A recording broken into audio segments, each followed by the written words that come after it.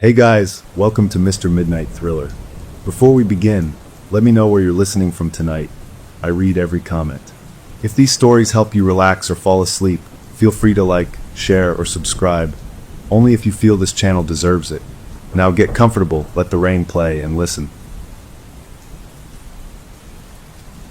My name is Emily, and I have always been the type of person who brushes off strange feelings, chalking them up to an overactive imagination, or maybe just too much coffee. But nothing could have ever prepared me for the way my life shifted because of a simple party game my sister planned for my baby shower. It started about 3 weeks before the actual shower, on a regular Tuesday afternoon, when my sister called me sounding like she had just found a winning lottery ticket. She was practically screaming through the phone about this amazing thing she had discovered at an estate sale, which was this old, hand-carved Ouija board that she said was absolutely gorgeous and would be the perfect centerpiece for the retro seance theme she had cooked up for the party. I remember laughing at her, telling her she was ridiculous and that nobody actually plays with those things seriously. But she was so excited that I just let her have her moment and told her it sounded great. What she did not tell me during that call, and what she would not admit to until much later when things had already gone horribly wrong, was about the old woman at that estate sale who grabbed her by the wrist the moment she tried to pay for the board.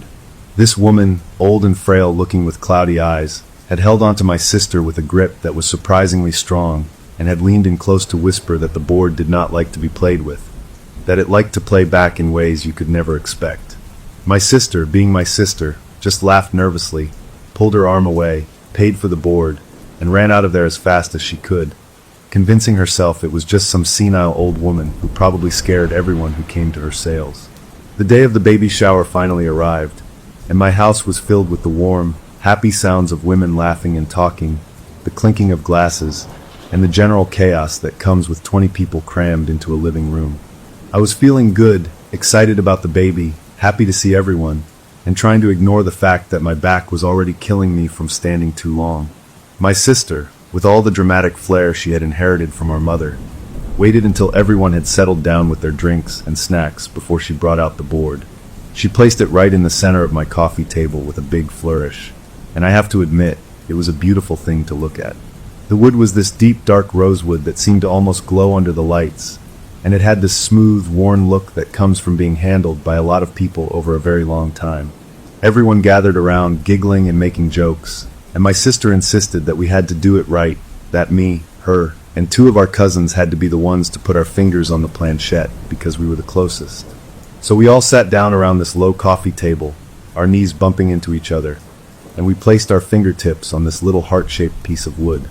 The moment our skin touched it, I felt this weird little jolt, like static electricity, but warmer, and I noticed that the room suddenly felt different. It was not a gradual cooling, like someone had opened a window. It was an instant drop, like walking into a refrigerator. And I saw one of my friends holding her mimosa glass, and the whole outside of it instantly fogged up with condensation. Then the planchette moved, and it did not slide gently like you see in movies. It lurched. It skidded across that board so fast that it left a faint burn mark on my index finger, a little pink line that stung like I had touched a hot pan. It spelled out baby, and the whole room just erupted in cheers and applause. People were laughing.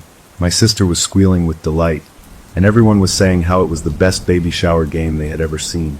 I laughed along with them, but I could not shake this weird feeling in my gut, and while everyone was clapping, I was the only one who noticed the planchette keep moving just a tiny bit after we all lifted our hands, sliding maybe an inch all on its own toward the letter M before it finally stopped and just sat there like a normal piece of wood.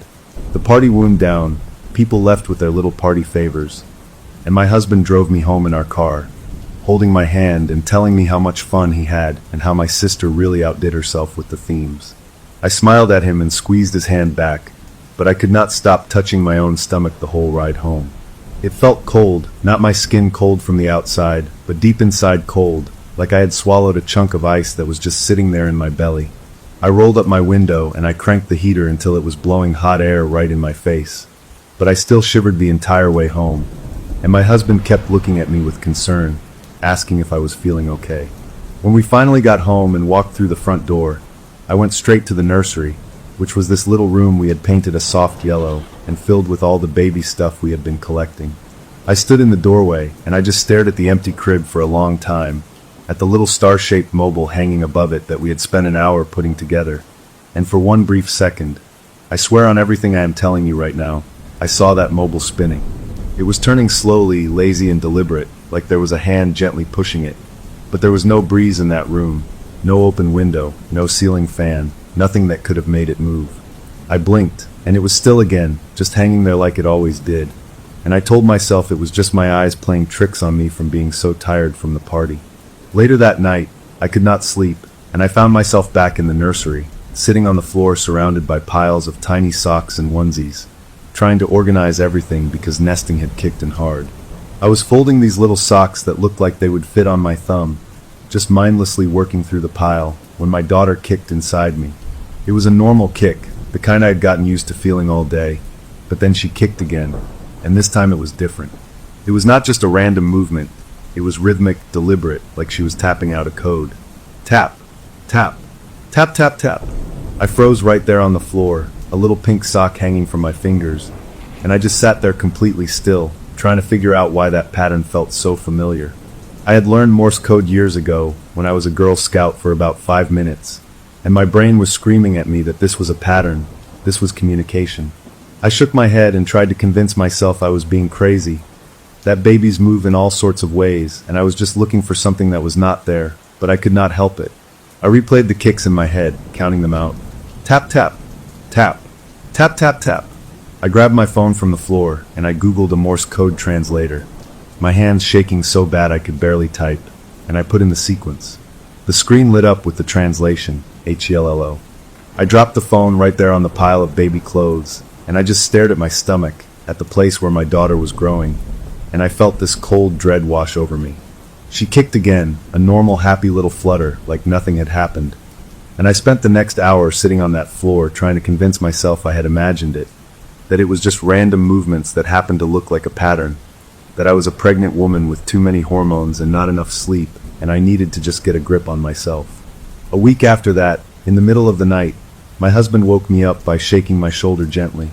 His face was pale, and he was holding his phone, the screen glowing in the darkness of our bedroom.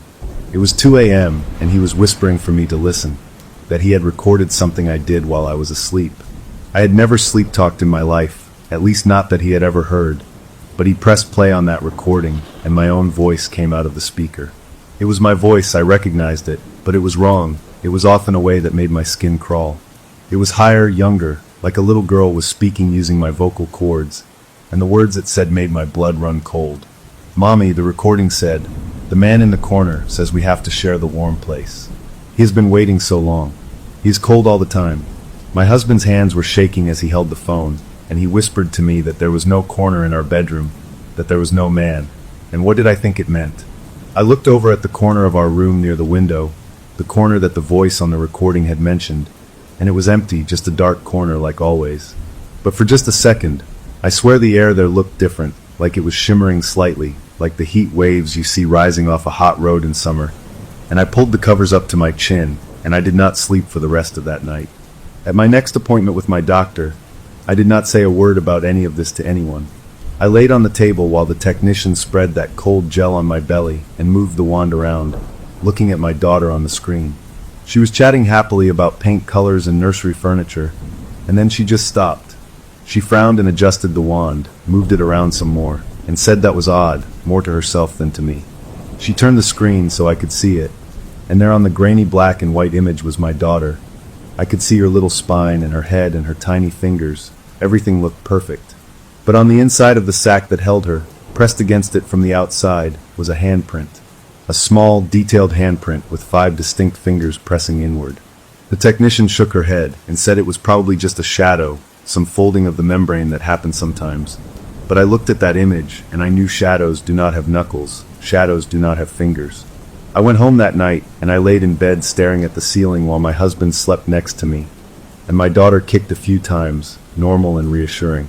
Then she stopped, and from somewhere deeper than her kicks, from somewhere that felt like it was outside my body and inside my head at the same time, I heard a whisper that said, "Mommy, he does not like the doctor looking. He says next time we hide." 3 nights after I heard that whisper in my head about hiding from the doctor, I was back in the nursery doing what pregnant women do best, which is obsessively organizing things that do not need to be organized. I had already folded every tiny piece of clothing in that room at least 3 times, but I could not help myself. I kept picking things up and putting them down again, trying to make everything perfect for my daughter, who was due in just a couple of months. It was late, probably around 1 a.m., and my husband was sound asleep in our bedroom down the hall. But I could not sleep. I had not been sleeping well since the baby shower, since that board had come into our lives and everything started feeling wrong. I was sitting in the glider rocking chair that we had set up next to the crib, just holding a little stuffed rabbit and staring at the wall, when my daughter kicked me from inside. It was a normal kick, the kind that made me smile usually, but then she kicked again, and I felt my whole body go cold because it was the same pattern from before, rhythmic and deliberate. Tap, tap, tap, tap, tap. I sat there frozen in that chair, holding that rabbit so tight my knuckles turned white, and I counted out the kicks in my head. Tap, tap, tap, tap, tap, tap. I knew that pattern now. I had looked it up on my phone after the first time, and I knew it spelled hello. I whispered out loud to my own stomach. I said hello to you too, baby, and I waited to see if anything would happen. For a long moment there was nothing, just the normal little movements of a baby settling down to sleep, and I almost laughed at myself for being so foolish. Then she kicked again, and this time it was a longer pattern, more complex, and I scrambled to grab my phone from the little table next to the glider. I opened the Morse code translator app that I had secretly downloaded and kept on my home screen, and I typed in the sequence as I felt it. Dot dot dash dot dash dash dot dot dot dot dot dash. The letters appeared on my screen one by one. WHOAREYOU. I dropped the phone onto my lap, and I just sat there breathing in and out, trying not to panic, trying to think logically about what was happening. My unborn daughter was communicating with me in Morse code, asking me who I was, and I had absolutely no idea how that was possible or what it meant. I whispered to her. I said, "I am your mommy. You know who I am." And I felt a series of kicks that translated into a single word. HELLOMOMMY.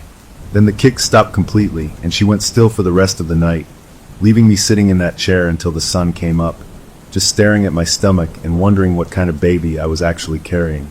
The next day I tried to tell myself it was all in my head, that I was imagining patterns where there were none, that pregnant women sometimes have strange experiences, and this was just mine. I did not tell my husband about it because I did not want him to worry, and I did not tell my sister because she would have freaked out and probably blamed herself for the whole Ouija board thing. I went about my day like normal, ate my breakfast, went for a walk, answered some work emails from home, and tried to pretend that everything was fine. But that night, when I was asleep next to my husband, something happened that I could not explain away no matter how hard I tried. I woke up suddenly at 2 a.m., not because of a noise or a bad dream, but because I felt like someone was watching me. I opened my eyes and looked around the dark bedroom, and at first I did not see anything unusual, just the shapes of furniture and the glow of the digital clock on my nightstand. Then I looked at my husband, who was sleeping peacefully beside me, and I saw that his eyes were open. Not open like he was awake, but open and staring at the ceiling, unblinking and glassy. I whispered his name. I said, "Hey, are you okay?" And he did not respond at all. I reached out and touched his arm, and his skin was cold, not just cool from the air conditioning, but cold like he had been outside in winter without a coat. I shook him harder and called his name again, and finally he blinked and turned his head toward me. His eyes looked normal again, confused and sleepy, and he asked me what was wrong. I told him he had been staring at the ceiling with his eyes open, and his skin was freezing cold. And he just laughed and said I must have been dreaming, that he was fine, that I needed to relax and go back to sleep. He rolled over and was snoring again in minutes, but I laid there wide awake, and I could not shake the feeling that for those few minutes, something else had been looking through his eyes. A few days after that, I was home alone during the day while my husband was at work, and I decided to take a nap because the pregnancy was wearing me out.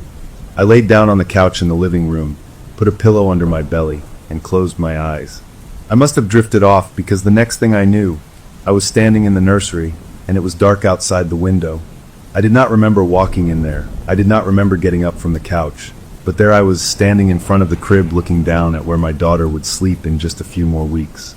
The room was cold, not freezing but cooler than it should have been, and I could see my breath in the air.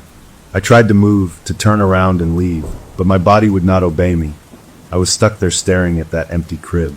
Then I heard a voice behind me, a man's voice, low and rough like he had not used it in a very long time. He said, "She is beautiful, your daughter. She will be warm and perfect, and I have waited so long for this." I wanted to scream, but I could not make any sound. I wanted to run, but my feet were glued to the floor. He said, "Do not be afraid. I am not here to hurt anyone. I just want to be warm again. I just want to hold my baby again."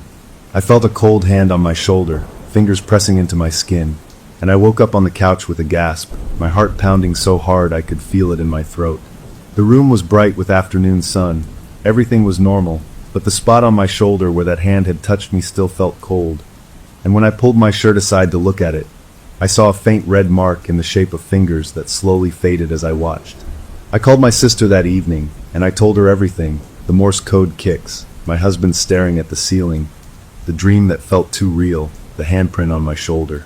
She was quiet for a long time on the other end of the phone, and then she started crying. She said she was so sorry, that she never should have bought that stupid board, that she had been having dreams too, but she was too scared to tell me. She said in her dreams there was a man standing in the corner of her bedroom, just watching her, never moving, never speaking, just standing there with his head tilted like he was studying her. She said she woke up every night at 3 a.m. now, without fail, and she was always facing the corner, even though she went to sleep facing the other way. I told her it was not her fault, that she could not have known, that we would figure this out together. After I got off the phone with her, I went into the nursery, and I stood in the same spot where I had stood in my dream, looking at the crib. I spoke out loud to the empty room. I said, "I know you are here somewhere. I know you want something, but you cannot have my daughter. She is mine. She is not for you." For a moment nothing happened, and I felt kind of foolish talking to the air. Then the mobile above the crib started spinning, slowly at first, and then faster, the little stars whipping around in circles, even though there was no air movement in the room at all. It spun for maybe 10 seconds and then stopped abruptly, and I felt a cold breeze brush past my face that smelled like smoke, like a campfire or a house fire, old and stale and wrong. I backed out of that room slowly, and I closed the door, and I did not go back in there for the rest of the night. The next morning I woke up to find my husband already awake, sitting on the edge of the bed with his phone in his hand. He looked pale and worried, and he showed me the phone without saying anything. He had taken a picture of me while I was sleeping. He said because I was talking in my sleep again, and he wanted to show me. The picture was of me lying on my side, my face relaxed in sleep, but behind me in the background of the photo, in the corner of our bedroom near the window, there was a shape.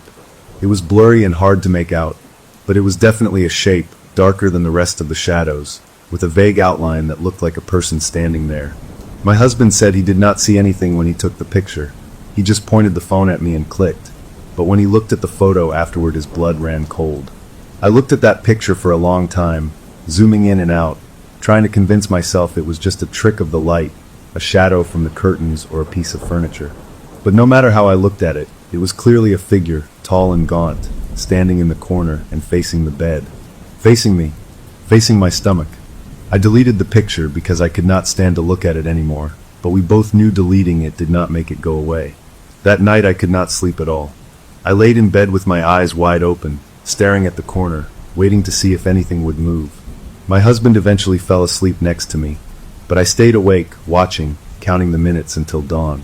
Around 3 a.m., right on schedule, I felt my daughter stir inside me. She kicked a few times, soft little taps, and then she started the pattern again. I had my phone ready this time, the Morse code app open and waiting. She kicked out a sequence, and I typed it in as fast as I could feel it. HEISHREWITHUS. I typed back to her in my head, not out loud, just thinking the words as clearly as I could, asking her who was here. She kicked again almost immediately, like she could hear my thoughts. THEMINFROMTHECORNER. I asked her what he wanted, my fingers trembling as I typed the letters into the app. She kicked back one word, one simple word that made my whole body go cold. YOU. I whispered out loud. I said he cannot have me. I am not for him. Tell him to leave us alone. My daughter kicked back a final sequence, and then went still for the rest of the night. HESAYSTOLATFORTHAT. The next day I called my doctor and made an emergency appointment, not telling them why, just saying I was worried about the baby and needed to be seen right away. They got me in that afternoon, and I laid on that table while the technician moved the wand over my belly, watching the screen for any sign of the handprint I had seen before. The baby looked perfect, healthy and active, kicking and moving around like any normal baby. The technician smiled and said everything was fine, that I had nothing to worry about, that my daughter was growing right on schedule. I asked her to print me a picture, and she did, a little grainy image of my baby's face and profile. I took that picture home, and I put it on the refrigerator, and I stood there looking at it for a long time. Her face looked perfect, beautiful, with tiny lips and a little nose and eyes that were closed in sleep. But as I stood there staring at that picture, I noticed something that made my stomach drop. In the background of the ultrasound image, behind my daughter's head, there was a faint smudge, a blurry area that did not look like it belonged there. I grabbed a magnifying glass from the drawer and held it up to the picture, and I saw that the smudge had a shape, a vague shape that looked like a face. Not my daughter's face, but another face, older, gaunt, with hollow eyes that seemed to be looking right at me from inside the image. I pulled the picture off the refrigerator, and I threw it in the trash can. But even as I did it, I knew it would not help. I knew that face was not just on the paper. It was somewhere else, somewhere I could not get rid of it. That night I dreamed again, but this time I was not in the nursery. I was in a place I did not recognize, a dark room with wooden walls and a low ceiling, and there was smoke everywhere, stinging my eyes and burning my throat. I could hear screaming, a woman's voice screaming somewhere nearby, and I could hear crackling like fire eating through wood. I tried to move toward the screaming, to help whoever it was, but I could not find them. I just kept stumbling through this smoky darkness with my hands out in front of me. Then I saw him, the man from the corner, standing in front of me with flames all around him. He was not scary in this dream. He looked sad, desperate, reaching his hands out toward me and saying, "Help me. Please help me. I cannot find them. I cannot find my wife and my baby. The fire is everywhere and I cannot find them." I reached out to grab his hand to help him, and the moment our fingers touched, I woke up in my bed drenched in sweat, my heart hammering, my daughter kicking frantically inside me like she was trying to get my attention. I looked at the clock. It was 3 a.m. exactly, and I looked at the corner of the room, and for just a second before I blinked, I saw him standing there, not reaching out this time, just standing, watching, waiting. Then he was gone, and I was alone with my thoughts and my kicking baby, and the certain knowledge that whatever had attached itself to us was not going anywhere, that it had been waiting for something for a very long time, and that something might just be my daughter. The weeks after that second dream blurred together into a haze of constant exhaustion and growing dread, because every single night at 3 a.m. I would wake up without fail, sometimes from a nightmare, sometimes just from a feeling, but always with the knowledge that he was there in the corner watching me. I stopped telling my husband about it because I could see it was wearing him down, the worry in his eyes every time I mentioned the man or the dreams or the cold spots in the house, and I did not want to make him carry this burden with me when there was nothing he could do to fix it. My sister called me almost every day now, crying and apologizing over and over for bringing that board into our lives, and I kept telling her it was not her fault, even though a small part of me wondered if that was really true. She said the mark on her finger had grown bigger, that it now covered her whole index finger and was starting to spread to her hand, and that she could feel it pulsing sometimes like a second heartbeat. I did not know what to tell her. I did not know how to help her. I could barely help myself, so I just listened and said reassuring things and hung up feeling like a liar. Around the start of my 7th month, something changed in the house that I could no longer ignore or explain away as my imagination. It started with small things at first, like the way the temperature would drop by several degrees whenever I walked into the nursery, or how the dog would stand in the hallway and stare at that closed door for hours without moving, growling low in his throat at nothing I could see. Then it got worse, with objects moving on their own, like the little stuffed animals I had arranged on the shelf would be on the floor in the morning, or the rocking chair would be gently swaying back and forth when I walked past, even though no one had been in there. My husband noticed these things too now. He could not pretend anymore, and I would catch him looking at the nursery door with the same wary expression I probably wore all the time. One night we were sitting in the living room watching television, trying to have a normal evening, when we both heard it clearly, a voice coming from the nursery down the hall. It was not loud, just a whisper really, but it was unmistakably a voice, a man's voice, saying something we could not quite make out. We looked at each other, and I could see the fear in his face, the same fear I felt in my own chest, and we both got up and walked to the nursery door together without saying a word. He pushed the door open slowly and we looked inside, but the room was empty, just the crib and the rocker and the little lamp we kept on at night. The rocking chair was moving though, swaying gently back and forth like someone had just gotten up from it. and the air in that room was so cold we could see our breath. I grabbed my husband's arm and pulled him back, closing the door, and we went to bed without talking about it, because what was there to say? The next night I could not sleep at all, so I got up around 2 a.m. and went to the kitchen to make some tea, hoping it would help me relax. The house was dark except for the little night lights I had plugged in everywhere, and I walked carefully, so I would not trip over anything. As I passed the nursery, I noticed the door was open a crack, which I knew I had closed tightly before going to bed. I stood there for a moment, telling myself to just keep walking, to go make my tea, and ignore it. But something made me stop and look through that crack into the room. The lamp was off, but there was a faint light coming from somewhere, a soft blue-white glow that seemed to be coming from the crib itself. I pushed the door open slowly, my heart pounding so hard I could hear it in my ears, and I saw that the glow was coming from inside the crib, from the place where my daughter would sleep in just a few more weeks. It was like someone had placed a night light under the blanket, except there was no blanket in there yet, just the bare mattress and the light emanating from nowhere I could see. As I watched, the light began to form a shape, a vague human shape lying in the crib like a baby, and I heard that whisper again, the man's voice, saying she will be perfect here, she will be warm here, I will keep her safe always. I stumbled backward out of that room and slammed the door shut, and I did not go back in there for 3 days, not even to put away the new clothes my sister had dropped off. My daughter's kicks became more frequent after that night, and they were always patterns now, never random movements anymore. I kept my phone with me at all times with the Morse code app open, and every time she kicked I would translate the messages.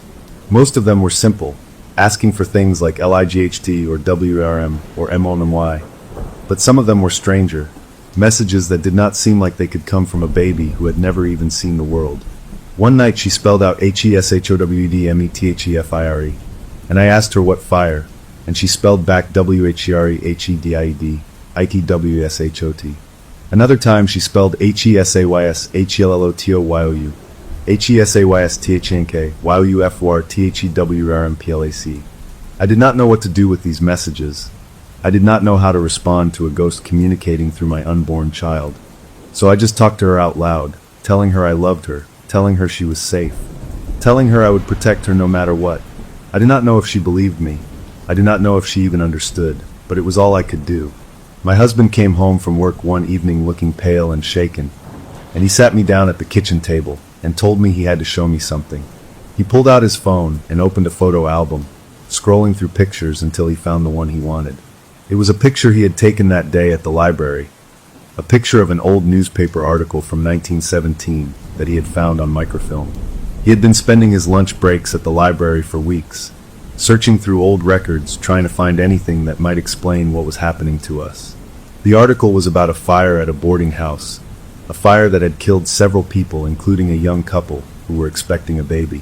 The man had died trying to get to his wife, who was in labor in their room, but he never made it. He was trapped in a hallway and died of smoke inhalation before the flames even reached him. His wife gave birth in that burning building, all alone, and the baby lived for 3 hours before it died too.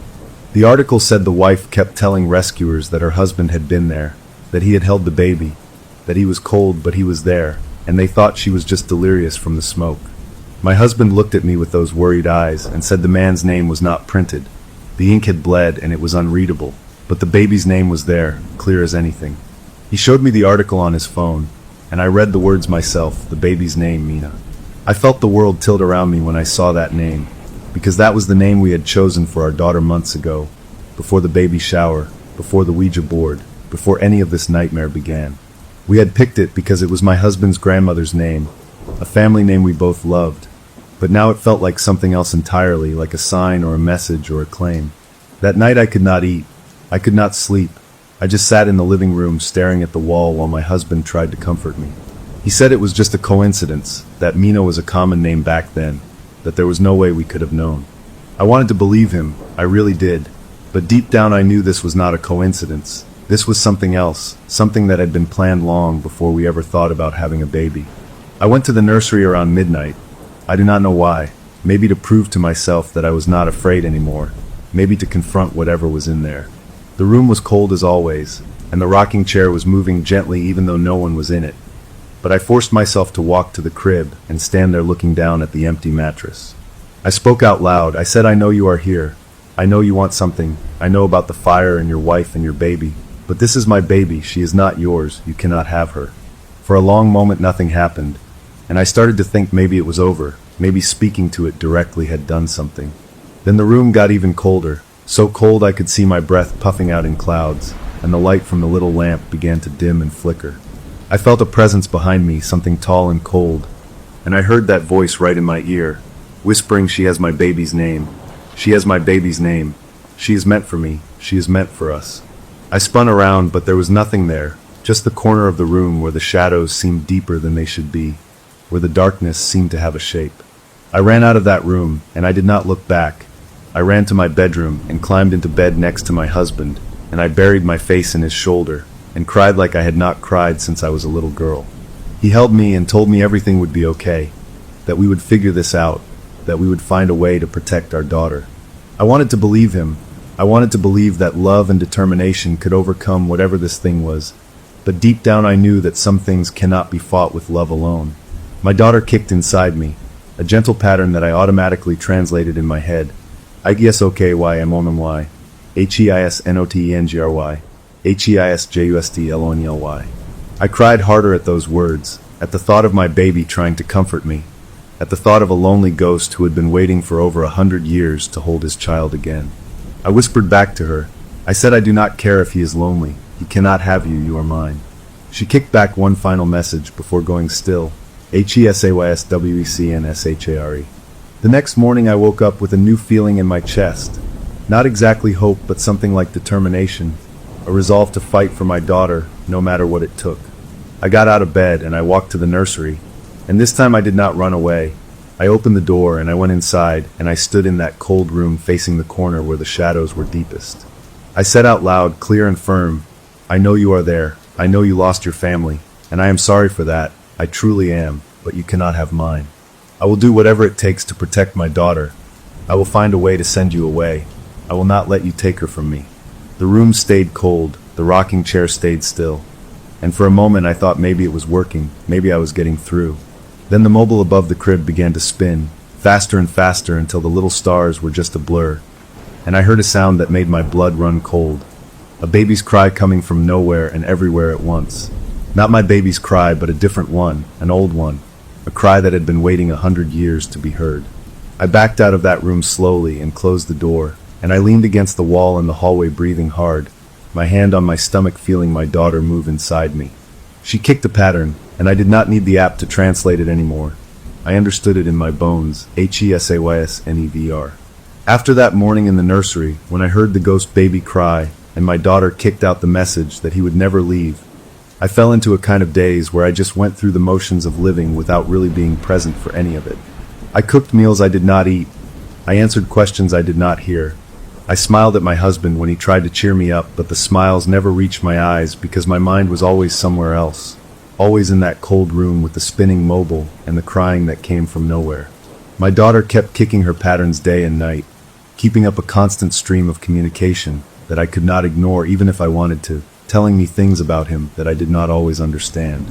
She told me HEISTIRED, and HEMISSESHISWIFE, and HESHOWDMEAPICDUREOFHER, SHEWSPRETTY. I did not know how to respond to any of this. I did not know if I should be comforting this ghost or fighting him. So I just listened and tried to keep myself together enough to make it to the next day.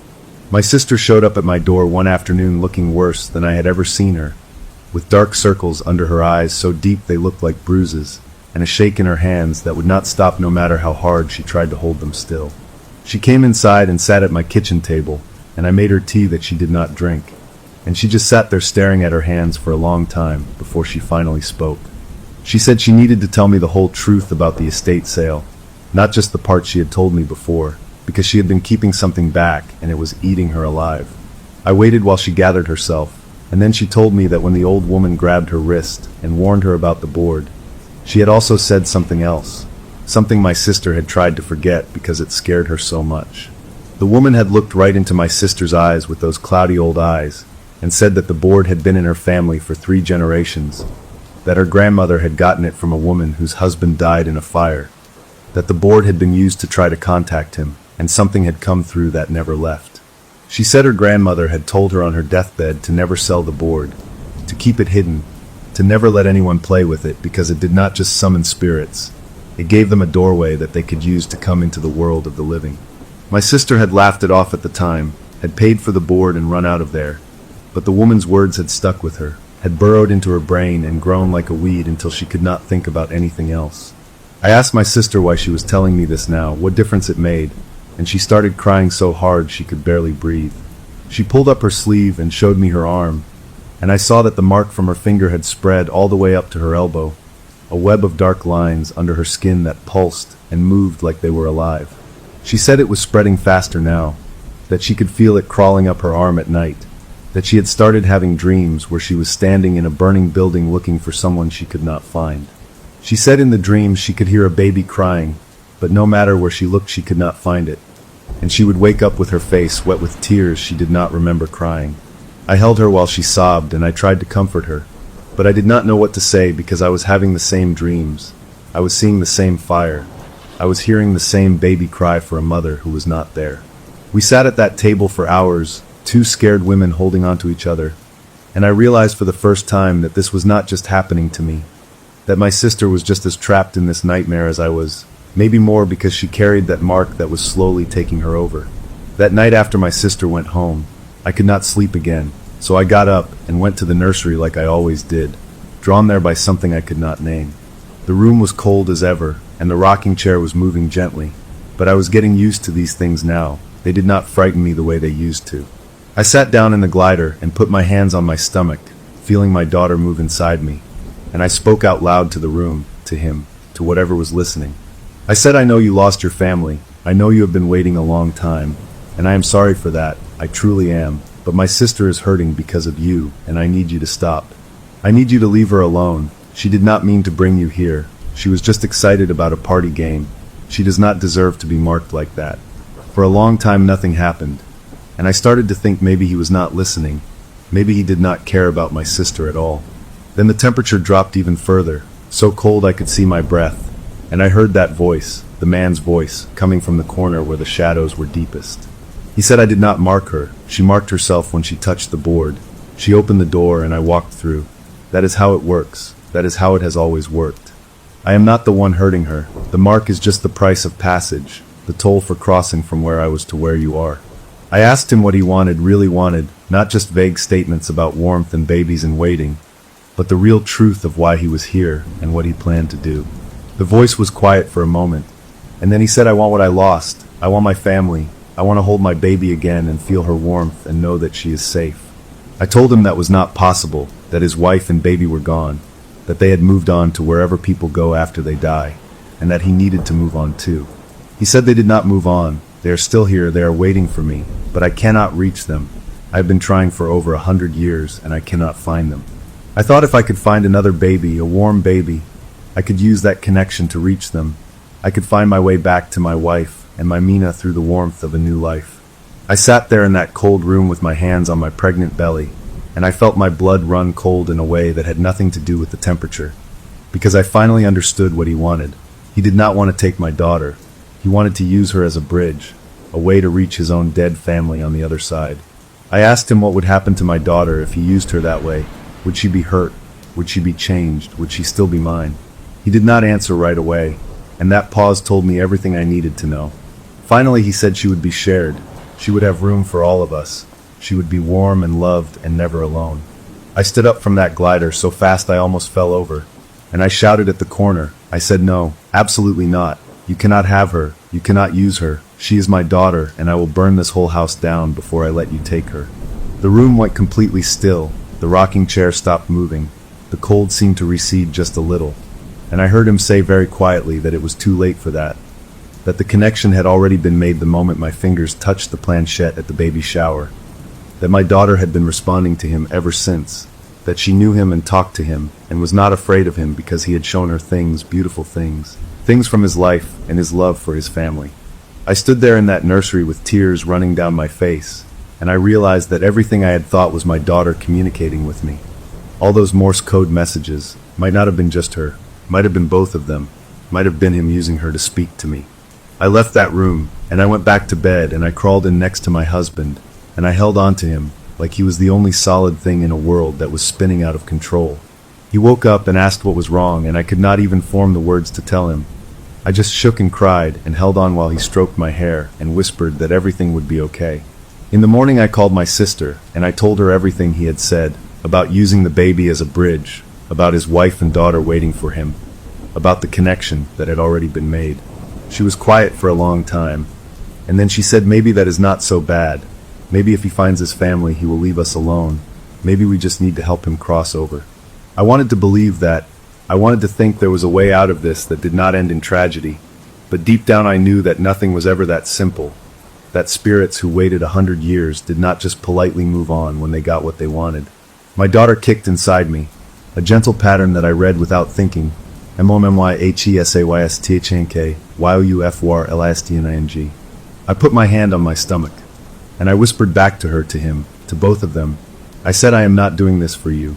I am doing this for her. And if you hurt her, I will find a way to destroy you, even if it destroys me too.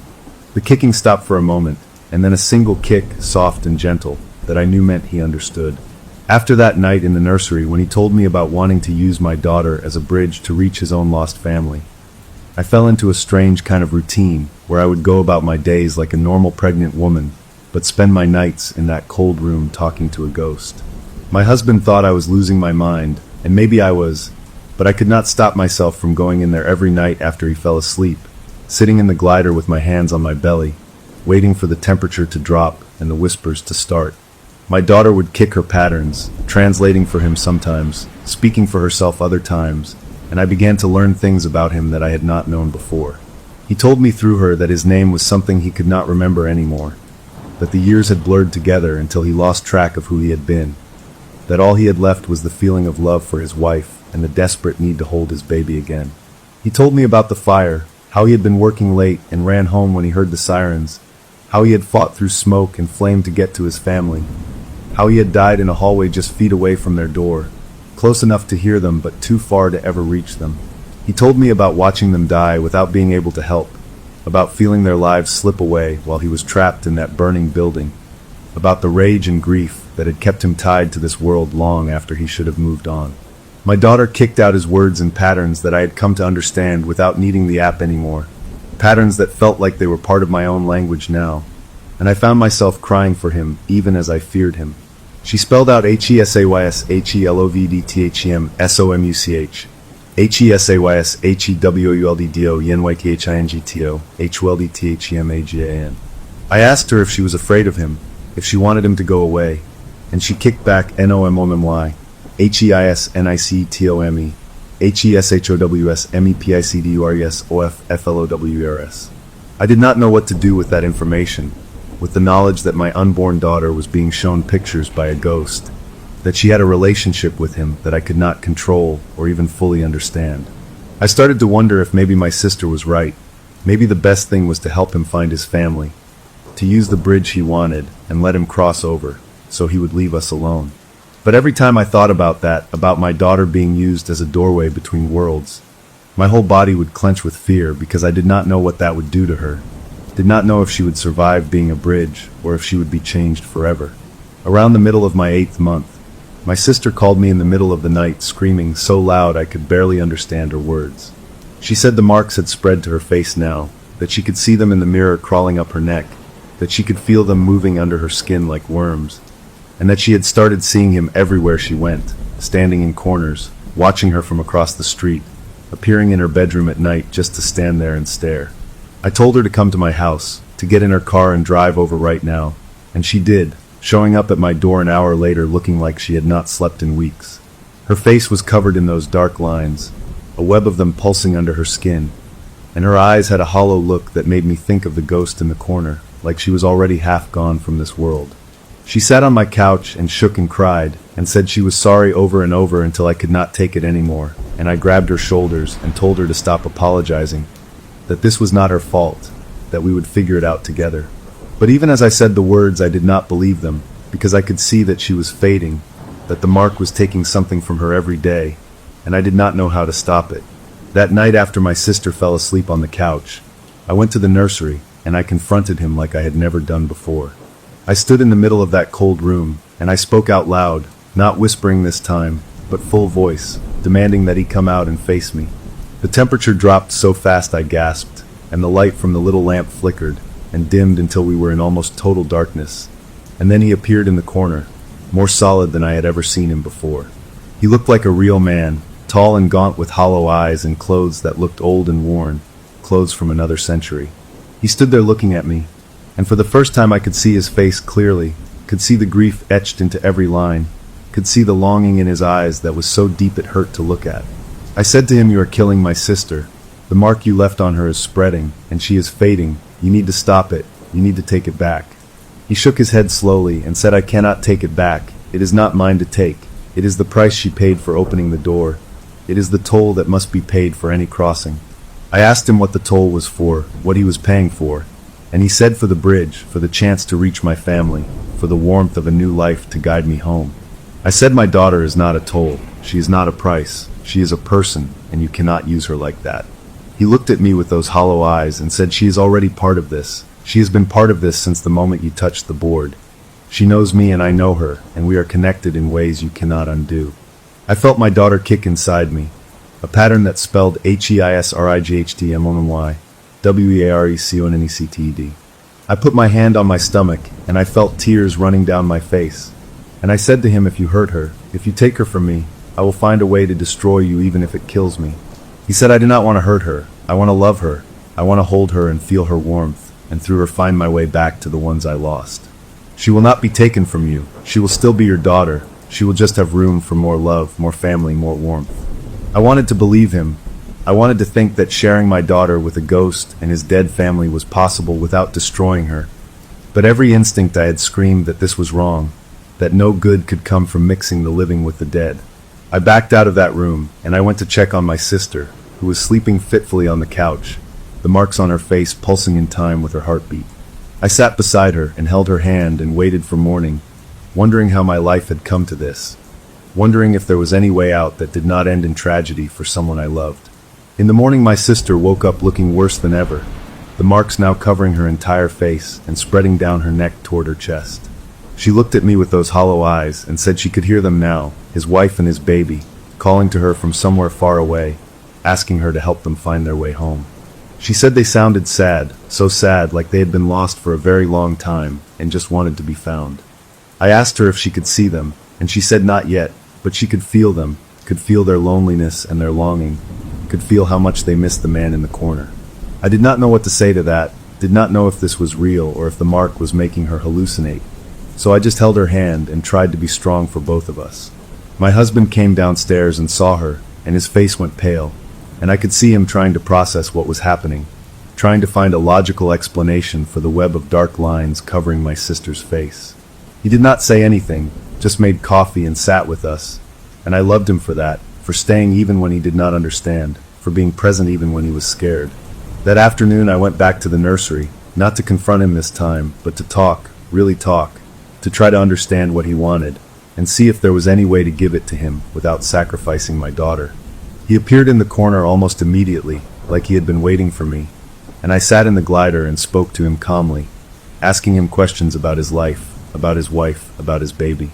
He told me his wife's name was something he could not quite remember, that it started with an M maybe, that she had the kindest eyes and the warmest hands, and that he missed holding her more than anything in the world or out of it. He told me his baby had been born in the fire, had lived only 3 hours, but that in those 3 hours he had held her, had felt her tiny warmth against his chest, had whispered her name over and over until the smoke took him. He said he did not know if that really happened or if he had imagined it, if the dream of holding his baby was just his dying brain's last wish, but it felt real. It felt more real than anything else in his existence since then. I asked him what would happen to my daughter if she became the bridge, if she would be okay, if she would still be herself.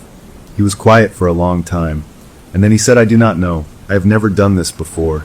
I only know that I have to try, that I cannot go on like this forever, that the loneliness is eating me alive." I looked at him, really looked at him, and for the first time I did not see a monster. I saw a man, a broken man who had lost everything and was desperate enough to try anything to get it back.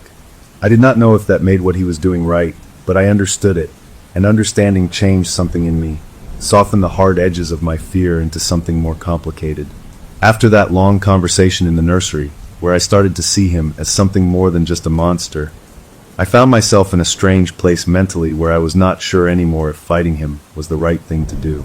My sister was getting worse by the day, the marks on her face now so dark and thick that she looked like someone had drawn all over her with a black marker, and she spent most of her time just staring at walls, whispering to people I could not see. I knew she did not have much time left, that whatever the mark was doing to her was almost complete, and the thought of losing her on top of everything else was more than I could bear. My daughter kept kicking her patterns, telling me things about him and his family, about how close they were getting, about how soon the bridge would be ready. I did not know what that meant, did not know what ready looked like, but I felt it in my bones that something was building toward a moment I could not stop. My husband came to me one evening looking more serious than I had ever seen him, and he sat me down at the kitchen table and said we needed to talk about getting help, real help, not just doctors or counselors, but someone who understood things like this. I asked him what he meant, and he said he had been doing research online, had found a priest who specialized in situations like ours, a man who had dealt with hauntings and possessions and things that could not be explained by normal means. I was skeptical at first because I was not religious, had never been religious, but my husband pointed out that nothing else was working, that my sister was dying and our daughter was communicating with a ghost, and that maybe it was time to try something we had not tried before.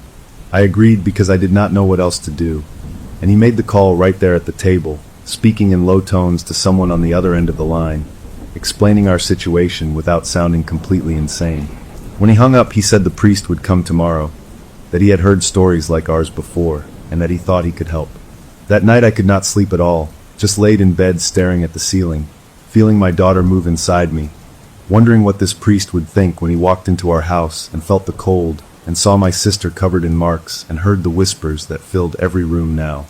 Around 3 a.m. I got up and went to the nursery, not because I wanted to but because I felt pulled there, like something was calling me that I could not resist. He was in the corner as always, more solid now than ever before, and he turned to look at me when I walked in with eyes that seemed almost human in the dim light. I told him a priest was coming tomorrow, that we were going to try to send him away, that I was sorry but I had to protect my family. He did not look angry or scared, just sad, so sad that it broke my heart a little, and he said, I understand. I would do the same in your place, but it will not work. I am too deep now. I have been here too long. I asked him what that meant, too deep, and he said I am not just in the house anymore. I am in her, in your daughter, in the warmth that will become her life. You cannot send me away without sending her away too, and you will not do that. You love her too much. I wanted to argue, wanted to tell him he was wrong, but I knew in my heart that he was right, that whatever connection he had formed with my daughter was not something that could be broken by holy water and prayers. The priest arrived the next morning, an older man with kind eyes and a calm way of speaking that made me feel like maybe things would be okay. He shook hands with my husband and with me, and then he saw my sister sitting on the couch with her marked face, and his expression changed, became more serious, more focused. He walked over to her and looked at the marks closely, and I saw his hands tremble just a little before he steadied them. He asked if he could pray over her, and she nodded, too far gone now to really understand what was happening. He placed his hand on her head and began to speak in Latin, words I did not understand, but that seemed to have a power to them, a rhythm that felt ancient and true. As he prayed, the marks on my sister's face seemed to pulse faster, to darken and lighten in response to his words, and she began to moan, a low sound that came from somewhere deep in her chest. The priest kept praying, his voice getting louder, more urgent, and then suddenly my sister's eyes flew open, and she spoke in a voice that was not hers, a man's voice, rough and cold, saying, "You cannot touch me. I am protected, I am claimed." The priest stumbled backward, his face pale, and I saw that his hand was red and blistered where he had touched my sister's head, burned by something I could not see. He turned to me and said, "This is worse than I thought. He is not just attached to your sister. He is using her as a conduit, as a way to stay in this world while he works on your baby." I asked him what we could do, if there was any way to save my sister and my daughter, and he shook his head slowly, saying, "I do not know. I have never seen anything like this. He is too strong. He has been waiting too long." He asked me to take him to the nursery, to show him where the presence was strongest, and I led him down the hall to that cold room with the rocking chair that moved on its own and the mobile that spun without wind. The moment he stepped inside, the temperature dropped so dramatically that I saw his breath plume out in front of his face, and he began to pray again, walking slowly around the room, sprinkling holy water on the walls and the floor. Wherever the water landed, it sizzled and steamed like it had been dropped on a hot stove, and the air seemed to thicken with a presence that pressed against us from all sides. The priest kept praying, his voice never faltering, until he reached the corner where he always stood, and when he sprinkled water there, the whole room seemed to shake, a deep vibration that I felt in my bones, and I heard a scream, not human, not animal, something in between that made my blood run cold. The priest stumbled out of that room with his face as white as paper, and he told me we needed to talk, needed to figure out what to do next. We sat in the living room while my husband made coffee, and the priest explained that the entity in our house was not a demon, not exactly, but something more complicated, a human soul that had been twisted by grief and longing into something that could not move on. He said the fire, the loss of his family, the desperate need to hold his baby again had anchored him to this world in a way that made him almost impossible to remove. Because his motivations were not evil, they were love, twisted love, but love nonetheless. He said that made it harder, because love leaves marks that are not easily erased. Love creates bonds that are not easily broken. I asked him what we should do, and he was quiet for a long moment before saying that we might have to let him finish what he started, let him use the bridge he wanted, because trying to stop him might hurt the baby more than letting him go through with it. He said if we could help him find his family, help him cross over peacefully, maybe everyone would survive, maybe my daughter would be okay. But he also said there were no guarantees, that we were in uncharted territory, that he could not promise anything. After the priest left, promising to come back if we needed him, I went to my sister and sat beside her, holding her hand while she stared at nothing. The marks on her face were darker than ever, pulsing with a rhythm that matched my heartbeat, and I wondered if she could feel me there, if any part of her was still aware of the world. I talked to her anyway, telling her I loved her, telling her I was sorry for everything, telling her that I would find a way to make this right even if it killed me. She did not respond, did not move, just sat there with those hollow eyes staring into some distance I could not see.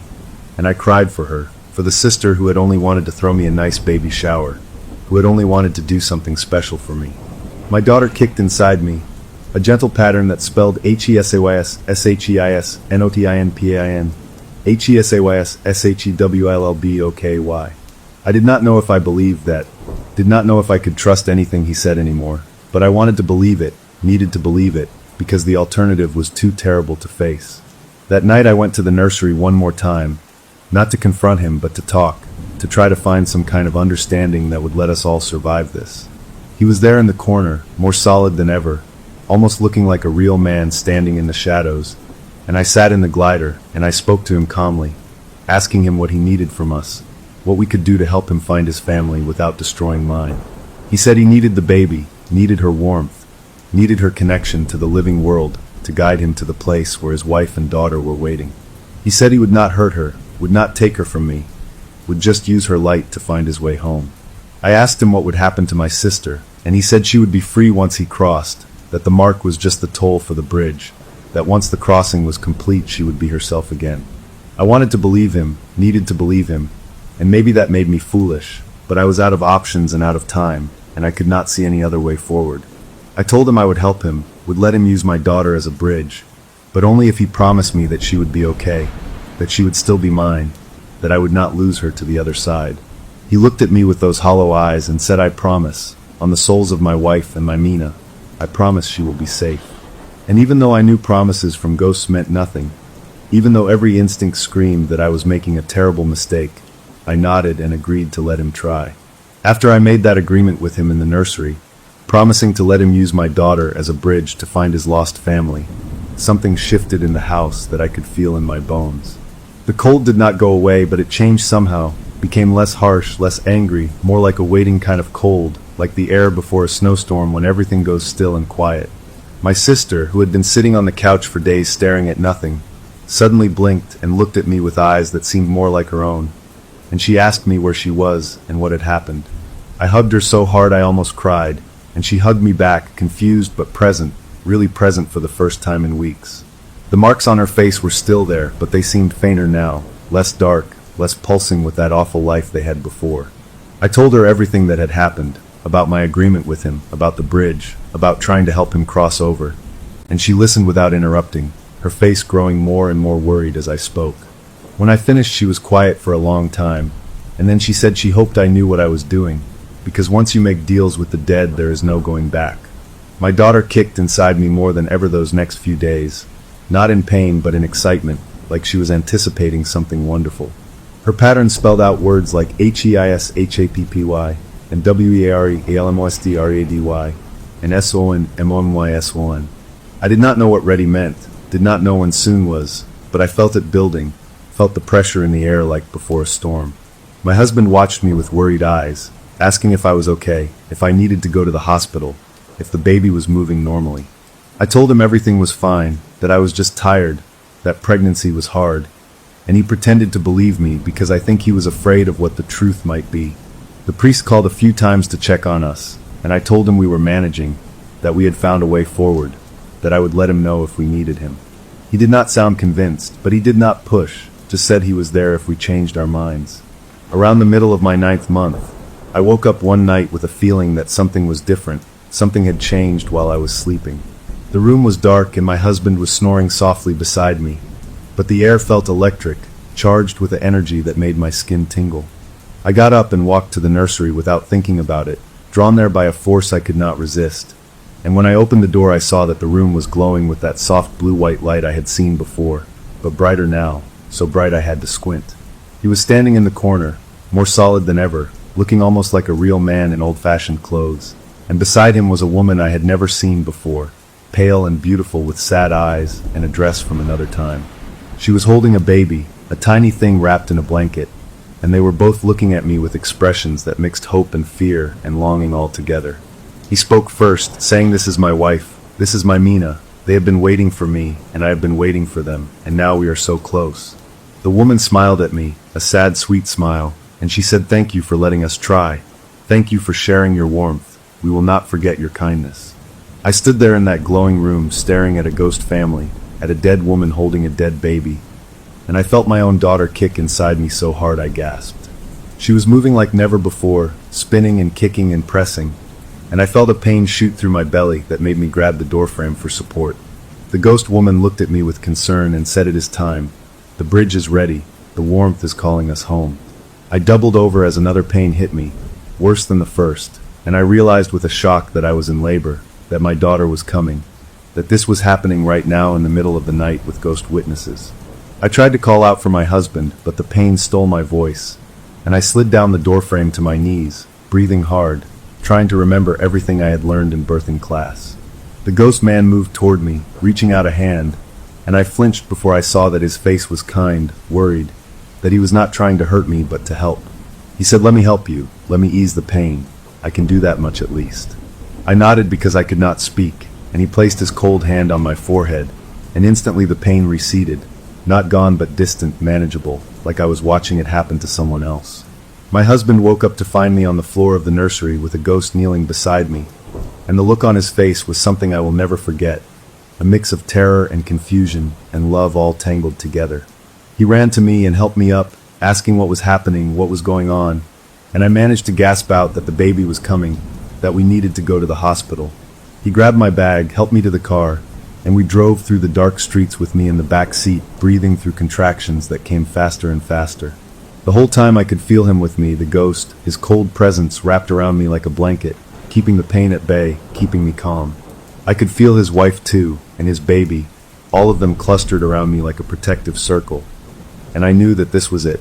This was the moment the bridge would be built. At the hospital, they rushed me into a delivery room, and my husband held my hand while the doctors and nurses did their jobs, all of them unaware of the ghost family gathered in the corner, watching with eager eyes. The labor was fast, faster than anyone expected, and within a few hours I was pushing, screaming, crying, bringing my daughter into the world. When she finally came out, when I heard that first cry, the room filled with a light so bright that everyone gasped, the doctors, the nurses, my husband, all of them staring at the glow that seemed to come from everywhere and nowhere. In that light I saw them clearly, the ghost man, his wife, his baby, all of them reaching toward my daughter, all of them smiling with tears on their faces. The man looked at me and mouthed, "Thank you," and then he and his family began to fade, to dissolve into the light, their forms growing less and less solid until they were just sparkles in the air, and then nothing at all. The light faded and the room returned to normal, and the doctor placed my daughter in my arms, warm and squirming and perfect. She had 10 fingers and 10 toes, and the most beautiful little face I had ever seen. And she looked up at me with eyes that were clear and new, no ancient knowledge in them, just the fresh wonder of a brand new soul. I cried holding her, cried with relief and joy and exhaustion, and my husband cried with me, both of us too overwhelmed to speak. The nurses cleaned us up and took us to a recovery room, and I held my daughter all night, watching her sleep, counting her breaths, marveling at the miracle of her. In the morning my sister came to visit, the marks on her face almost completely gone now, just faint shadows that would probably fade with time. She held the baby and cried and said she was beautiful, she was perfect, she was worth everything we had been through. I agreed, looking at my daughter, feeling the warmth of her against my chest, knowing that the nightmare was finally over. We went home a few days later, and the house felt different, lighter, warmer, like a weight had been lifted that I had not even realized I was carrying. The nursery was warm now, no cold spots, no moving rocker, no spinning mobile. My daughter slept peacefully in her crib, a normal baby doing normal baby things, eating and sleeping and filling her diaper at all hours of the night. My husband and I started to relax, to believe that it was really over, that we could finally be a normal family. My sister came to visit often, her face completely clear now, the marks gone as if they had never been there. We talked about the whole thing sometimes, trying to make sense of it, trying to understand what had happened and why. We never really came up with answers, just theories and guesses, but it did not matter because we were okay, we were all okay. One night when my daughter was about 3 weeks old, I was feeding her in the nursery in the dark, just me and her and the soft sounds of her drinking. The room was warm, normal, nothing strange at all. She finished eating and I burped her and held her against my shoulder, rocking gently in the glider. She was almost asleep when she lifted her head suddenly and looked toward the corner of the room, the corner where he used to stand. Her eyes got wide and she smiled, a big gummy baby smile, and she reached out her little hand toward the empty corner like she was waving at someone. I felt my blood run cold for the first time in weeks, and I whispered her name, asking her what she saw. She just kept smiling at that corner, her hand reaching, her eyes following something I could not see, and then she lowered her hand, yawned, and went to sleep like nothing had happened. I sat there in that glider holding her for a long time, staring at that empty corner, wondering if he had really crossed over, or if maybe, just maybe, a part of him had found a way to stay after all. After that night when my daughter smiled and reached toward the empty corner, I tried to tell myself it was nothing, just a baby being a baby, seeing things that were not there because their brains were still developing and their eyes were still learning to focus. I told my husband about it the next morning, and he said the same thing, that babies do that all the time. They stare at walls and smile at nothing. It is completely normal. I wanted to believe him, needed to believe him, so I pushed the memory to the back of my mind and focused on the million little tasks that came with having a newborn. The feeding and the changing and the rocking and the endless laundry. My daughter grew and thrived, gaining weight and hitting all her milestones, and for a few weeks I almost convinced myself that the nightmare was truly over, that the ghost family had crossed over and left us in peace. My sister came to visit often, always bringing food or gifts, always wanting to hold the baby and coo over her. She was doing better too, the last traces of the marks on her face gone completely, her old energy and humor slowly returning. We talked about the whole thing sometimes, trying to make sense of it, and she admitted that she still had dreams sometimes, dreams about a man standing in a corner watching her, but they were less frequent now and less scary, more like memories than actual visitations. I told her about my daughter reaching toward the corner that night, and she got a strange look on her face, a look I could not quite read, but she just said that babies are weird and not to worry about it. I let it go because I wanted to let it go, wanted to move on with my life and be happy with my little family. When my daughter was about 2 months old, I started noticing little things that bothered me more than they should have. She would stare at certain spots in the room for long periods, following something with her eyes that I could not see, and sometimes she would smile or coo at those empty spaces like she was interacting with someone. I told myself it was normal baby behavior, but a small part of me remembered how she had communicated with him in the womb, how she had kicked out messages in Morse code, how she had known things she should not have known. I started watching her more closely, paying attention to her patterns, looking for signs that something was not right. One afternoon I was changing her diaper on the changing table in the nursery, and she was looking past me toward the corner, smiling that big gummy smile, and I heard myself ask her who she was looking at, what she was seeing. She just kept smiling and cooing, and I felt a chill run down my spine even though the room was warm. That night I could not sleep, so I got up and went to check on her like new mothers do 100 times a night. I crept into the nursery quietly, not wanting to wake her, and I saw her lying in her crib with her eyes open, staring at the ceiling. She was moving her lips like she was talking, little mouth movements that formed words without any sound, and her hands were waving gently like she was having a conversation with someone. I stood in the doorway watching her for a long time, and I noticed that the temperature in the room seemed to drop just a little, not like before when it would plummet, but just a subtle coolness that might have been my imagination. I went to the crib and picked her up, and she looked at me with those clear blue eyes and smiled, and I held her close and told myself I was being paranoid, that everything was fine. A few days later my husband came home from work looking pale and shaken, and he sat me down at the kitchen table and said he had something to tell me. He had been at the library again on his lunch break, not because he was still researching the ghost, but because he liked the quiet, and he had stumbled across something he thought I should see.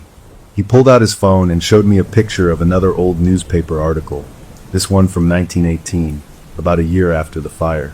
It was a follow-up story about the boarding house tragedy, and it mentioned that the bodies of the man and his wife and baby had never been properly identified because they were too badly burned, so they were buried together in a single grave in the local cemetery.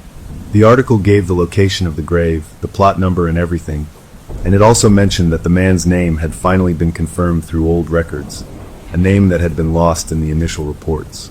My husband looked at me with those worried eyes and told me the name, and I felt the world tilt around me because it was a name I knew, a name that had been in my family for generations.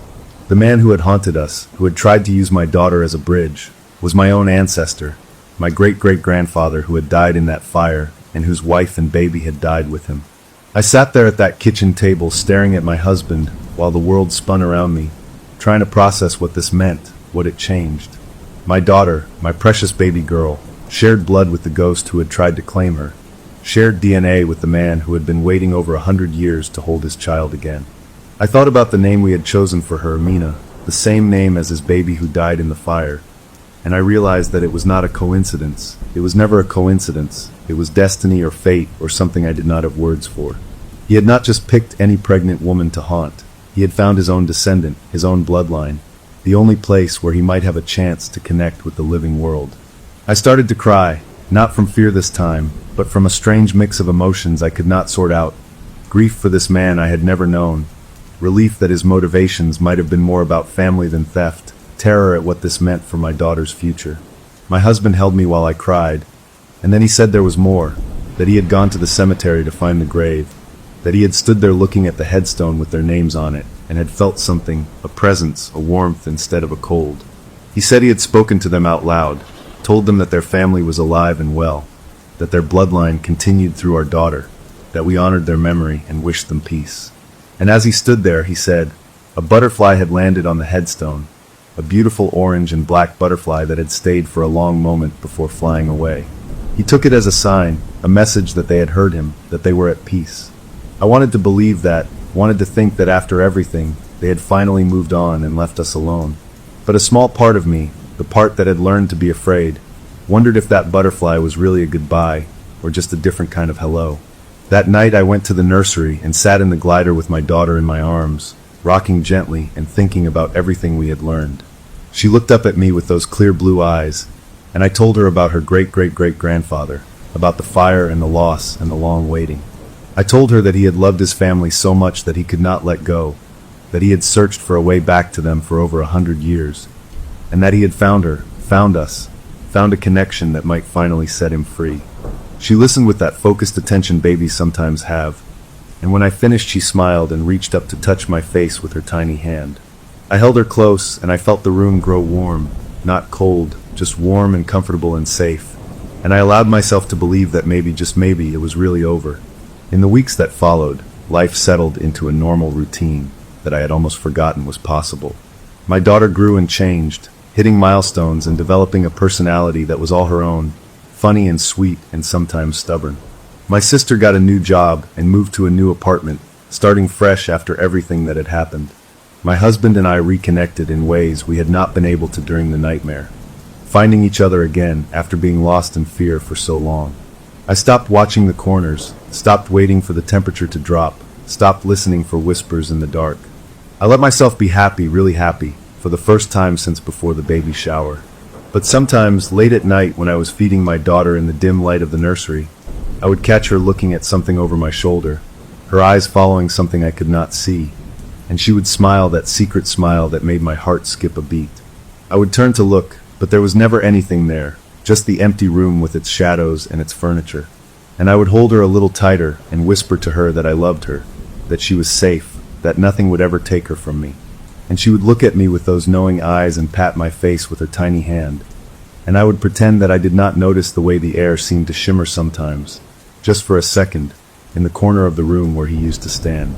After the discovery that the ghost who had haunted us was my own ancestor, I tried to find a new kind of peace with the situation, telling myself that blood ties explained everything, and that now that he knew we were family, he would leave us alone.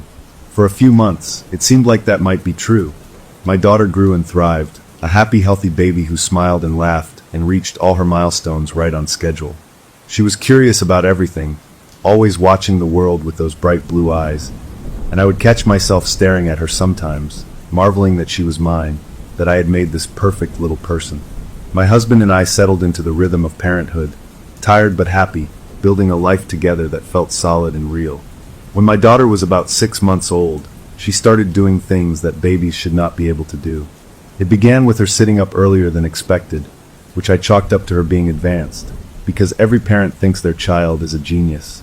Then she started crawling, way earlier than the book said she should, scooting around the house with a determination that was almost scary. By 8 months she was pulling herself up on furniture, and by 10 months she was taking her first wobbly steps. The doctor said she was just developing quickly, that some babies do that, nothing to worry about. But I noticed other things too, little things that bothered me more than I wanted to admit. She would stare at corners of rooms and smile, same as before, but now she would also babble at those empty spaces, carrying on conversations with someone I could not see. Sometimes I would hear her in her crib at night, not crying but talking, a steady stream of baby sounds that seemed to have a rhythm to them, like she was actually saying words in a language I did not understand. I tried to ignore it, told myself it was normal, that babies talk to themselves, that they see things that are not there because their brains are still developing. But then one afternoon when she was about a year old, I was reading her a story in the living room, and she looked past me toward the hallway and said very clearly, "Dada." I turned to look, expecting to see my husband standing there, but the hallway was empty. I turned back to her, and she was smiling, reaching her little hand toward the empty hallway, saying "Dada" again, "Dada." My heart started pounding, and I asked her where Dada was, who she was seeing, and she just kept smiling and pointing at nothing. When my husband came home from work that night, I told him about it, and he said it was probably just her learning to say the word, that she associated it with him and was practicing. I wanted to believe that, needed to believe it, so I did, but it kept happening more and more often. She would say "Dada" when my husband was not there, pointing at empty rooms, at corners, at shadows on the wall. She would laugh at things I could not see, play with toys that moved in ways that did not make sense, carry on conversations with the air. I started watching her more closely, paying attention to her patterns, and I noticed that she seemed to have a favorite spot in the house, a corner of the nursery where she would sit and babble for hours, sometimes even falling asleep there with her head against the wall. I would move her, put her in her crib or in the living room, but she always crawled back to that spot eventually, drawn there by something I could not see or feel. Around the time she turned 18 months old, she spoke her first real sentence. I was making dinner in the kitchen while she played in the living room, and I heard her say very clearly, "He is here again." I dropped the spoon I was holding and ran to the living room, and she was sitting on the floor looking toward the hallway, that same spot she always looked at, and she was smiling. I asked her who was here, who she was talking to, and she looked at me with those blue eyes and said, "The man, the one who was in my warm place before I came out." I felt my blood run cold, and I sat down on the floor next to her, my legs too weak to hold me up. I asked her what man, and she said, "The sad man, the one who lost his baby. He comes to visit me sometimes." I asked her when he comes, and she said, "At night, when you are sleeping, he sits in the corner and tells me stories about his baby, the one with my name." I did not sleep that night. I sat in the nursery with my daughter in my arms, watching the corner where she said he sat, waiting for something to happen. The hours ticked by slowly, 10 p.m., 11 p.m., midnight, 1 a.m., Nothing happened, just the normal sounds of the house settling and my daughter breathing softly in my arms. Around 2 a.m. I must have dozed off, because I woke with a start to find my daughter standing at the crib, not in it but next to it, looking toward the corner with that same smile. She turned to me and said, "He says thank you for letting him visit. He says you are a good mommy." I grabbed her and ran out of that room so fast I almost fell, and I did not go back in there for 3 days. My husband found us on the couch in the morning, me holding our daughter, both of us asleep, and he asked what happened. I told him everything, and for the first time in months I saw real fear in his eyes. The same fear I had felt during the pregnancy, when everything was falling apart. We talked about what to do, whether we should call the priest again, whether we should move, whether there was any way to make him leave for good.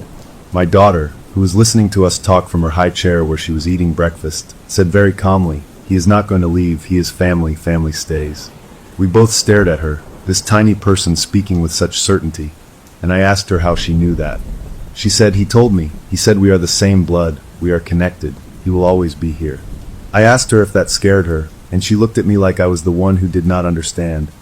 And she said, "No, mommy, he is nice, he loves me, he loves you too. He is just lonely, and he likes to watch me grow because he could not watch his own baby grow." After that conversation, I started to see things differently. I stopped trying to fight his presence and started trying to understand it, to find a way to coexist with this ghost who was apparently part of our family now. I talked to my daughter about him, asked her what he said, what he showed her, what he wanted. She told me he showed her pictures of his wife, who she said looked like me a little bit, and pictures of his baby, who she said had the same name as her but looked different. She told me he sang songs to her at night, old songs from a long time ago, songs that she hummed during the day without realizing where they came from. She told me he was sad sometimes, really sad, and that she tried to cheer him up by singing back to him or showing him her toys. I started to notice things around the house that I had not noticed before, small signs of his presence that I had been ignoring. The rocking chair in the nursery would be moving gently when I walked in, not swinging wildly like before, but just a soft back and forth, like someone had just gotten up from it. The mobile over the crib would spin sometimes, just a few rotations, not fast enough to be scary, but enough to know it was not the wind. The temperature in certain spots would drop just a degree or two, not enough to be uncomfortable, but enough to notice if you were paying attention. And sometimes, late at night when I was feeding my daughter or just watching her sleep, I would catch a whiff of something old smoke, like from a fire that had burned a long time ago. I told my husband about these things, and he said he had noticed them too, that he had been ignoring them because he did not want to go back to that place of fear we had been in before. We talked about what it meant, whether we could live like this, with a ghost as part of our family, visiting our daughter at night and watching her grow. We did not come to any conclusions, just talked in circles until we were both too tired to keep going. In the end, we decided that as long as he was not hurting her, as long as she was happy and healthy and not afraid, we would try to accept it, try to find a way to live with this strange situation we had been given. That night I went to the nursery alone, sat in the glider, and spoke out loud to the empty corner. I said, "I know you are there. I know you have been visiting my daughter. I know you are family. I am not going to fight you anymore. I am not going to try to send you away. But I need you to understand that she is mine. She is my daughter. And if you ever hurt her, if you ever scare her or make her sad, I will find a way to destroy you even if it kills me." The room stayed warm. Nothing happened. No temperature drop. No moving furniture. Nothing. I sat there for a long time waiting for a response. And then I felt it. A gentle brush against my cheek, like a cool breeze but softer, like a hand that was not quite there. And I heard, not with my ears but in my mind, a voice saying, "Thank you. I will keep her safe, I promise." I sat there in that glider for a long time after that, crying softly, not from fear but from a strange kind of relief, a sense that maybe, just maybe, we had found a way through this after all. After that night in the nursery, when I finally accepted his presence, and he promised to keep my daughter safe, life settled into a new kind of normal that I never could have imagined possible. My daughter continued to grow and develop, walking and talking and becoming her own little person. But she was different from other children in ways that became more obvious as she got older. She would have conversations with people I could not see, would laugh at jokes I could not hear, would know things that she had no way of knowing. When she was 2 years old, she told me that the man in the corner had shown her a picture of his house, a house that burned down a long time ago, and she described it in such detail that I was able to find old photographs online that matched exactly what she had said. When she was 3, She told me that he had a wife named Margaret, a name I had never heard before, and later I found it in old census records, his wife's name, Margaret. She knew things about him, about his life, about the early 1900s that no 3-year-old should know, and I stopped trying to explain it away and just accepted it as part of who she was. My husband struggled with it more than I did, I think because he had not carried her inside him, had not felt those Morse code kicks, had not been as deeply connected to the whole thing from the beginning. He loved her, of course he did, but he would sometimes watch her with a worried expression when she was talking to the empty corner or singing songs in a language that was not English. He asked me once if I thought she was possessed, if we should do something, get help, try to fix it. I told him I did not think she was possessed. I thought she was gifted, that she had a connection to something most people could not see, and that as long as she was happy and healthy, I was not going to try to take that away from her. He did not argue, but I could see that he was not convinced, that a part of him still feared the ghost in the corner even after all these years. When my daughter was 4 years old, something happened that changed everything again. It was a normal evening. We had eaten dinner, and she was playing in her room, while my husband and I watched television in the living room. Around 8 p.m. she came out and said she wanted to show us something, that the man in the corner had given her a present. We followed her to her room, and there on her bed was an old photograph, yellowed and fragile, that I had never seen before. It showed a young couple standing in front of a house, the woman holding a baby, all of them dressed in clothes from another century. My daughter pointed to the man and said that was him. That was the man in the corner, and she pointed to the baby and said that was his Mina, the one who had her name. I picked up the photograph carefully, my hands shaking, and I asked her where it came from. She said he had left it for her, that he wanted her to have it, that it was the only picture of his family that existed. I asked her how he got it, and she said he had kept it with him all this time, hidden in the walls of the house, and now he wanted her to have it because she was his family too. After that, the visits became more frequent and more elaborate. He would leave things for her, small objects from his time, a button, a coin, a piece of jewelry that had belonged to his wife. She would find them in her room, in the corners, under her pillow, and she would treasure them like they were the most precious things in the world. She started calling him by a name I did not recognize, and when I asked her about it, she said that was what his wife called him, that he had told her to use it because it was special. She would have long conversations with him at night, and in the morning she would tell me about them, about the stories he told her, about the life he had lived, about the fire that had taken everything from him. She never seemed scared, never seemed bothered by his presence, just accepted him as part of her life like any other family member. When she started kindergarten, I worried about how this would affect her, whether she would talk about the man in the corner to her teachers or her classmates, whether she would be seen as strange or troubled. But she was smart enough even at that age to understand that not everyone could see what she saw, that she had to be careful about what she said to other people. She would come home from school and tell me about her day, and then she would go to her room and tell him about it too, filling him in on everything he had missed while she was away. I would sometimes stand outside her door and listen to her talking, hearing both sides of the conversation, even though I could only hear her voice, and I marveled at the strangeness of our life, at the ghost who had become part of our family. When she was 7 years old, she asked me if we could go visit his grave, the place where he was buried with his wife and his baby. I was surprised because I did not know she even knew about that, but she said he had told her about it, that he wanted her to go there, that he had something to show her.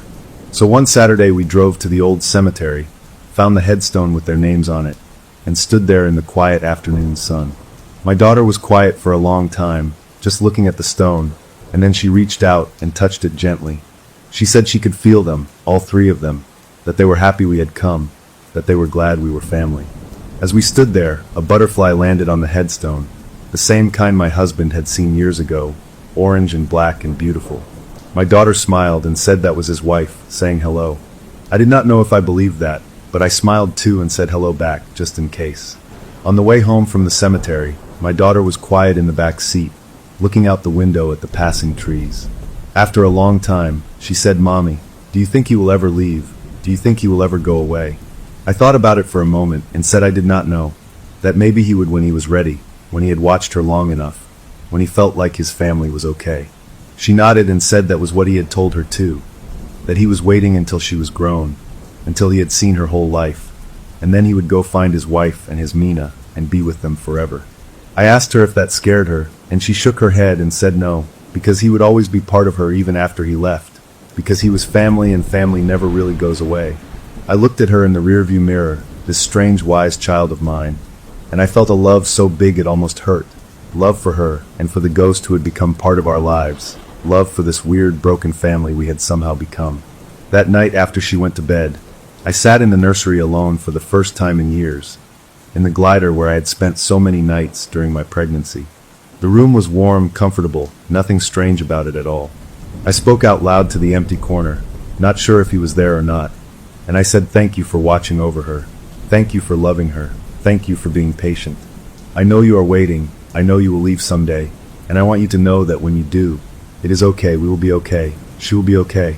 You have given her something special, a connection to the past, a sense of family that most people never have. I am grateful for that, even though it scared me at first. The room stayed quiet, nothing moved, nothing changed, but I felt a warmth spread through me, a sense of peace that I had not felt in a very long time. I sat there for a while longer, rocking gently, thinking about all we had been through, all we had survived, all we had become. Then I went to bed and slept better than I had in years, dreaming of butterflies and old photographs and a family reunion that was still years away, but getting closer every day. After that night in the nursery, when I thanked him for watching over my daughter and accepted that he would someday leave, I felt a shift in the household that was hard to describe but impossible to miss. It was like the air itself had changed, become lighter, easier to breathe, even though nothing visible was different. My daughter continued to grow, hitting each year with the same strange wisdom that had always marked her, but there was a new peace in her now, a contentment that I had not seen before. She would still talk to the corner, still have her conversations with someone I could not see, but there was less urgency to it now, more like catching up with an old friend than the intense communion of her younger years. When she was 8, she told me that he was teaching her things, showing her how to do things that people from his time knew how to do, like sewing and gardening and cooking without modern tools.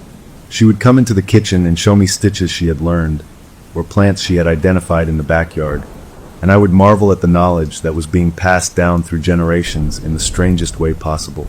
When she was 10, she started asking questions about him, real questions, trying to understand who he was and what he wanted. She would come to me after their conversations and ask things like why he could not remember his own name anymore, or why he got sad sometimes when she talked about school, or what it felt like to be dead. I did not have answers for most of these questions, so I would just hold her and tell her that some things were mysteries, that we might never fully understand, and that was okay. She seemed to accept that, seemed to understand that life with a ghost was complicated, and that not everything had an easy explanation.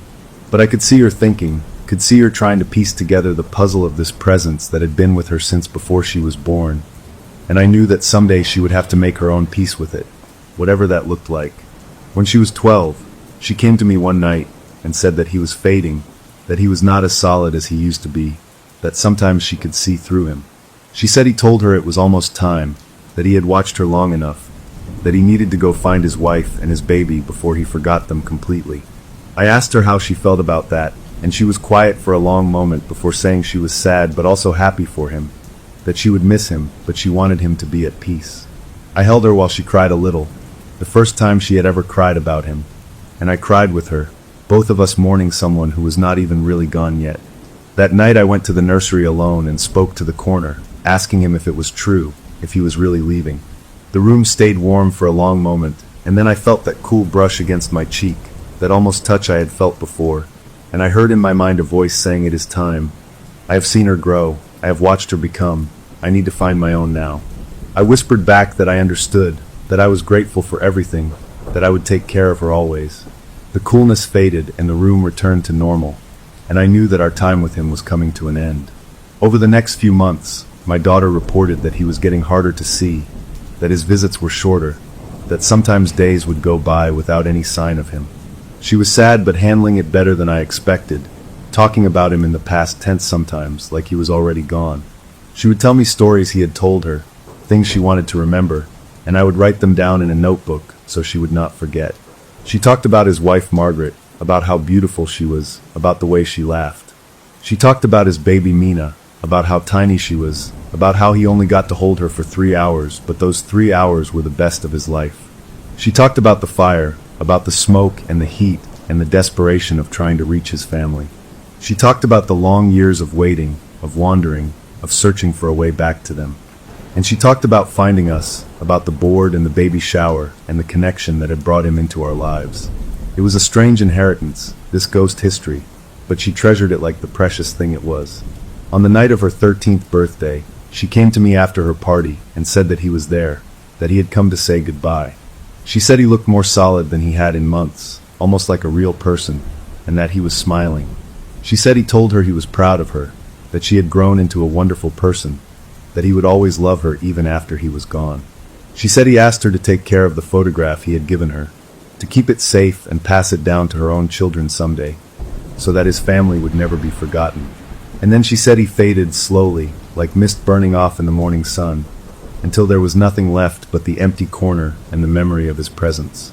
She cried then, really cried, and I held her and let her, because some losses deserve tears even when they are expected, even when they are for the best. After a while she stopped crying and looked at me with those eyes that had always seen more than they should, and she said he was with them now, with Margaret and Mina, and they were happy. I said I believed that, because I did, because after everything we had been through, I had to believe that some stories ended well. In the weeks and months after he left, the house felt different, emptier in a way that was hard to describe. The corners were just corners now, no presence lurking in them, no cool spots or moving objects or whispered conversations. My daughter adjusted slowly, missing him but also finding a kind of freedom in not having him there all the time. She started spending more time with friends, more time doing normal teenage things, and I watched her with a mixture of relief and sadness, glad that she could have a normal life but missing the strange connection we had all shared. Sometimes late at night I would go into the nursery, now just a guest room since she had moved to a bigger bedroom, and I would sit in the glider and think about everything that had happened. I would think about the ghost who had haunted us, the ancestor who had loved us, the family we had become in the strangest way possible. And I would feel grateful not for the fear and the pain, but for the lessons and the love and the reminder that family is bigger than we think, that it stretches across generations and even across the divide between the living and the dead. When my daughter was 16, she asked me if we could go back to the cemetery to visit the grave one more time. We drove there on a Saturday afternoon, the same cemetery we had visited years before, and we stood in front of the headstone with the 3 names on it. She was quiet for a long time, just looking, and then she placed a small flower on the stone, a yellow rose she had brought from our garden.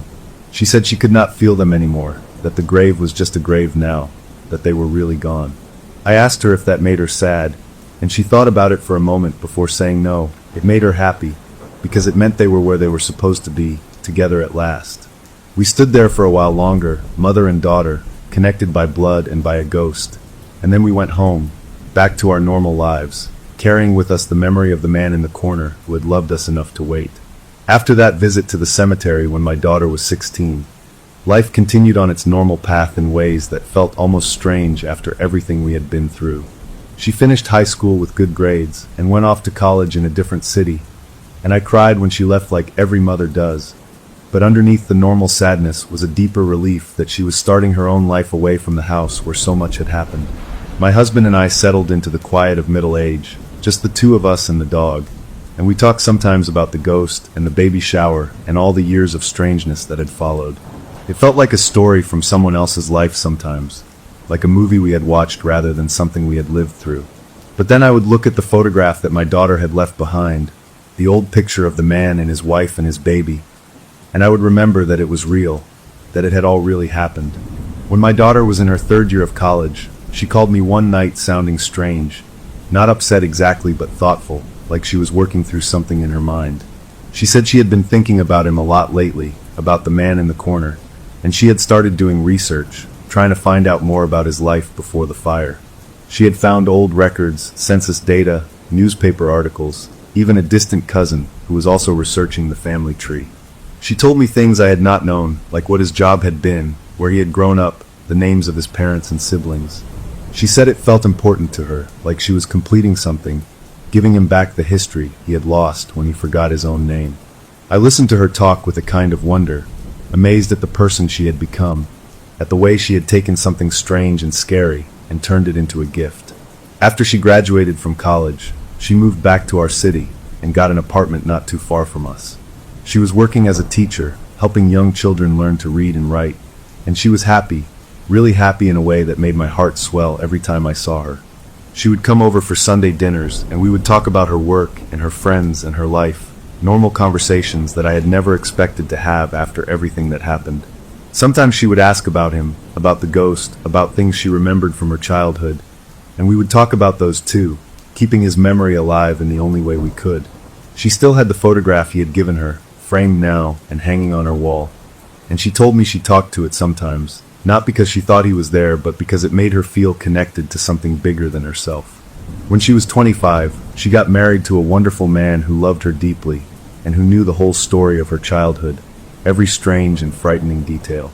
He had listened to it all with an open mind and an open heart, and he had told her that he believed her, that he loved all of her, including the parts that came from a ghost. I cried at the wedding, of course, watching her walk down the aisle in her white dress, thinking about the baby who had kicked Morse code into my ribs, the toddler who had talked to corners, the girl who had said goodbye to a ghost on her 13th birthday.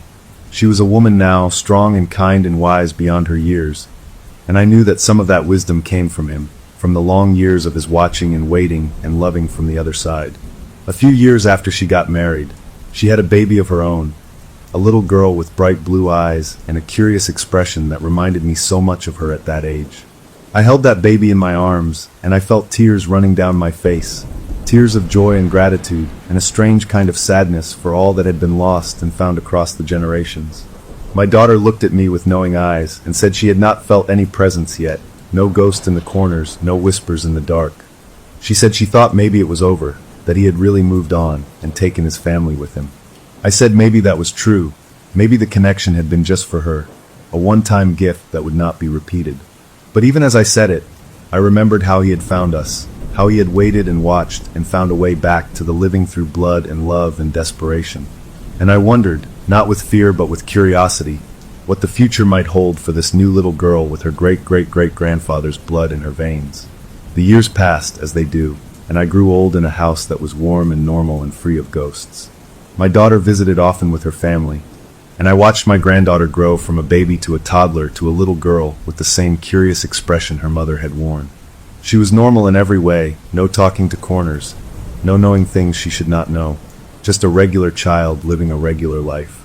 I was grateful for that, grateful that the strangeness had ended with my daughter, that the next generation could be free of the weight of the past. But sometimes, late at night when I could not sleep, I would think about him, about the man in the corner who had loved us enough to wait over 100 years, and I would hope that wherever he was happy, finally reunited with the family he had lost. When my granddaughter was about 7 years old, the same age my daughter had been when we first visited the cemetery, she came to me one afternoon with a question that made my heart skip a beat. She said, "Grandma, who is the man in the old picture, the one Mommy has on her wall?" I told her the story, as much as she could understand at that age, about the man who had lived a long time ago, who had died in a fire, who had watched over her Mommy when she was a little girl. She listened with wide eyes, and when I finished she was quiet for a moment, thinking. Then she said, "I think I saw him once, in my room at night, but he was smiling, and then he went away." I asked her when that was, and she said a long time ago when she was little, before she forgot. I did not know if she was remembering something real or just imagining, but I held her close and told her that if she did see him, it was okay, he was family, he would never hurt her. She nodded like that made perfect sense and ran off to play, leaving me alone with my thoughts and my memories and the strange feeling that maybe the story was not quite over yet. That night I sat in my living room, alone in the quiet house, and I thought about everything that had happened since that baby shower so many years ago. I thought about my sister, long gone now but never forgotten, who had started it all with her love of themes and parties. I thought about my husband, also gone, who had stood by me through every strange moment. I thought about my daughter, grown and with a family of her own, carrying the legacy of a ghost in ways she might never fully understand. And I thought about him, the man in the corner, who had taught me that love is stronger than death, that family is forever, that even the scariest things can become precious if you let them. I got up and walked to the room that had once been the nursery, now just a guest room with a bed and a dresser and no memories of the past. I stood in the corner where he had stood for so long, and I spoke out loud to the empty air. I said thank you for everything, for watching over her, for loving her, for being patient. I hope you found them. I hope you are happy. I hope you know that we remember you, and we always will. The room stayed warm, nothing happened, no sign at all, but I felt a peace settle over me that I had not felt in years. I went back to my chair and sat down, and I looked out the window at the stars, thinking about all the souls out there, living and dead, connected by bonds that nothing could break. And I smiled, because after everything, that was a beautiful thing to believe. Story number 2. The steering wheel felt like an old friend in my hands. The familiar click of the turn signal for the final bend into Pine Grove as automatic as breathing. I'm Alex, and this was our place. In the back seat, the kids were chanting the landmarks we passed every year: the crooked barn, the river bridge, the sign with the smiling bear. My wife's hand rested on my knee, a quiet smile on her face as the smell of old camping gear and pine needles washed over us. Pulling into the campground felt like slipping into a well-worn, comfortable shoe. Every bump in the road known, every towering pine a welcome back sign. We were 10 minutes from unrolling our tents on the perfect flat spot by the babbling brook, from the first crackle of the campfire and the taste of slightly burnt marshmallows. It was perfect, the same as always, until it wasn't. The kid at the ranger station couldn't have been more than 20, his fingers tapping nervously on the keyboard. He didn't look like a ranger. He looked like a college student playing dress-up. Site number 7? I'm sorry, sir. My system shows you're in number 12. There's no reservation for number 7 under your name. My laugh came out too sharp, a sound that made my wife look up from helping our son with his shoe. That's impossible. We've had number 7 for a decade. Check again. Last name Carter. He did, clicking with a mouse, scrolling. His Adam's apple bobbed. I'm really sorry. It's not here. Site number 12 is available, and it's a great spot, lots of sun. I felt my face get hot. This was our tradition, our one unbroken thing in a world that kept changing. I want to speak to a manager. To Carl. Is Carl here? The kid looked relieved to pass the buck. He's in the back. I'll get him. The cheerful mood in the car behind me had curdled into a confused quiet. I could feel my family's eyes on my back. Old Carl emerged from the office, his uniform shirt stretched over his belly, his face a roadmap of wrinkles from a lifetime outdoors. But his usual easygoing grin was absent. He gave the young ranger a nod, and the kid scurried away like a startled rabbit. Tom, Carl said, using my name, his voice low. Let's take a walk. He led me away from the car, away from where my daughter had her face pressed against the window. We stopped by a rusty grill. Site number 7 was taken out of the booking system 8 years ago, he said, his words clipped. He wouldn't meet my eyes. After what happened, you need to go to number 12. It's a nice site. I stared at him. What happened? Carl, we were here 8 years ago. Nothing happened. He finally looked at me, and what I saw in his eyes made a cold knot form in my stomach. It was pure, undiluted fear. The kind that makes a tough old man's hands shake. He gripped my arm, his fingers surprisingly strong. You have a daughter, a son. Listen to me. For their sake, go to number 12. Do not, under any circumstance, go near number 7.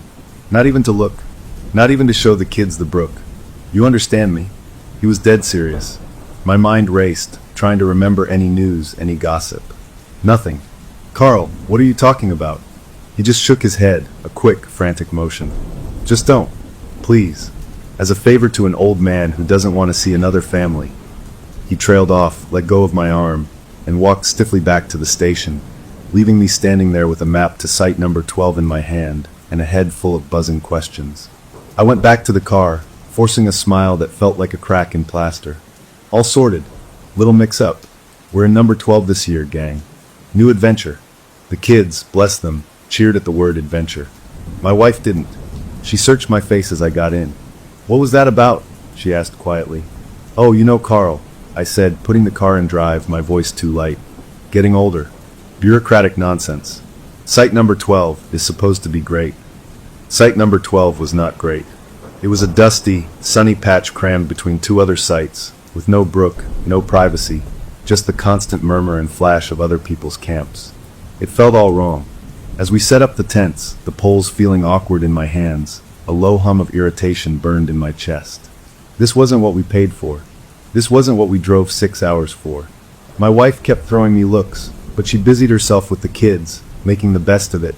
That night, after hot dogs and a week, smoke-blown fire, we turned in. The kids conked out instantly in their tent, exhausted from the drive and the disorienting change. My wife fell asleep quickly too, her breathing evening out beside me.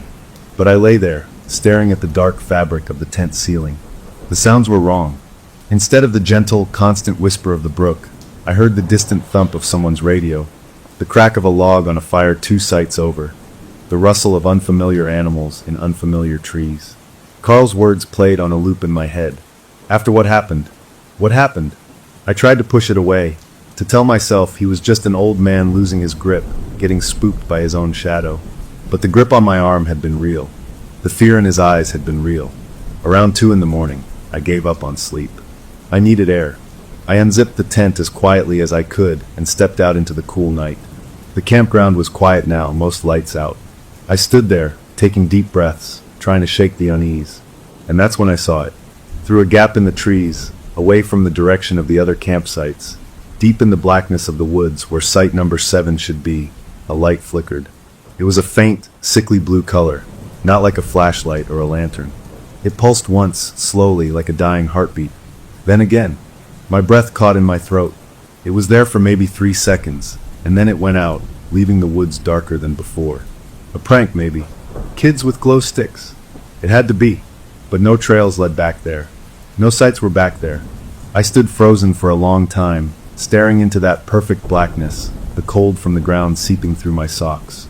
The happy fatigue of the road trip was utterly gone, replaced by a watchful, prickling alertness that made every little night sound seem deliberate. I finally went back to bed, but sleep never came. I just lay there listening until the gray light of dawn began to bleed through the tent fabric. The next morning, over pancakes cooked on the camp stove, the normal world tried to reassert itself. The kids were bright-eyed, excited for the first full day. My wife seemed to have decided to embrace the new site. "It's sunnier here," she said, sipping her coffee, "and the bathrooms are closer." I nodded, forcing a smile. But my mind was elsewhere, back in those dark woods, fixed on that blue flicker and Carl's terrified warning. An idea, stupid and compelling, had taken root in the night. I couldn't leave it alone. I had to see. Just a quick look, just to prove to myself it was nothing, that Carl was just a superstitious old man, and that our perfect spot was still there, just waiting for us to come back next year. "I'm gonna go try to find that Vista Point Carl mentioned," I told my wife, my voice casual as I shoved a water bottle and my pocket knife into my backpack. "Get some photos of the sunrise from the ridge." She gave me a look, a knowing one. "The ridge is the other direction, Tom." I shrugged, a bad actor in my own life. He said there was another one. "I'll just scout around. Be back in an hour." I kissed her forehead, feeling the lie sour on my tongue, and walked away from the safety of my family, towards the trees at the edge of our site. I didn't head for any trail. I walked straight into the woods behind the old, closed-down restroom building, pushing through ferns and low-hanging branches, following a memory in my muscles more than a path. And then I found it. Not a maintained trail, but a faint, narrow gap in the underbrush, a ghost of a path. It was choked with years of growth, spiderwebs catching the early morning light like silver nets. I ducked under them, my heart hammering against my ribs. This was it, the back way to site number 7. The air changed as I walked. The cheerful morning birdsong from our crowded site faded away, replaced by a deep, watchful quiet. The smell shifted from campfire smoke and pine to something damp and earthy, like a cellar. The temperature dropped a good 10 degrees. My rational mind screamed at me to turn back, that this was stupid, that I was scaring myself over nothing. But my feet kept moving, crunching over dead leaves, the only sound in the whole world. I pushed through a final curtain of weeping willow branches, and I stepped into the clearing. Our clearing. Site number 7. For a second, my heart leaped. There was the familiar ring of tall pines, the broad flat space for tents. But in the next second, my blood turned to ice water. Everything was wrong. The brook was there, but it wasn't babbling. It moved slow and silent, the water dark and opaque, like old motor oil. The usual cheerful sparkle was gone.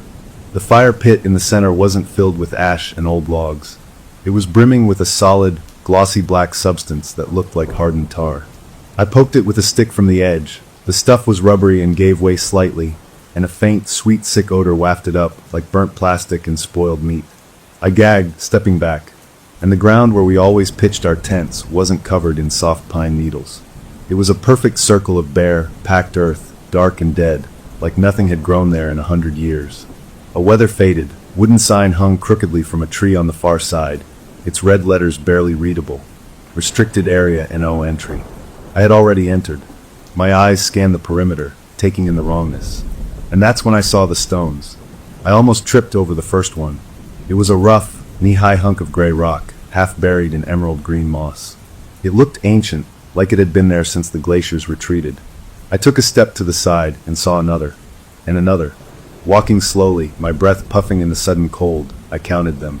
6 stones. They formed a near-perfect, wide circle around the dead central ground and the tar-filled fire pit. They were spaced evenly like sentinels, a primitive, terrifying geometry in the middle of the familiar woods. My mind recoiled. These had never been here before. We would have noticed them, the kids would have climbed on them. They were old, so old. A chill that had nothing to do with the temperature crept up my spine. This was no longer our happy place. This was a place that had been waiting, hidden. I stood in the center of the dead circle, turning slowly, taking in the 6 mossy markers. And then my foot scuffed the dirt. I looked down. There, partly exposed by my shoe, was a corner of another stone. I knelt, brushing away the dry, lifeless soil with trembling fingers. It was a 7th stone. But this one wasn't old. It wasn't covered in moss. It was clean, sharp-edged, and a pale, fresh gray, as if it had been cut and placed there very, very recently.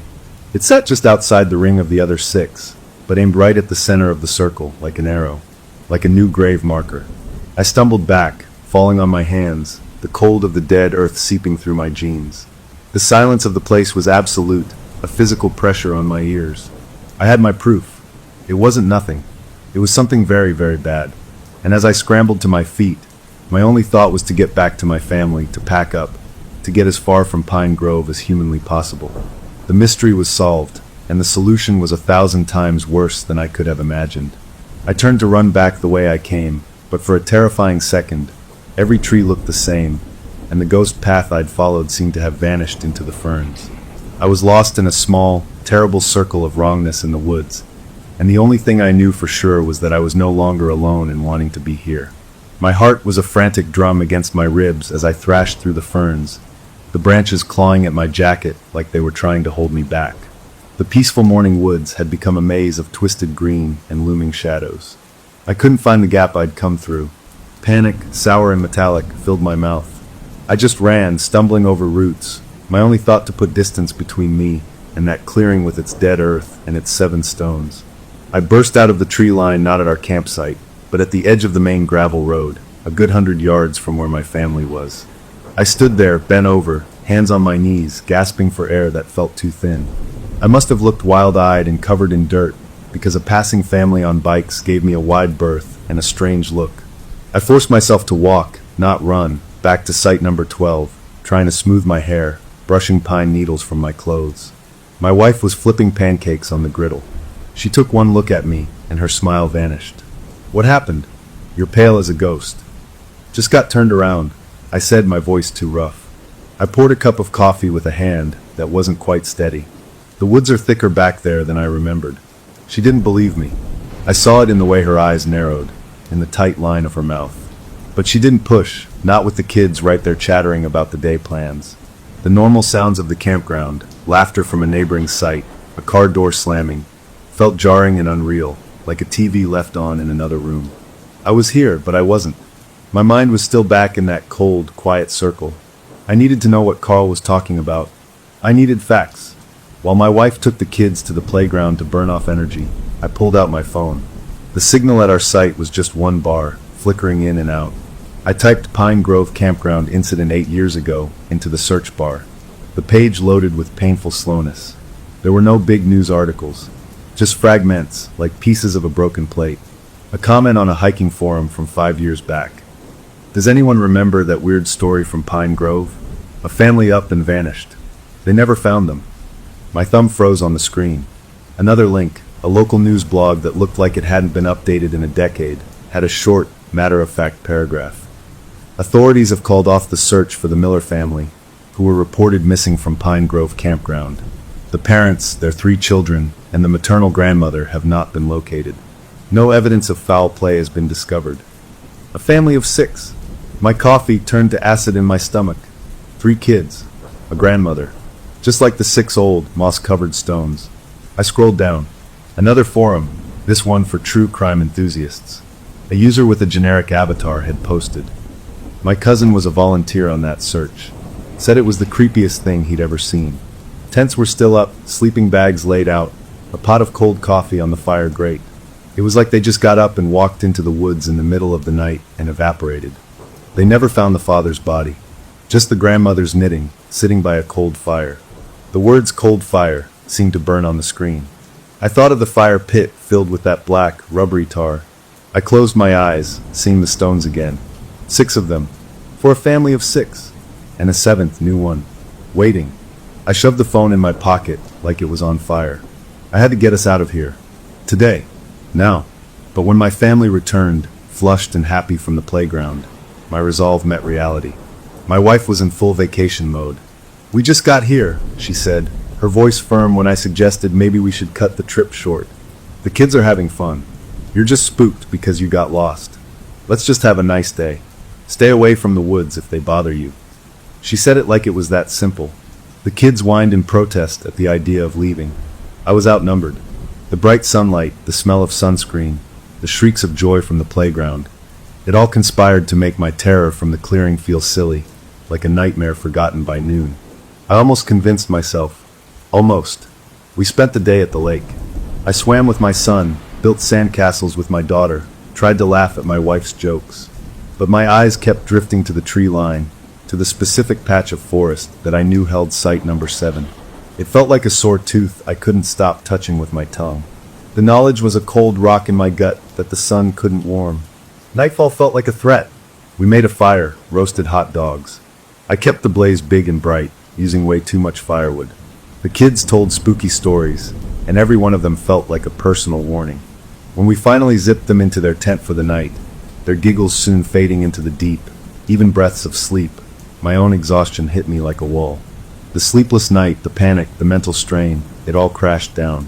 I fell into a deep, dark sleep the moment my head hit the pillow. I don't know what woke me. A sound maybe, or the lack of one. The world outside our tent was utterly still, the kind of stillness that feels like a held breath. I glanced at my phone on the little camp stool beside my sleeping bag. 2:17 a.m. And then I heard it, the slow, deliberate sound of a zipper. Not ours, the kids' tent. The sound was metallic, precise, and it went on for too long. I sat up, my blood moving slow and cold. I nudged my wife. She mumbled, turned over. The zipper sound stopped. I unzipped our tent door just enough to peer out. The moon was a sliver, offering little light. And I saw her, my daughter. She was standing outside her tent, still in her unicorn pajamas, barefoot on the cold ground. She wasn't hunched or shivering. She stood perfectly straight, her arms at her sides. And she was looking not at me, not at anything, but through the trees towards the deep woods. Her eyes were open, but they were blank, glassy. She was sleepwalking. She hadn't done that since she was maybe 5. My heart clenched. I started to call out to her, to go to her, but before I could move, she did. She started walking. Not a sleepy stumble, but a straight, purposeful stride, directly towards the trees at the back of our site. Towards the path that didn't exist on the map. Towards site number 7. Fear launched me out of the tent. I didn't bother with shoes. I just ran, the frozen pine needles sharp under my feet. "Honey, stop!" I hissed, trying to keep my voice low to not wake the whole campground. She didn't turn, didn't flinch. She walked right into the wall of underbrush, and it seemed to part for her. I followed, my breath ragged, my mind screaming. She moved through the dark woods with an unerring certainty I'd lacked that morning. She didn't hesitate, didn't stumble. It was like she was on a track, and I realized, with a dawning horror, that she was. She was following the same invisible line I had. We broke into the clearing. The moon provided just enough ghastly gray light to see the stones, the dead circle, the oily brook. My daughter walked into the very center of the stone circle. She didn't look at the 6 old markers.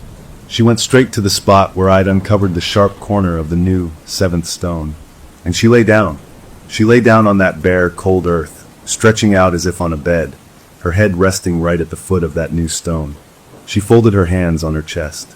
Her eyes were still open, staring straight up at a patch of sky above the clearing where there were no stars. I stood at the edge of the clearing, frozen. This was wrong. This was so profoundly wrong. "Emma," I whispered, the name tearing from my throat. "Baby, get up." Her head turned. Just a fraction. Her glassy eyes slid from the sky and found me in the gloom. And then she smiled. A small, serene, peaceful smile that didn't belong on her face. Not here, not now. It was the smile of someone who has finally come home. That smile broke the spell of my terror. I lunged forward into the circle. The air was so cold it burned my lungs. I reached her in 2 strides and grabbed her under the arms, pulling her up. Her body was limp, a dead weight, and cold as river stone. "We're leaving," I choked out, hauling her towards the trees. And that's when the temperature dropped again. So sharply I saw my own breath puff out in a white cloud. From the dark tree line, shapes moved. They weren't animals. They were like patches of deeper darkness that detached themselves from the shadows. They were tall and short, their edges blurry, like figures seen through thick, warped glass. They moved without a sound. I counted them as they emerged. 2 tall ones, 3 smaller ones, one that was slightly stooped. 6 figures. They moved to the edge of the stone circle and stopped, each one aligning itself with one of the 6 old, moss-covered stones. They didn't look like people, not really. They were more like suggestions of people, made of shifting gloom and the memory of shape. They didn't look at me. They didn't look at my daughter in my arms. As one, their faint, shapeless heads turned towards the center of the circle. They looked at the empty space beside where my daughter had been lying. The space by the new 7th stone. A vacancy. And then, slowly, the smallest shadow, the one by the smallest rock, lifted an arm. It was just a darker smudge in the air, but the intention was clear. It didn't point at my daughter. It pointed at the empty space. Then it shifted that pointing arm. It pointed at me. An invitation.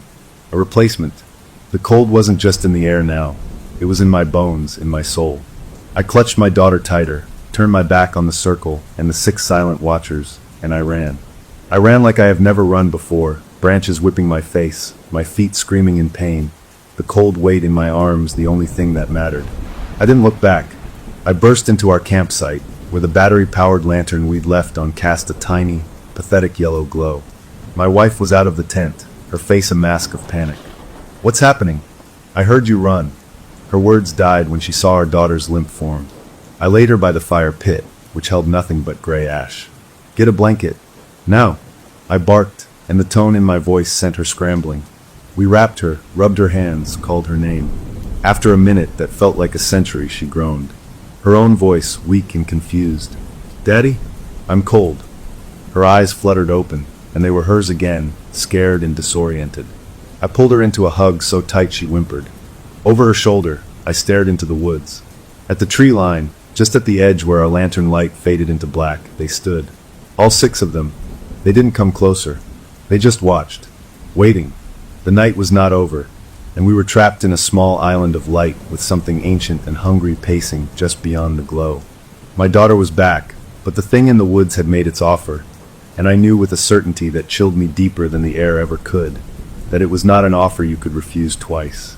We huddled by the cold fire pit, wrapped in every blanket we had, the single battery lantern between us like a tiny, defiant sun. My daughter shivered uncontrollably, her teeth chattering, but her eyes were clear, her own. She remembered nothing after going to bed. Just a dream about playing in a cold stream with kids she didn't know. My wife held her close, rocking her, but her own eyes were wide and fixed on me, demanding answers without saying a word. The 6 figures never crossed the line where the lantern light faded into the woods, but they didn't leave either. They were just shapes in the deeper dark, patient and still as the trees themselves. I kept waiting for them to move, to charge, to do something, but their stillness was worse. It was the stillness of something that has all the time in the world. I finally found my voice, a rough scrape in my throat. "We have to go. Now." We pack the car and we drive out of here, right now. My wife just nodded, her face pale.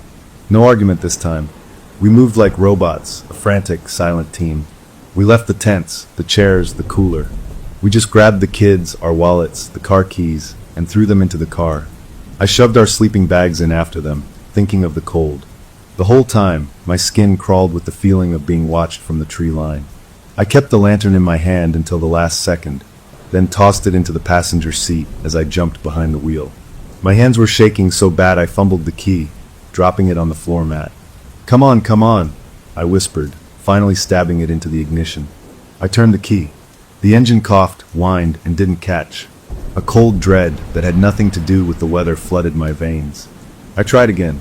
Just a tired clicking sound. The battery was dead. It was impossible. The car had been fine that afternoon. I turned on the headlights. Nothing. The dashboard was dark. The battery was completely, utterly drained. No, I breathed. I looked at my wife. Her hand was over her mouth. In the reflection of the windshield, I saw them.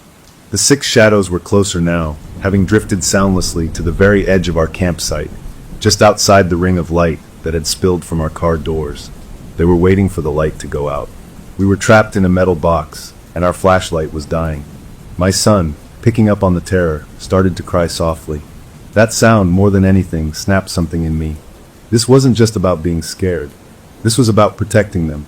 I had no idea what I was dealing with, but I knew I couldn't fight it with a pocket knife and a dead flashlight. I remembered the ranger. Carl. He knew. He had tried to warn me. Lock the doors. I told my wife, my voice firmer than I felt.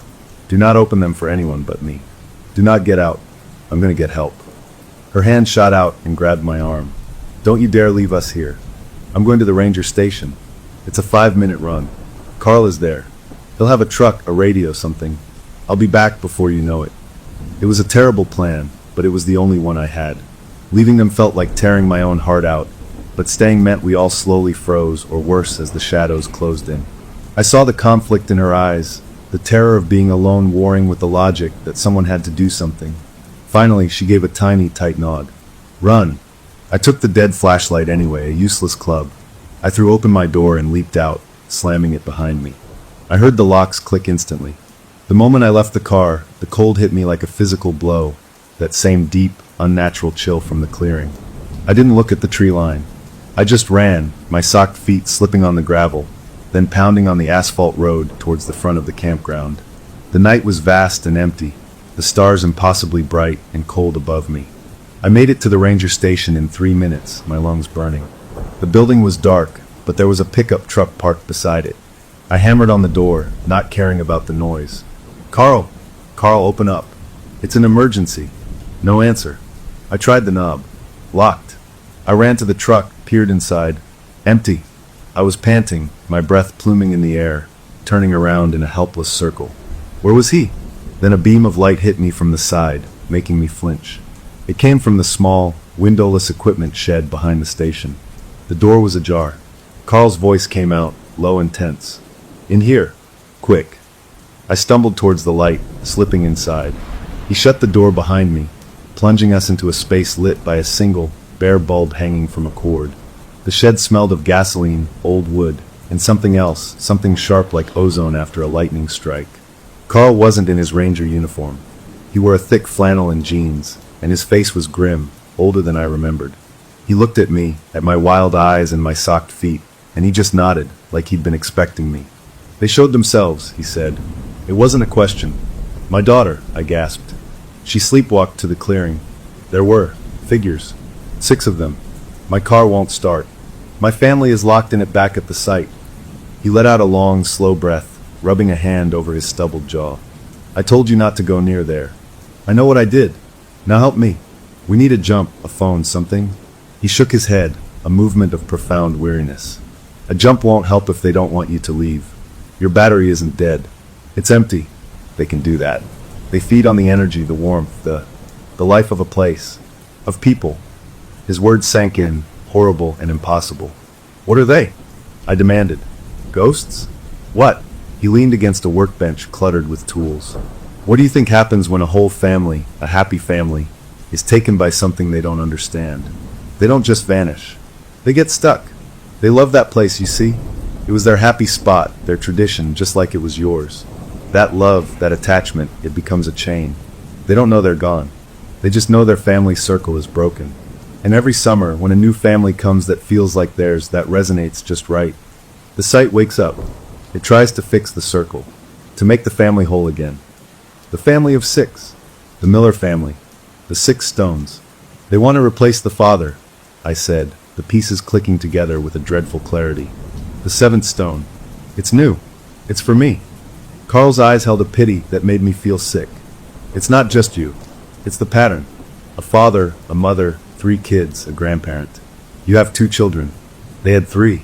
For years you were close, but not a perfect match. Something changed. He paused, his gaze piercing. Last year. Did you lose someone? A pregnancy? A child? The air left my lungs. He saw the answer on my face. The miscarriage. Early on, but we had told the kids a baby was coming. We had grieved, a quiet, private sorrow we carried even here, to this place of family joy. The lost family's sensor, tuned to the shape of a family missing a piece, had finally found its near-perfect fit.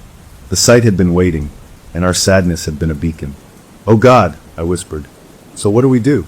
How do we stop it?" Carl walked to a rusty locker in the corner, spun the combination, and pulled out a duffel bag. Not a ranger's bag. It was olive green old. He unzipped it. Inside were things that made no sense.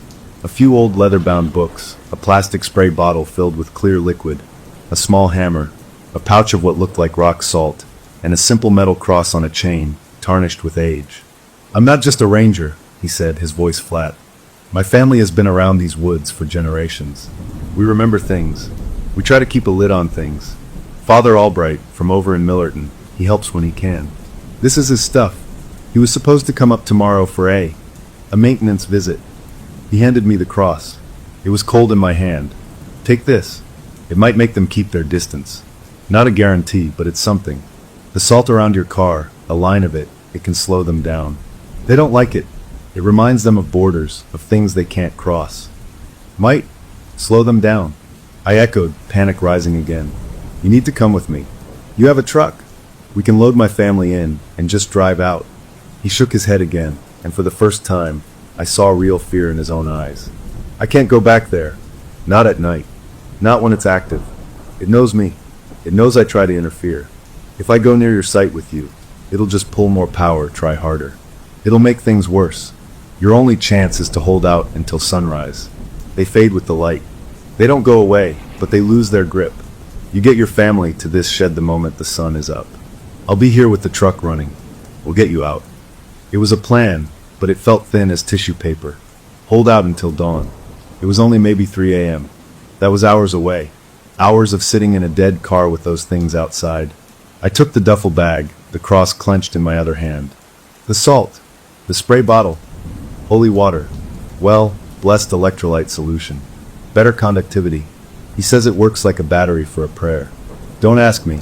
Just spray it if they get too close. It won't hurt them, but it annoys them, breaks their focus. I turned to go, the weight of the bag and the responsibility crushing my shoulders. "Tom," Carl said as my hand touched the doorknob. I looked back. His face was solemn. "Don't negotiate. Don't talk to them. Don't offer them anything. You give them an inch, they'll take the whole family. Just hold the line." I ran back into the night, the duffel bag banging against my leg, the metal cross cold in my fist. The run back felt longer, the woods darker. As I approached our site, I saw the car was still there, a dark hulk. And the shadows were still there too, a little closer now, forming a loose ring around the vehicle. They were maybe 20 feet from the car doors. I slowed, my breath catching. How was I supposed to get the salt around the car with them standing there? As I watched, one of the smaller shadows, the one that had pointed at me, drifted forward a few feet. It stopped by my wife's side of the car. It raised a blurry hand and placed it against the window. I saw my wife flinch inside, pulling my daughter closer. The shadow didn't try to get in. It just left its hand there. A claim. I had to move. I opened the salt pouch, my fingers numb. I started on the far side of the car, pouring a wobbly, thin line of white crystals on the ground, making a wide circle. I felt a change in the air as I did it, a slight resistance, like pushing through static. The shadows didn't move, but I felt their attention shift to me. I kept going, my heart in my throat, rounding the back bumper. When I got to the side where the small shadow was, it was still there, its hand on the glass. It turned its head. It had no face, just a suggestion of one, a deeper darkness where features might be. I poured the salt in a wide arc, giving it a berth. As the white line passed near its vague feet, the shadow pulled its hand from the car and drifted back a step, just outside the new salt line. It worked. Not much, but it worked. I finished the circle, connecting it near my door. I had a bag of salt left. I looked at the ring of shadows standing outside my new white line. They were all looking at me now. I unlocked my door and slid inside, locking it again instantly. The interior was icy. My wife stared at me, her eyes full of 1,000 questions. I showed her the cross. "Carl gave me this. The salt might help. We just have to wait for sunrise." I put the cross on the dashboard, its tarnished metal reflecting the faint starlight. For a while, nothing happened. We sat in the cold dark, listening to each other breathe. Then my daughter, who had been drowsing, sat up. She looked out her window, right at the small shadow that had touched the glass. She didn't look scared. She looked curious. "Daddy," she said, her voice small, "why did you make me leave the other family? They were so lonely." My blood went cold. My wife and I exchanged a horrified look. "What other family, sweetie?" my wife asked gently. "The family in the woods. The cold kids and their mom and dad and grandma. They said we could play. They said we could stay and be warm with them. They have a place for us." Her words were a bucket of ice water. They were talking to her. In her head. The salt, the cross, the car doors, none of it was stopping that. The shadow outside her window lifted its arm again and pointed. Not at her. At me. Then it swung its pointing finger to the empty space in the back seat between my two children. The space where a third child might sit. The invitation was no longer just for me. It was for all of us. To complete their circle. To fill the empty spaces. We had hours until dawn, and the things outside weren't just waiting anymore. They were making their case, and they were starting with the easiest target. A lonely little girl who just wanted to help someone stop being sad. I held the spray bottle of holy water in my hand, knowing it was just an irritant, and looked at the patient, hungry darkness beyond the salt line, and wondered if the morning light would come soon enough, or if we would still be here, a frozen, perfect copy of a family that vanished 8 years ago. My daughter's words hung in the frozen air of the car, a truth more terrifying than any shadow outside. They were talking to her. The salt circle and the metal cross were like a fence, but their voices were a wind that blew right through. I looked at my wife and saw her understanding dawn, a fresh horror replacing the confusion. Our safe little island in the dark wasn't safe at all. I had to do something, anything, to break their connection to her. "Hey," I said, my voice too loud in the small space. I reached over the seat and gently turned my daughter's face away from the window, away from the small, pointing shadow. "Look at me. Those people in the woods are not a family. They're lost. And they're trying to make us lost, too.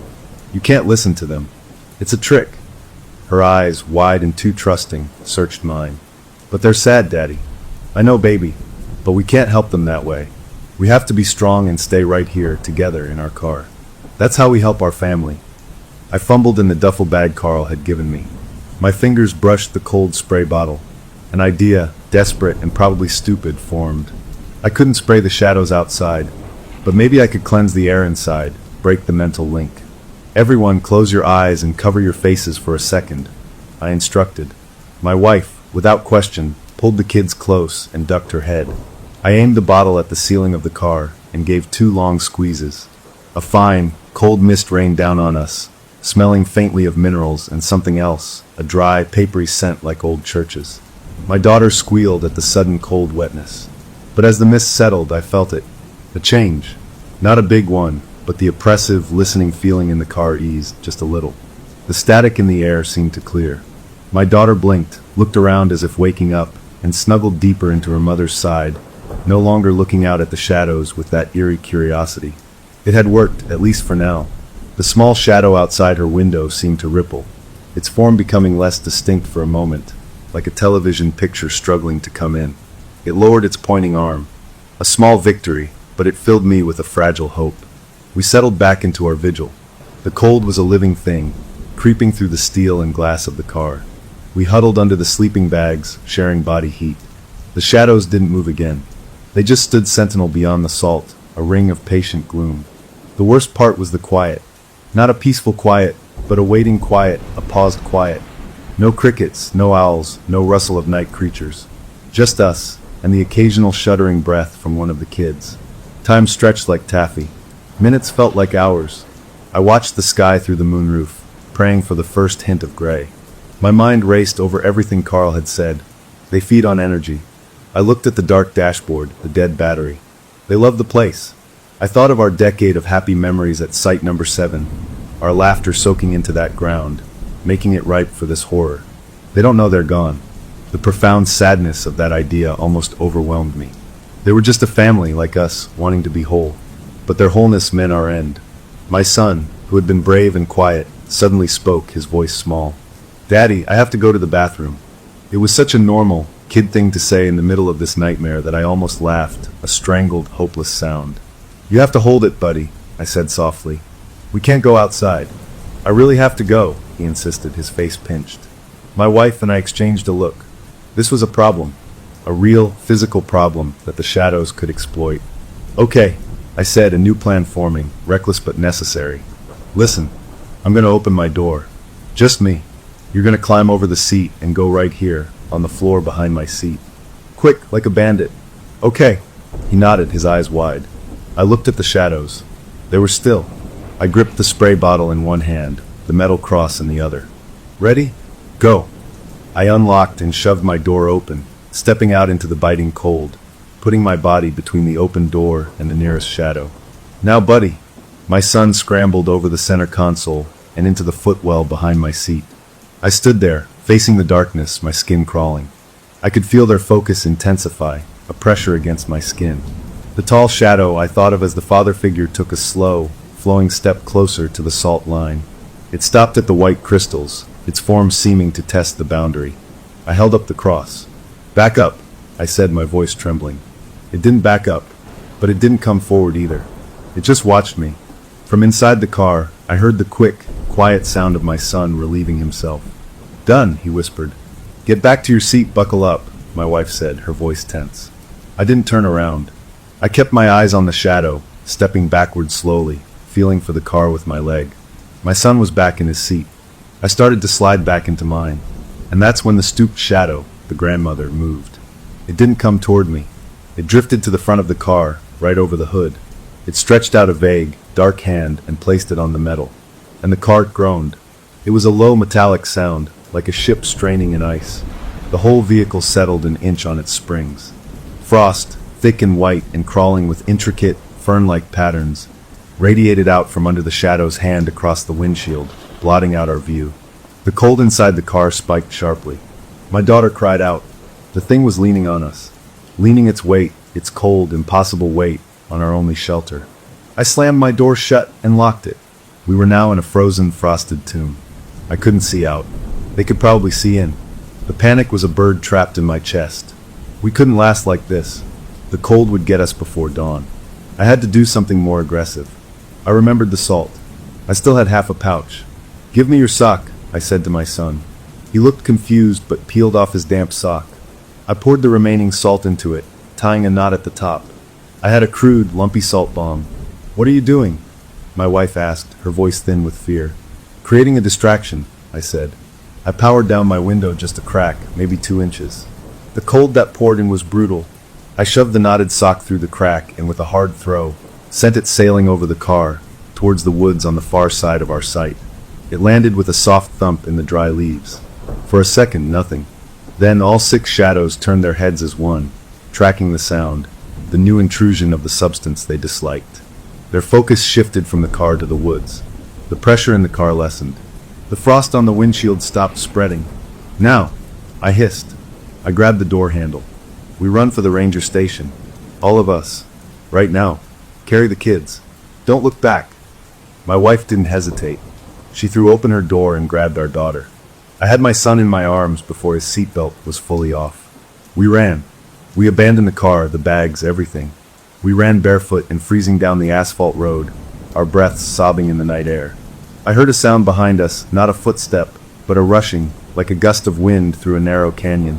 They were coming, but we had a head start and the burning fire of pure terror in our legs. The lights of the ranger station were the most beautiful thing I had ever seen. Carl must have turned on every lamp inside. We stumbled up the steps to the equipment shed. The door flew open before we could knock, and Carl pulled us inside, slamming it shut and throwing a heavy bolt I hadn't noticed before. We collapsed on the floor, gasping, crying, clutching each other. The shed was warm. A small electric heater glowed in the corner. It felt like heaven. Carl stood by the window, peering out through a slit in the blinds. They stopped at the edge of the clearing, he murmured. They won't come near the station. Too much iron in the tools. Too much remembered purpose. He turned to look at us, a sad expression on his face. You made it. Just a few hours till sunup. We spent the rest of the night in that shed, wrapped in moving blankets that smelled of oil and dust, listening to the heater click. The kids, utterly exhausted, fell into a deep, dreamless sleep. My wife held my hand, her grip tight, and we didn't speak. There was nothing to say. The first gray light of dawn finally seeped through the blinds. Carl peeked outside again and nodded. "It's time."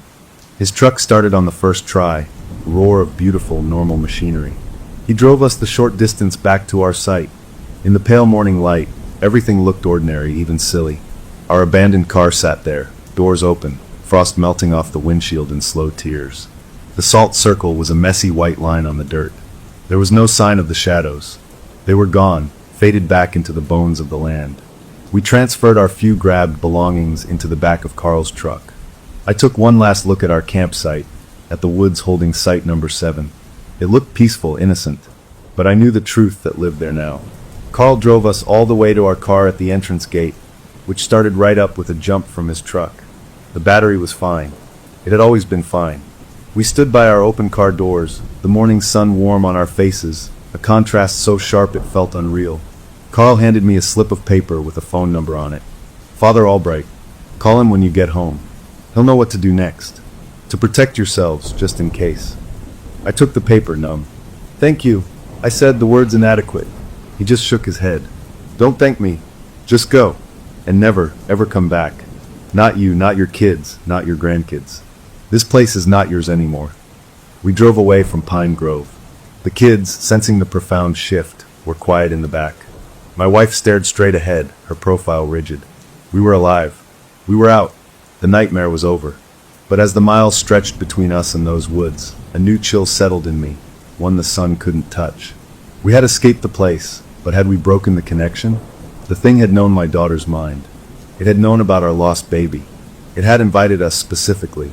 As I drove, the folded paper with the priest's number in my pocket felt like it was burning a hole. I pulled it out at a stoplight, smoothing it on my leg. I would call.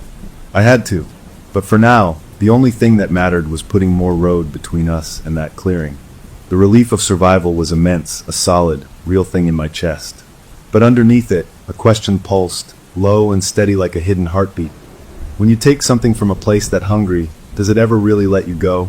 The drive home was a blur of quiet highways and heavy thoughts. My wife stared out her window, her hand sometimes reaching back to touch one of the kids, as if to make sure they were still there.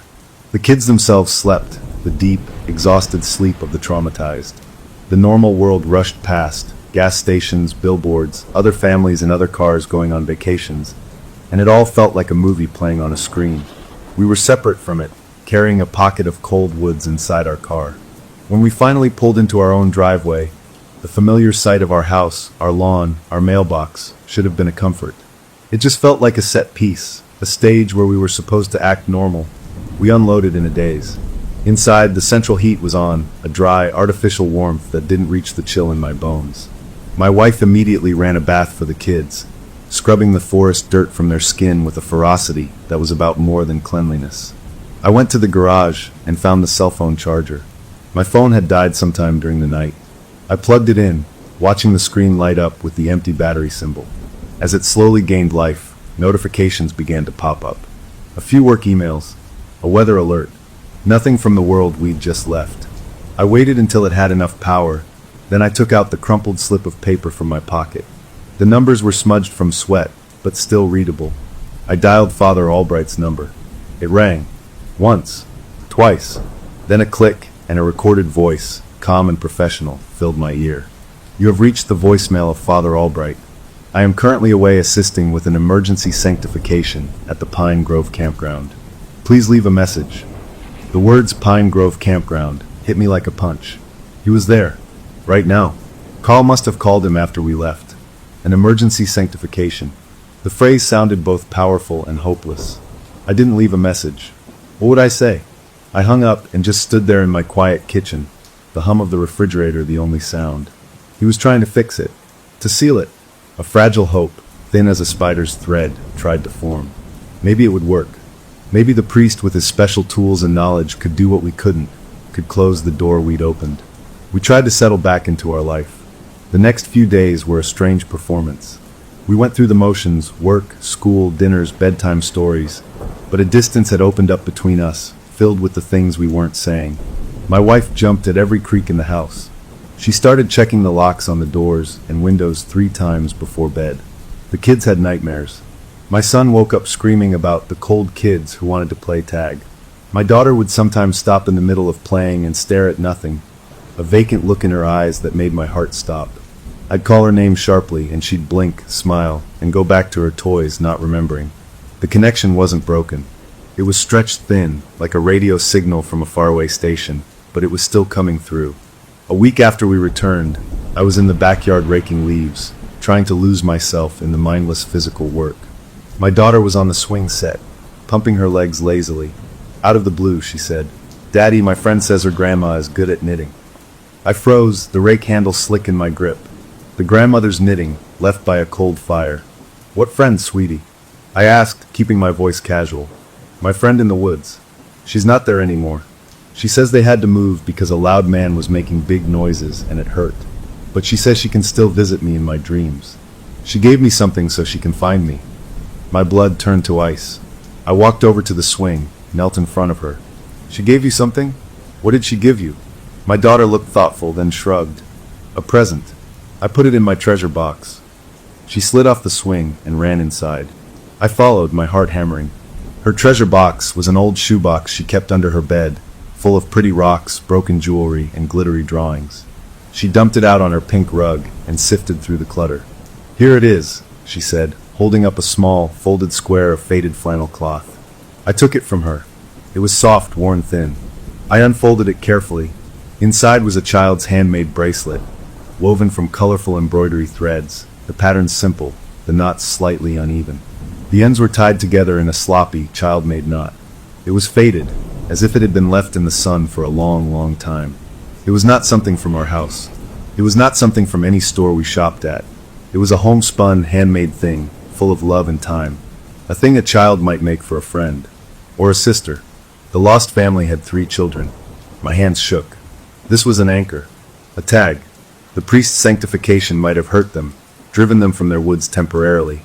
But they had left a hook in my daughter, a way to find her again. They weren't done. I took the bracelet. "We need to put this away, okay? It's very old and might break." She pouted but agreed. I took it to the garage, my mind racing. I couldn't just throw it away. What if that didn't sever the link? What if it angered them? I needed information. Real information. I went to my computer, a different kind of dread settling in. I searched for Father Albright's church in Millerton. I found a number for the parish office. The secretary answered. I asked for the father. "I'm sorry, he's still on personal leave," she said, her voice cheerful and unaware. "Can I take a message?" "It's about Pine Grove," I said, the words feeling dangerous to say out loud. There was a pause on the line. A shift. "One moment, please." The hold music was a generic hymn. After a minute, a different voice came on, older female. "This is Mrs. Albright. My husband is recovering. He asked me to speak to anyone who called about that place." "Who is this?" "I was there last week," I said, my throat tight. "My family." Carl the ranger gave me his number. The father tried to do a sanctification. I need to know if it worked. Her sigh was heavy, traveled a long distance through the phone line. "It did not. Not fully. He's in the hospital. Mild heart attack. The stress, the backlash. He said the site is stronger than he's ever felt. It's grown roots. It's attached itself to something new. He told me to tell anyone who called that if you took anything from there, even a memory, you need to bring it back. You need to return it and sever the tie yourself. He can't do it for you." I looked at the faded bracelet on my desk. What if something was given, not taken? The pause was longer this time. "Then it's a contract, an invitation. They consider it a promise. You have to return the gift and formally reject the offer. On the ground, where it happened." He said you'd know what that meant. I knew. The circle. The stones. I had to go back. The thought made me feel physically ill. "Is there anything else? Any instructions?" He said to go during the day, never at night, and do not go alone. Take a witness, someone not connected to you by blood. The site feeds on family bonds. It confuses a stranger's energy. It's harder for it to grab hold. Those were his words. I don't understand them, but I trust him. I thanked her and hung up. The problem was immediate. Who could I ask? I had no close friend I could tell this insane story to who wouldn't think I'd lost my mind. My brother? He'd laugh and then call a doctor. A co-worker? Impossible. I was trapped. That evening, after the kids were in bed, I showed my wife the bracelet and told her about the phone call. Her face, already drawn with stress, seemed to age years in front of me. "You can't go back there," she whispered, her voice fierce. "We barely got out." "No, we have to," I said, equally quiet. "It's in her head. They gave her a tag. They can find her. This isn't over unless we end it, on their ground, by their rules." "Their rules will get you killed," she said, a tear tracking down her cheek. "Then what's the alternative? Wait for one of them to show up in her bedroom one night? For her to sleepwalk out the front door and never come back?" We argued in hushed, frantic tones for an hour, circling the same terrible points. Finally, exhausted, we fell into a desperate silence. The next day, I was at my wit's end. I drove to a nearby park, just to think, to be away from the tense atmosphere of the house. I sat on a bench, watching people walk their dogs, kids play frisbee. Normal life. I envied them so deeply it was an ache. My phone buzzed. It was a text from a number I didn't recognize. "Heard you might need a neutral party. Meet at the diner on Route 9. Noon. Come alone." It was signed C. Carl. How did he get my number? It didn't matter. He was offering exactly what the priest's wife had said I needed. A witness. Someone not family. I was at the diner at 11:45. Carl's pickup truck was already in the lot. He was in a booth by the window, nursing a black coffee. He looked worse than he had at the campground, thinner, his eyes shadowed. I slid into the seat across from him. "How did you know?" I asked. He took a slow sip. "Father Albright's wife. She called me. She said someone from the incident would be in touch. I figured it was you. The others, well, they usually don't make it out to call anyone." The waitress came, and I ordered a coffee. I didn't want just to have something to do. When she left, I placed the little flannel-wrapped bracelet on the table between us. Carl didn't touch it. He just looked at it, a deep sadness in his eyes. "They're clever," he murmured. "A gift. Makes it voluntary. Makes the connection stronger." "I have to take it back," I said. "The priest's wife said I need a witness. Someone not family." He was already nodding. I figured, "I'll go with you. Not into the circle. I'll stay at the tree line. But I'll be there. It's my job to clean up the messes in those woods." The relief was so profound I felt weak. "Thank you. Don't thank me yet," he said, his voice gruff. "You know what you have to do. You have to say the words. Out loud. In that circle. You have to reject the offer. You have to give back the gift and state, clearly, that your family is yours, whole and complete, and you want no part of theirs. You have to break the pattern in your mind and out loud. It's a ritual. You play by their rules one last time to end the game. And if it doesn't work," he met my gaze, his own steady and bleak, "then you'll be the seventh stone. And I'll have to find a way to tell your wife where to never look for you." We arranged to meet the next morning at a gas station near the turnoff for Pine Grove. I drove home, the plan solidifying in my mind, a cold, hard knot of purpose. I told my wife. She cried, but she didn't stop me. She helped me pack a small bag, a bottle of water, the bracelet, a flashlight, my pocket knife. No holy water, no cross. Just me, my words, and the returned gift. That night, I kissed my sleeping children, memorizing their faces. I held my wife for a long time. "I'm coming back," I promised her into her hair. "This ends tomorrow." She didn't say she believed me. She just held on tighter.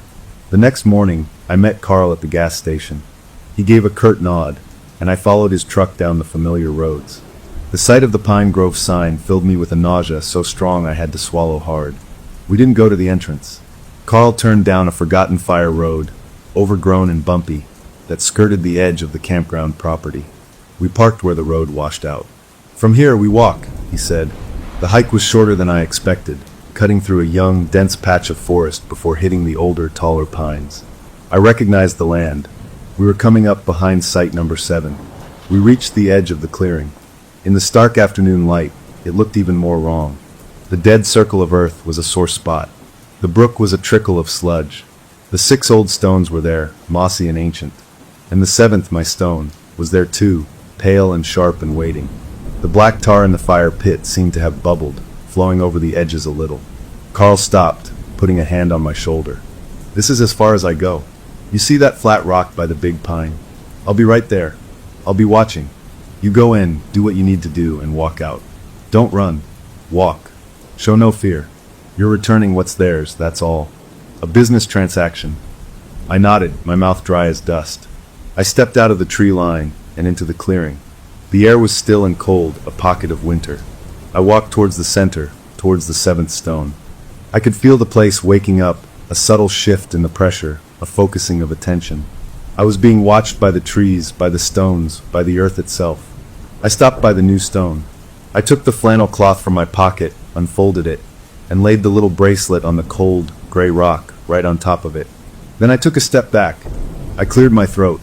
My voice, when it came, was rough but clear, carrying in the quiet clearing. This is yours. I'm giving it back. My family is my family. We are whole. We are complete. We want no part of your circle. The offer is rejected. Leave us alone. I said it to the stone, to the air, to whatever was listening. For a moment, nothing. Then a wind kicked up, a sudden gust that came from nowhere, swirling dead leaves around the circle. It wasn't a cold wind. It was an angry wind. It whipped around me, tugging at my clothes. The bracelet lifted off the stone, tumbled once in the air, and landed at the base of the smallest, moss-covered stone. The wind died as suddenly as it came. The clearing was still again, but different. The pressure was gone. The feeling of being watched faded. The seventh stone in front of me didn't look different, but it felt inert. Just a rock. I turned and walked back towards Carl, my legs shaky but holding. I didn't run. I walked. I reached the tree line, and he clasped my arm, a brief, hard grip. You did it, he said, and there was real respect in his voice. We hiked back to the trucks in a companionable quiet. The drive home felt lighter. The sun seemed brighter. When I walked into my house, my wife flew into my arms. I held her, smelling her shampoo, feeling the solid reality of her. It's done, I whispered, and I believed it. For the first time in weeks, my daughter slept through the night with no strange comments the next day. The cold spot in our house seemed to warm. The nightmare appeared to be over. We had faced the thing, played its game by its rules, and won. A week later, feeling almost normal, I was cleaning out the garage. I moved a box of old camping gear, the gear we'd abandoned at site number 12. A small, faded plaid shirt fell out, one of my son's from years ago. As I picked it up to fold it, something clattered to the concrete floor. I looked down. It was a small, smooth gray river stone, perfectly round. It hadn't been in the box when I packed it. I stood there, holding the shirt, staring at the stone on the floor. It was just a rock, a common, ordinary rock, but I knew with a certainty that settled deep into my marrow that it hadn't come from any river near our home. It was the kind of stone you'd find in a dry creek bed in a pine forest. A gift, or a reminder. The transaction was complete, but the connection, it seemed, worked both ways. I had been to their home, and now a piece of it had followed me back to mine.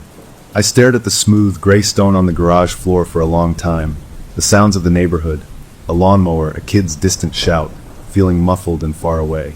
It was just a rock. It could have gotten into the box at any time, on any trip. My son loved collecting rocks. That's all this was, a leftover from a happier time. I almost convinced myself. I picked it up. It was cool in my palm, heavier than it looked. I turned it over. There was nothing special about it. No marking, no odd shape. But my skin crawled where it touched me. I walked to the edge of my driveway and threw it as hard as I could into the thick brambles of the empty lot next door. It vanished into the green with a soft rustle. Gone. Problem solved. I went back inside, washed my hands with soap and hot water, and tried to forget about it. For a few days it worked. The normal rhythms of life reasserted themselves with a comforting strength. The kids' nightmares became less frequent. My wife laughed at a joke on TV, a real, unforced laugh that made my heart lift. We were healing. We were moving on. Then, on Thursday evening, my son was setting the table for dinner. He placed 5 plates. We were a family of 4. "Who's the extra plate for, buddy?" my wife asked, her tone light. He looked at the table, his forehead wrinkled in confusion. "For the other boy," he said, as if it were obvious. "He's always hungry." The air in the kitchen got very still. My wife and I locked eyes over his head. "What other boy?" I asked, keeping my voice calm, leaning against the counter. "My friend from the cold place. He sits in the back seat of the car sometimes when we go to school. He doesn't talk much. He just looks out the window." My son said this while carefully placing a fork beside the 5th plate, his movements methodical. A chill that had nothing to do with the air conditioning traced my spine. This wasn't a memory. This was new. The connection wasn't broken by my trip back to the circle. It had just changed channels. They weren't trying to pull us to them anymore. They were coming here. The stone in the garage hadn't been a random piece of clutter. It had been a doorstop, propping open a door I thought I'd slammed shut. That night, after the kids were asleep, I told my wife about the stone. She listened, her face growing paler with each word. "You brought something back," she whispered, accusing and terrified. "I didn't bring it. It was in the box. It followed you, Tom. You went to their home, and you invited them to follow you back. That's how these things work." We were back in the nightmare, arguing in hushed, frantic tones in our safe, well-lit kitchen. The walls felt thinner. The dark outside the windows felt closer. "What do we do?" she finally asked, the fight gone out of her, replaced by a weary dread. I had no good answer. Calling Carl or the priest felt useless. I'd done the ritual. I'd said the words. It hadn't been enough. We were on our own. The next sign was more subtle. I woke up early on Saturday to find the back porch light on. I was sure I'd turned it off before bed. The switch was in the on position. I flipped it off. Sunday morning it was on again. And Monday, it wasn't burning out the bulb. It was just on. On Tuesday, my daughter asked if we could leave the hall light on at night. "My friend says the dark makes her cough," she explained. I refused firmly. That night at 3 a.m., I was jolted awake by the sound of the kids' bathroom faucet running full blast. I rushed in to turn it off. The sink was empty. No toothbrush, no cup. Just cold water pouring down the drain. I stood there in the dark, listening to the water run, and I knew. This was communication. This was them saying, "We are here. We are using your water, your electricity. We are moving in." They were making themselves at home. The following weekend, we tried to have a normal family day at the zoo. It was a disaster. My son threw a tantrum near the lion enclosure, screaming that he wanted to go to the forest zoo instead, where the animals were quiet and cold. My daughter spent the whole time looking over her shoulder, waving at empty spaces behind benches and trash cans. My wife was a bundle of nerves, jumping at every loud sound. I drove home in a grim quiet, the hope that we could outrun this eroding completely. That evening, determined to reclaim some sanity, I decided to build a fire in our backyard fire pit. A normal, cheerful family fire. We roasted marshmallows. The kids got sticky and smiled real smiles. For an hour, it was perfect. Then, as the flames died down to glowing embers, my daughter, staring into the coals, said, "Our fire is warmer than theirs was. Theirs just looked warm, but it wasn't." She wasn't talking to us. She was answering a question we hadn't heard. I threw a bucket of water on the fire, the coals hissing and steaming into the night. The fun was over. Back inside, as I got ready for bed, I found it. On my pillow, a single long gray pine needle. It hadn't been there minutes before. I hadn't been outside since dousing the fire. Our house was 30 miles from the nearest pine grove. I held it under the bathroom light. It was dry, slightly curled. A message. A calling card. They weren't just influencing the kids anymore. They were in the house. My house. Rage, hot and sudden, boiled up in me. This was my home. My family. They had no right. This wasn't their woods anymore. This was mine. I stormed through the house, checking locks, peering into dark corners, feeling foolish and furious. In the living room, the temperature dropped noticeably near the big picture window. I stopped. I could see my own reflection in the dark glass, and behind me the empty room. And then in the reflection, for less than a second, the shape of someone sitting in my armchair. A stooped silhouette. It was there, and then it wasn't. I whirled around. The chair was empty, but the seat cushion was slightly depressed, as if someone had just been sitting there. The rage cooled into a solid, cold determination. This was a war for my home, and I was losing. I couldn't fight shadows with a flashlight. I needed a strategy, a new kind of weapon. I remembered what Carl had said about the things they didn't like. Salt, iron, things that meant borders and purpose. The next day, I went to the hardware store. I bought a 50-pound bag of water softener salt pellets. I bought a box of long, thick iron nails. I bought a roll of copper wire, because I read online that spirits didn't like copper. I felt like a madman, but I didn't care. That afternoon, while my wife took the kids to a movie, a deliberate attempt to get them out of the increasingly oppressive atmosphere of the house, I got to work. I poured a thin, continuous line of salt along every exterior wall of the house, right where the foundation met the siding. I hammered iron nails into each windowsill, each door frame. I strung copper wire along the mantel, around the kids' bedroom door frames. I was turning my home into a fortress against a ghost story. When my family returned, My wife took one look at the salt line and the nails and burst into tears. Not scared tears. Heartbroken ones. "Look at what they've done to us," she sobbed. "Look at what we've become. This isn't a home anymore. It's a bunker." The kids were confused and frightened by the changes. My fortress felt like a prison. That night, the activity changed. It wasn't subtle anymore. At midnight, every faucet in the house turned on at once. The sudden roar of water from 2 bathrooms and the kitchen jolted us out of bed. I ran from room to room, turning them off. The handles were ice cold. As I turned off the last one in the hall bathroom, the mirror fogged over completely, from the bottom up, as if someone had breathed on it. Then a single word appeared, drawn in the fog by an invisible finger: "Stay." It was the word my daughter had spoken in the woods. They were repeating their offer. Here, in my bathroom. I wiped the mirror clean with a trembling hand. I checked on the kids. They were sleeping, but fitfully tossing and turning. My son was muttering, "Too bright, turn it off." Though the room was dark, the siege had begun in earnest. The next few days were a blur of small, terrifying events. Lights flickered. The smell of pine needles and damp earth would waft through a room with no source. Our dog, a placid old lab, would sometimes growl at a corner of the living room for no reason, the hair on his back standing up. We were all on edge, sleep-deprived, jumping at every noise. My wife stopped crying. She just moved through the house with a blank, resigned expression that scared me more than anything. I had to do something drastic. The salt and iron weren't enough. They were inside already. I needed to evict them. I remembered the priest's electrolyte solution, the holy water. I didn't have any, and I had no faith to make my own. But I had another idea. If they were a presence, an energy, maybe I could disrupt them.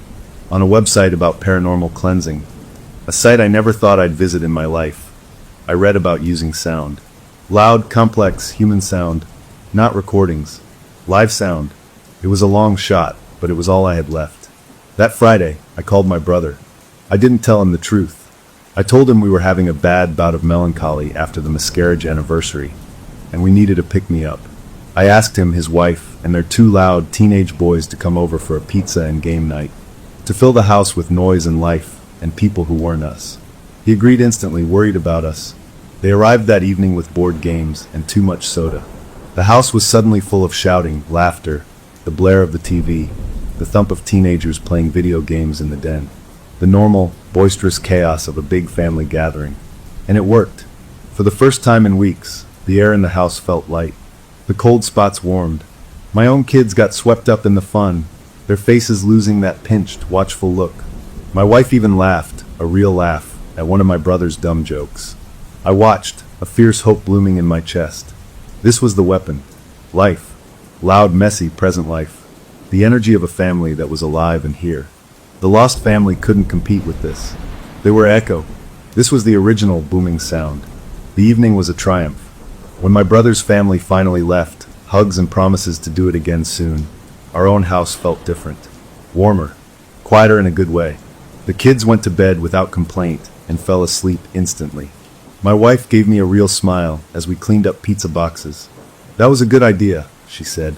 "Thank you." We went to bed feeling better than we had in a month. I fell into a deep, dreamless sleep. And then at exactly 3 a.m., I woke up.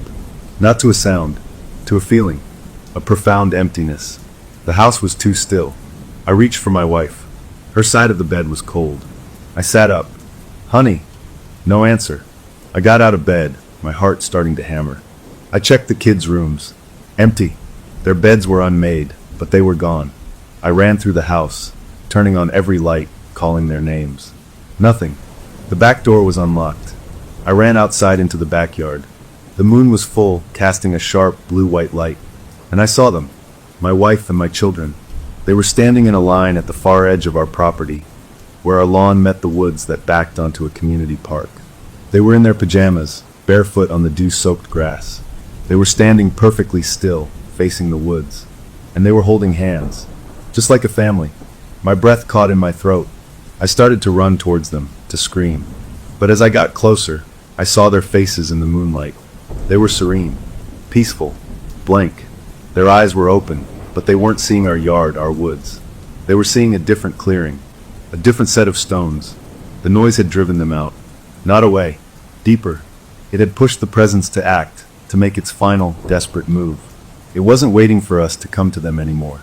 It was going to walk my family into the local woods and keep walking until they found a place that felt right, a place that felt like home. And they would vanish, just like the others, leaving me alone in a house full of salt and nails and copper wire, a fortress that had failed to protect the very thing it was built for. I stopped running, standing 20 feet from my own family, understanding dawning with a terrible, icy clarity. I couldn't just defend anymore. I had to go on the attack. But how do you attack a memory? How do you fight a sorrow that has taken root in your own home? They stood there, a perfect, silent line, waiting for a signal I couldn't hear to start walking into the trees and out of my life forever. I stood frozen on the damp grass, 20 feet from my family. They were a statue garden of people I loved, bathed in wrong moonlight, holding hands like they were about to play a game of Ring Around the Rosie. The sight was so peaceful it was horrifying. My mind screamed at me to rush them, to tackle them, to drag them back inside. But a deeper, colder instinct held me back. What if touching them triggered something? What if my interference made them bolt into those woods like spooked deer? I had to be smarter than the fear. I took a slow, careful step forward, then another. The grass crunched under my feet, a sound that seemed monstrously loud in the perfect stillness. They didn't turn. They didn't flinch.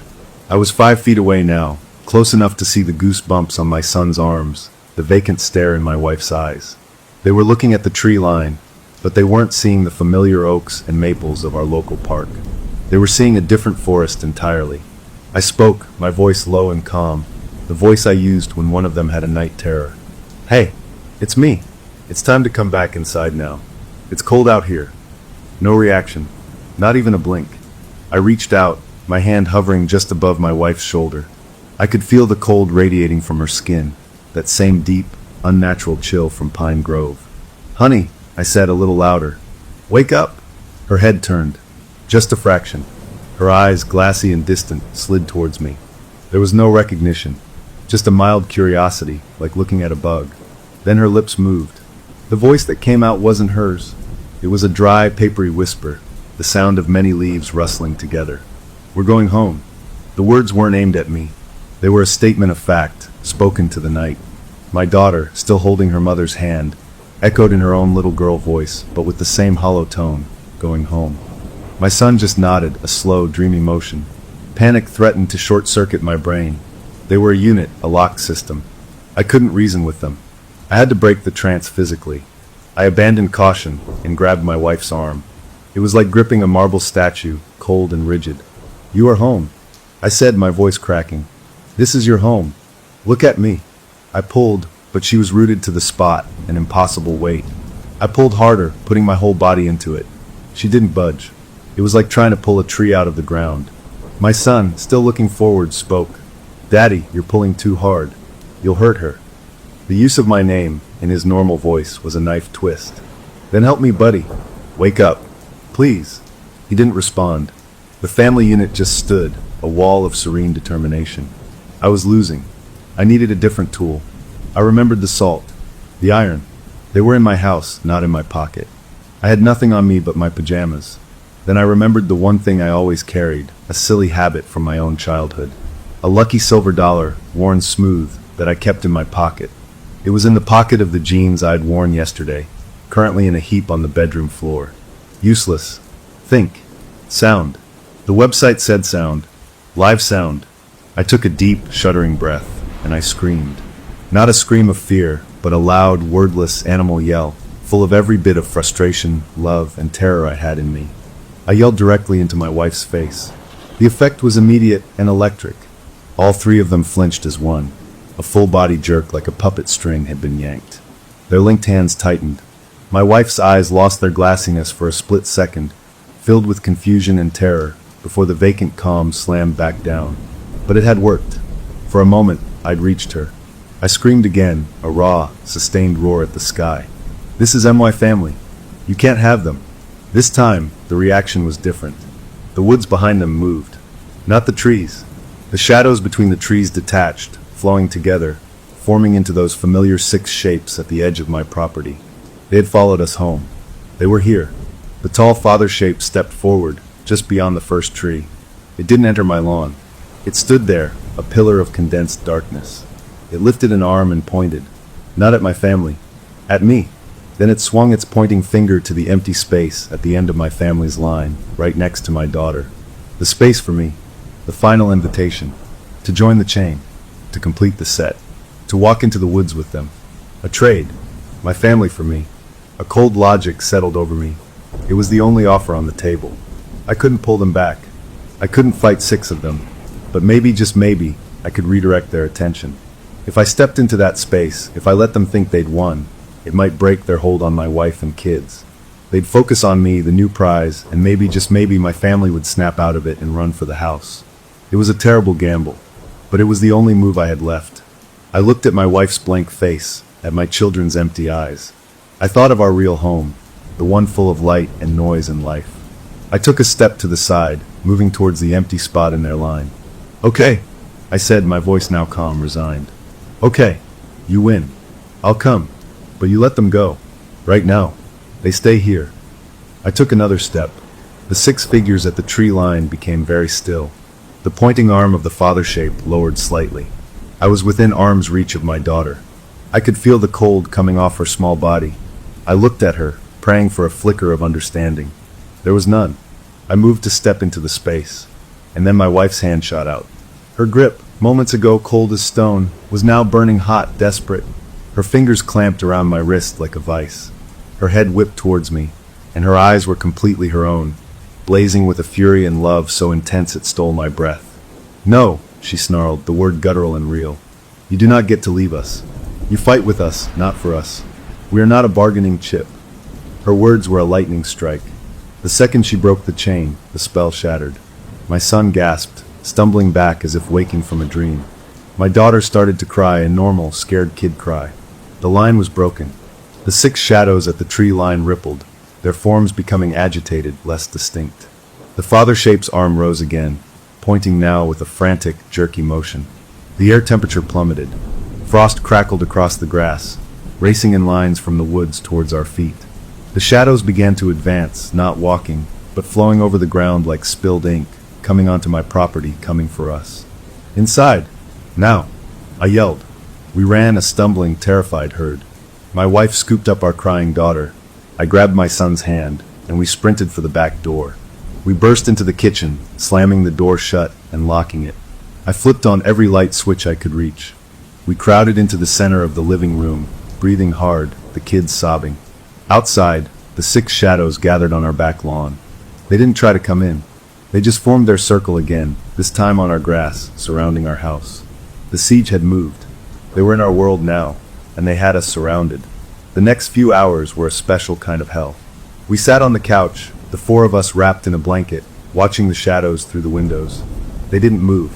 They just stood there, a perfect ring around our home, patient as glaciers. The inside of our house began to change. The warmth bled away, replaced by that pervasive, damp cold. Our breath fogged in the air. The lights, all the lights, began to dim. Not flicker. Dim, as if the voltage was being slowly dialed down. I checked my phone. The battery, which had been at 80%, was now at 10 and dropping fast. They were draining us. Here in our own home, they were feeding on the energy, the life, just like Carl said. "Daddy, I'm scared," my daughter whimpered. "Make them go away." I had no answer. My wife was staring at the shadow of the grandmother, which stood sentinel outside the big picture window. "It's my fault," she whispered. "What?" I said, turning to her. "The miscarriage. The sadness. I brought that here. I called them."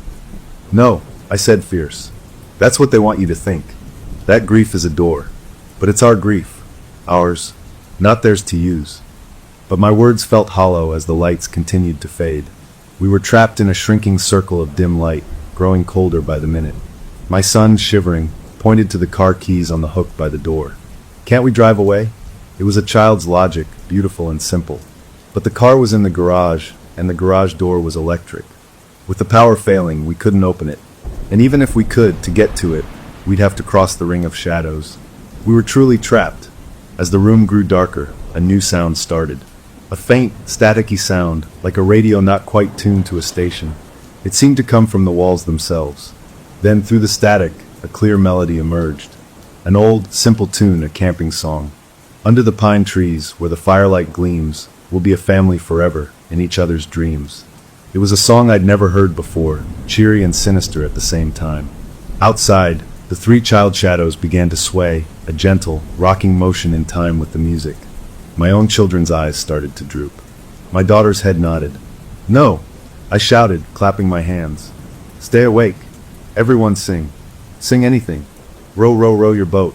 Loud. My wife, catching on, started singing "Twinkle, Twinkle, Little Star" in a loud, off-key shout. I joined in. My son, confused but game, belted out the ABCs.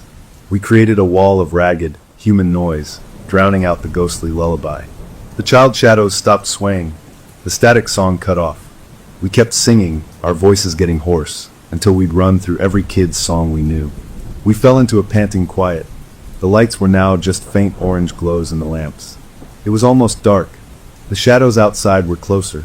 They had tightened their circle, now just a few feet from the walls of the house. I could see the details of their impossible forms more clearly in the gloom. The suggestion of a plaid shirt on the father, the outline of a skirt on the grandmother. They were becoming more real the darker it got. We were losing. The light was almost gone. The cold was deep in our bones. My kids were lethargic, slipping into a hypothermic daze. My wife held them, her own strength fading. I had one last stupid idea. The website had talked about live sound, about energy.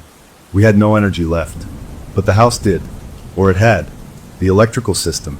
I stumbled through the near darkness to the breaker box in the basement hallway. I yanked it open. I had no idea what I was doing. This was how people electrocuted themselves. But if they were feeding on energy, maybe I could give them a meal they couldn't handle. I found the main breaker. With a silent prayer to anything that was listening, I grabbed the handle and, with a grunt of effort, I shoved it from on to OFF. Then, immediately back to on. The effect was instantaneous and catastrophic.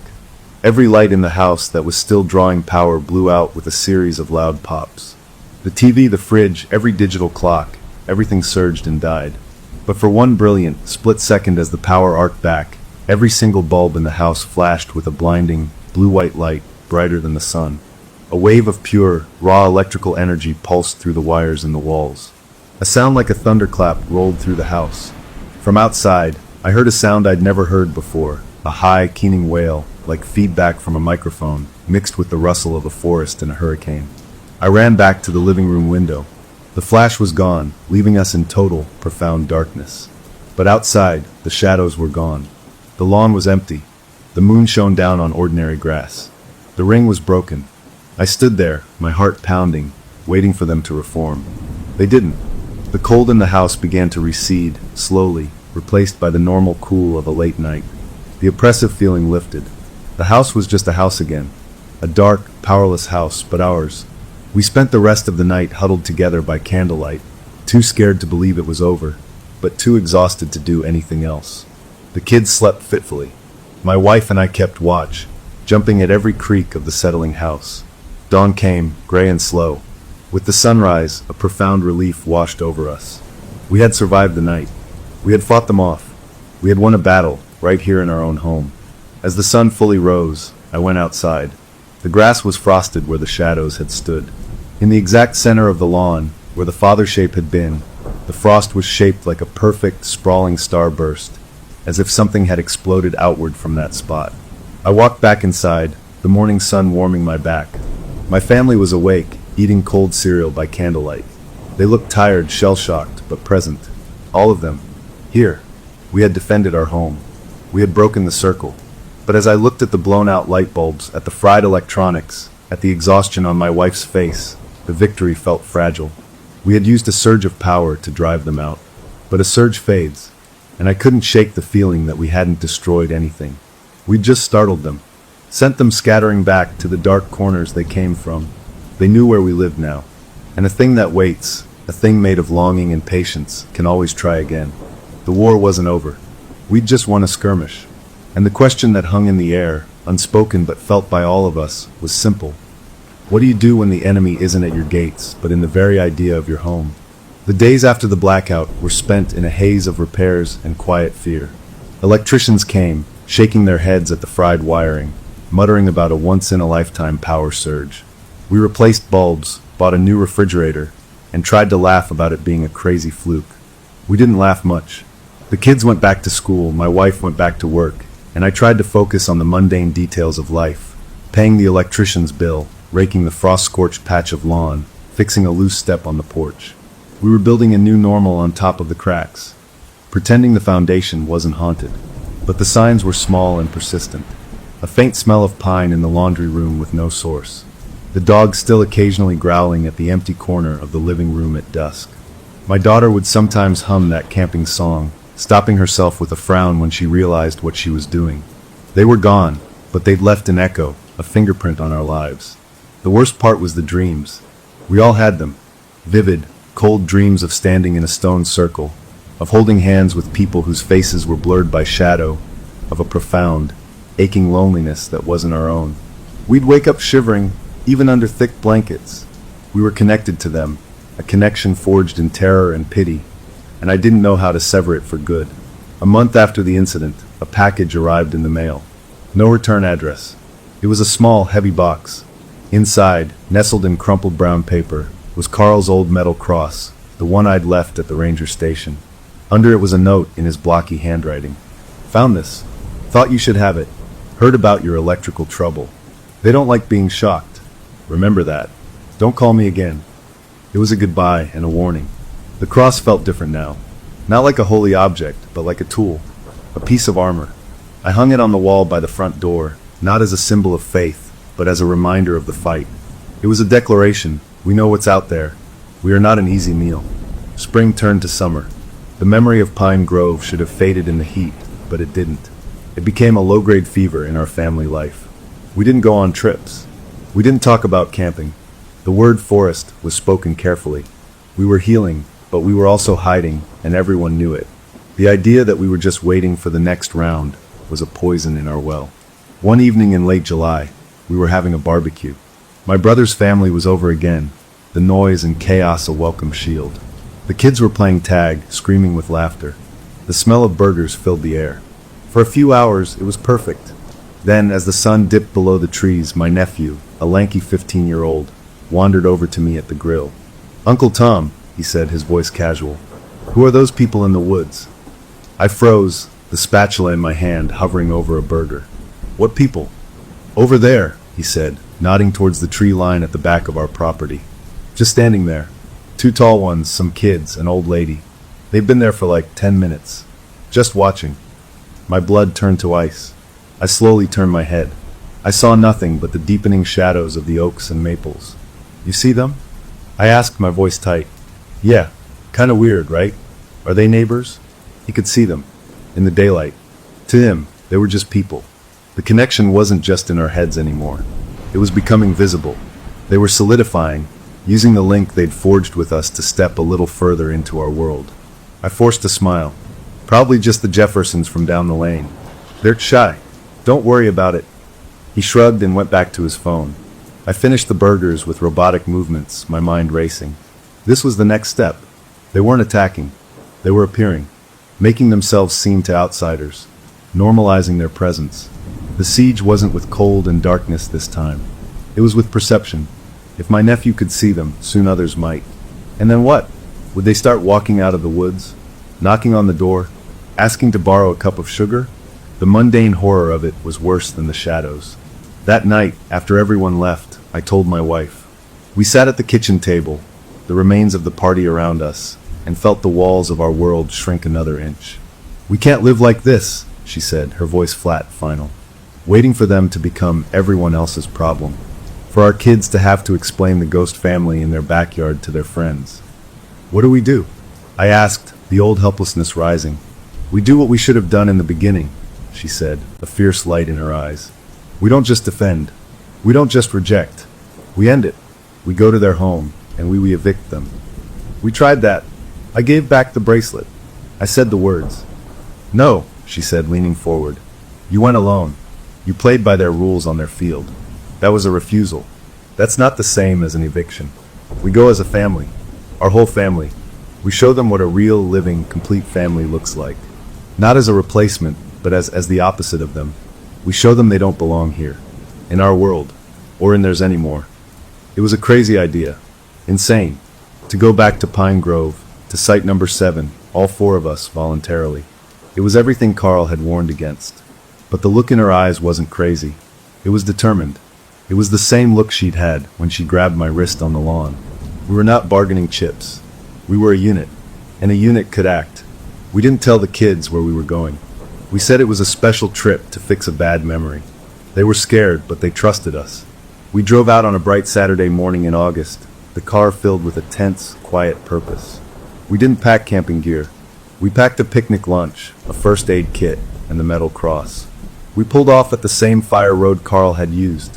The hiking was quiet. The kids held our hands, their small grips tight. When we reached the edge of the clearing, I felt a wave of nausea so strong I had to stop. There it was, the dead circle, the 6 old stones, the 7th my stone, the oily brook. It was worse in the daylight, a scar on the earth. My wife squeezed my hand. Together, she whispered. We stepped out of the trees. The moment we entered the clearing, the air changed. It didn't get cold. It got still. The birdsong from the surrounding forest cut off. It was like stepping into a photograph. We walked to the center, right into the middle of the stone circle. We stood there, the 4 of us, holding hands, forming our own small circle within theirs. We didn't say anything at first. We just stood. I could feel it then, the attention of the place, a vast, sleepy, hungry awareness focusing on us. It wasn't hostile. It was curious and hopeful. It thought we had come to stay. Then my wife spoke, her voice clear and strong, not shouting, just stating facts to the air, the stones, the trees. We are the Carter family. This is our son and our daughter. We had another child, but we lost her. She is ours too. Our family is whole. Our family is alive. We are not yours. This place is not ours. And you do not belong here anymore. I spoke next. Your time here is done. Your family is gone. You need to let go. You need to move on. It felt silly, like we were reciting lines in a bad play. But as we spoke, the air began to stir. A breeze picked up, circling the clearing, stirring the dead leaves on the ground. The kids, brave beyond belief, spoke up. My son, his voice shaky but loud, said, "We have our own home. You can't come over anymore." My daughter, clutching her mother's leg, added, "I'm sorry you're sad, but you're scaring me." Their words, simple and honest, did something ours didn't. The breeze became a wind, whipping around the circle, kicking up dust. The 6 old stones seemed to darken. The 7th stone, my stone, began to change. A fine network of cracks appeared on its surface, spreading like spiderwebs. The hopeful feeling in the air curdled into something else. Confusion, then anger. A deep, rumbling anger that seemed to come from under our feet. The wind howled, no longer circling but pushing against us, trying to break our circle. The sky, clear a moment ago, seemed to darken over the clearing. Shadows began to pool at the base of the 6 ancient stones, starting to rise, to take shape. They were coming. Our words hadn't evicted them. They had summoned them. We had broken the first rule. Don't get their attention. We had all of it now. Hold on, I yelled over the gale. We tightened our grip, our little circle of 4 in the eye of a gathering storm. The 6 figures formed fully, taller and more solid than I'd ever seen them. Details were clearer, the pattern on the father's ghostly flannel shirt, the grandmother's knitted shawl.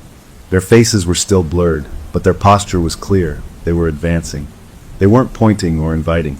They were closing in. They understood now. We weren't replacements. We were a threat. We were telling them to leave their home. And they were going to defend it. We were trapped in the circle with them. The wind was a wall. I saw the father shape raise a hand, not to point, but as if to push. A wave of that same, soul-numbing cold we'd felt in our backyard slammed into us. My daughter cried out. This was it. We had made a catastrophic mistake. In my pocket, my hand closed around Carl's metal cross. It was just a piece of metal. It had no power here. But it was a symbol of our fight, of our refusal. And then I remembered what Carl had said about the priest's tools. The holy part is me. The power wasn't in the object. It was in the belief, in the will. We weren't a priest. We were a family. That was our power. Our belief wasn't in a god. It was in each other. Everyone look at me. I roared, pulling the cross from my pocket. I didn't hold it up like a ward. I held it in my fist, a piece of our story. This is our line. This is our family. You cannot have it. And I didn't throw it at the shadows. I turned and threw it, with all my strength, at the 7th stone. The stone that was meant for me. The cracked, waiting stone. The cross, tumbling end over end, struck the pale gray rock square in the center. There was a sound like a bell, but wrong, a cracked, dissonant chime that vibrated in my teeth.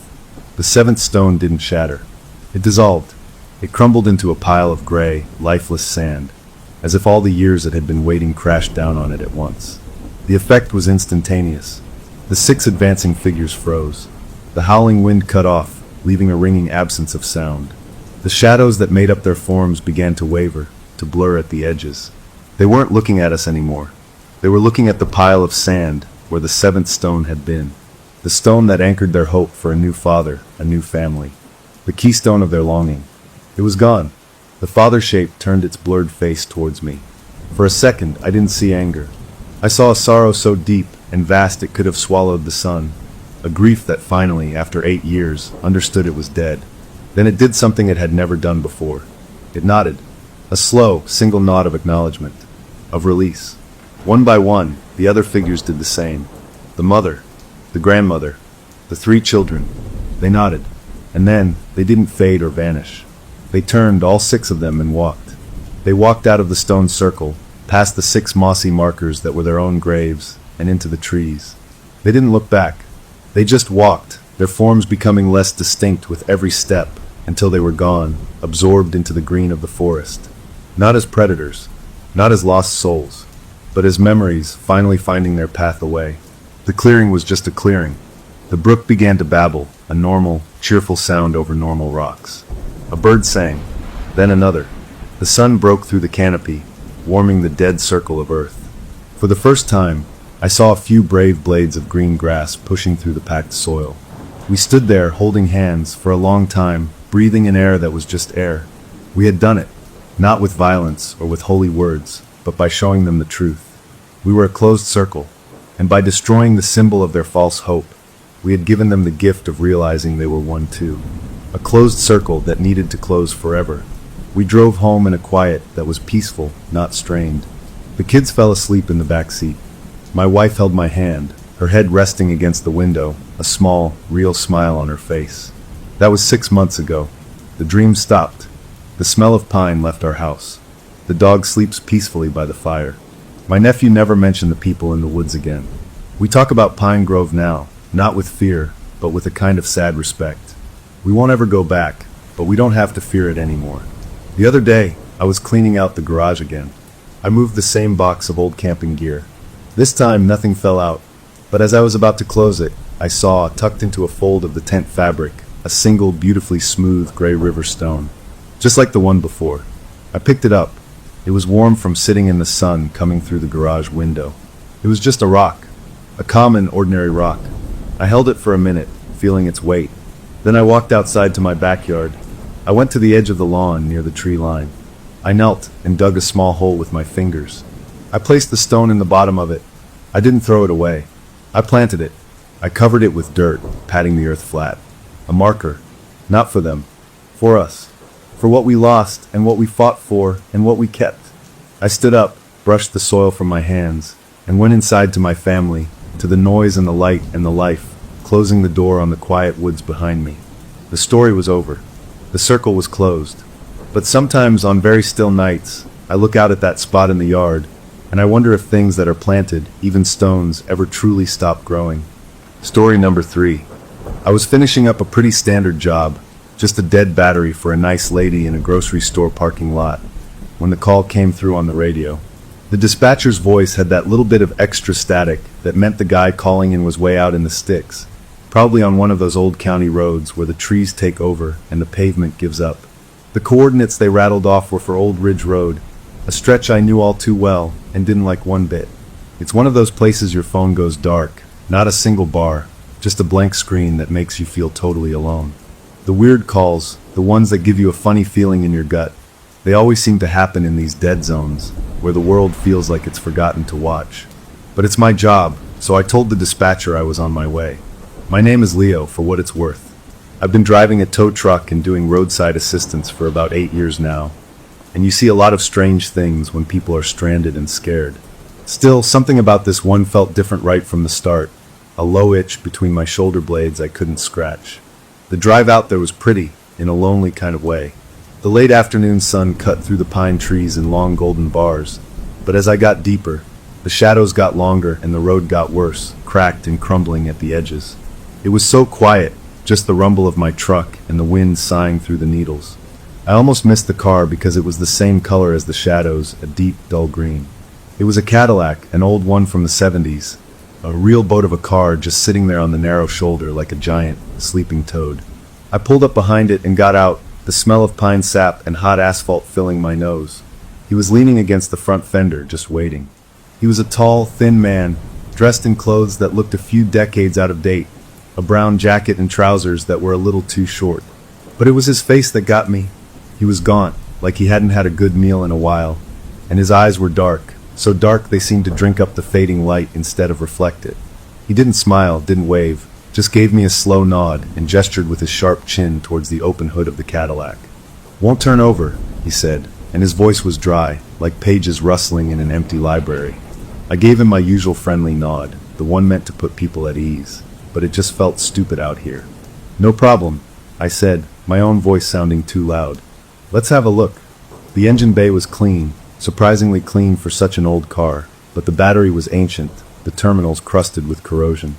I told him I'd give it a jump, and he just nodded again, his eyes fixed on me in a way that made my skin crawl. I backed my truck up, the beeping of the reverse alarm shattering the quiet, and hooked up the jumper cables. When I told him to try it, the engine didn't just crank, it roared to life with a sudden, angry bellow that made birds explode from the trees nearby.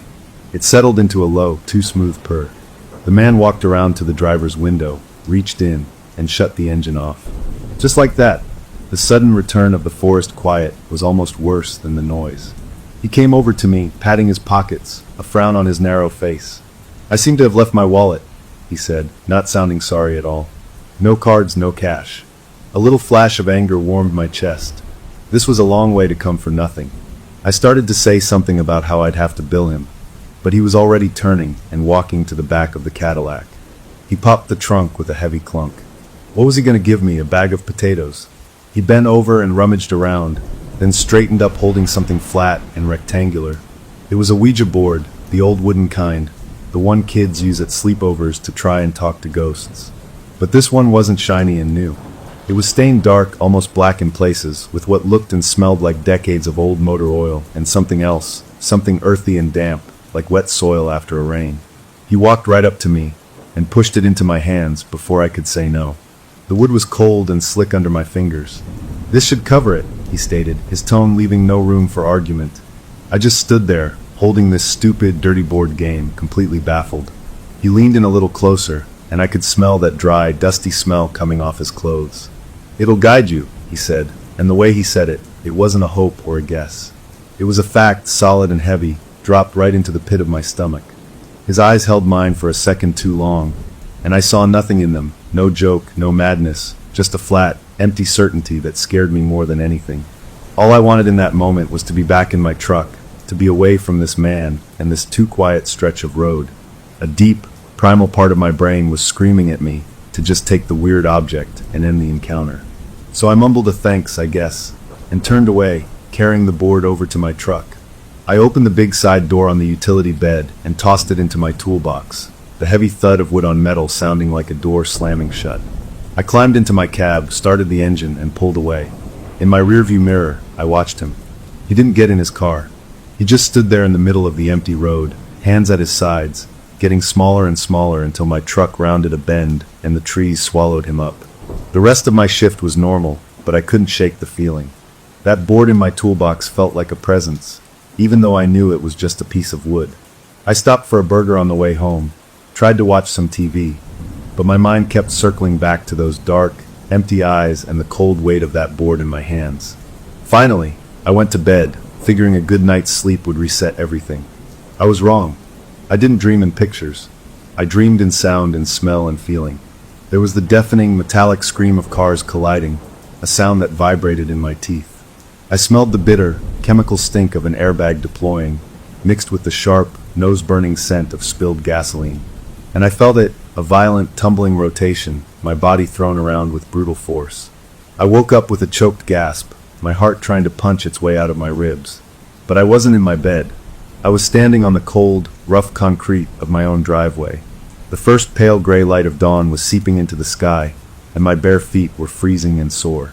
I looked down. My feet were dirty, with little cuts and bits of gravel stuck to them. And in my right hand, clutched so tightly my fingers ached, was a heavy piece of polished chrome. It was a car ornament, a fancy crest with wings, the kind they used to put on the front of old luxury cars. It was cold and solid, and packed into its detailed grooves was dirt and flecks of dark green paint. My breath fogged in the chilly air as I just stood there, staring at it. I didn't remember getting out of bed. I sure as hell didn't remember walking outside and picking this thing up. A wave of cold fear washed over me, followed quickly by a desperate search for a normal explanation. Sleepwalking. I must have been sleepwalking. Maybe it was a prank. But who would do that? And where did this ornament even come from? The logical part of my mind was scrambling, trying to build a wall between me and the terrifying connection that was trying to form. I looked at the ornament again, at the green paint flecks. Old moss green paint. My mouth went dry. No, it was a coincidence. It had to be. I hurried inside, my feet leaving faint dirty prints on the kitchen floor. I ran the ornament under the tap, washing the dirt away. Underneath, it was just tarnished chrome. I dried it, and not knowing what else to do, I opened the front door of my truck and shoved it way under the driver's seat, out of sight. A temporary solution. If I couldn't see it, maybe I could forget about it. I went through the motions of my morning, making coffee, getting dressed for work, but my hands weren't steady, and my thoughts were a jumbled mess. I kept telling myself it was just a strange night, a weird coincidence, nothing more. I went to work, climbing into my truck and trying to ignore the weight of that hidden ornament under my seat. The day was busy, which was a blessing. Changing tires, unlocking doors, jumping batteries, the normal, boring stuff filled my head and pushed the weirdness to the back. During a lull in the afternoon, sitting in my truck eating a gas station sandwich, I absently turned on the police scanner I keep in the cab. It's just background noise most of the time, dispatchers talking in codes, officers checking in. I was only half listening, staring out at the traffic, when a dispatcher's flat, professional voice cut through the static. All units, responding to a reported head-on collision, Old Ridge Road near mile marker 7. Confirmed fatalities. Vehicles involved are a Honda Odyssey minivan and a 1978 Cadillac Coupe de Ville. Fire and medical are en route. The sandwich turned to sawdust in my mouth. I couldn't move. Old Ridge Road. A 1978 Cadillac. The color hadn't been mentioned, but I knew. I knew it was that moss green color. The coffee I'd drunk churned in my stomach, hot and acidic. This was the proof, the horrible proof I didn't want. The man, his car, the wreck, and the ornament now under my seat. My mind screamed that it was impossible, that there had to be another explanation, but a deeper, colder part of me just knew. I fought the urge for hours. I told myself I didn't need to see it, that knowing was enough. But it wasn't. It was like a magnet was pulling at my brain, a sick, morbid curiosity I couldn't resist. After my shift ended, instead of going home, I drove across town to the city impound yard, the place where they take the wrecked cars that are too broken for the regular junkyard. The guy at the gate, a big fellow with a clipboard, looked at me funny when I asked about the Cadillac from Old Ridge. "You family or something?" he grunted. I shook my head. I think I might know the car. From around. He shrugged, pointed a thick finger towards the back of the lot. "Back row, near the fence. Don't touch nothing." My legs felt like wood as I walked through the maze of crumpled metal, the sad graveyard of bad days and worse luck. And then I saw it. It was crushed, the front end pushed all the way back to the windshield, the roof bent. But the color was unmistakable. That same moss green. I walked closer, my boots crunching on broken glass. The smell hit me, a mix of coolant, oil, and something sweet and metallic I didn't want to think about. My eyes were drawn to the rear of the car, to the trunk lid that was now sitting at a crazy angle. The bumper was smashed and twisted, and right in the center, there was a spot that was cleaner, less scratched than the rest. Two little bent metal brackets stuck out empty. They were the mounts for a bumper ornament. A cold numbness spread through me. Slowly, feeling like I was watching someone else do it, I reached into my jacket pocket and pulled out the winged crest I'd taken from under my truck seat. I didn't want to, but I had to know. I lifted the ornament and slowly, carefully, moved it towards those empty brackets. I didn't even have to try to line it up. The broken-off posts on the back of the chrome piece fit into the bent metal loops perfectly. A perfect match. The part in my hand had come from this car. This car that had been in a fatal crash hours after the man had given me that oily board, hours after I had woken up holding this very piece of chrome in my driveway. The world didn't spin. It just went perfectly still and terribly, terribly clear. This was real. This had happened.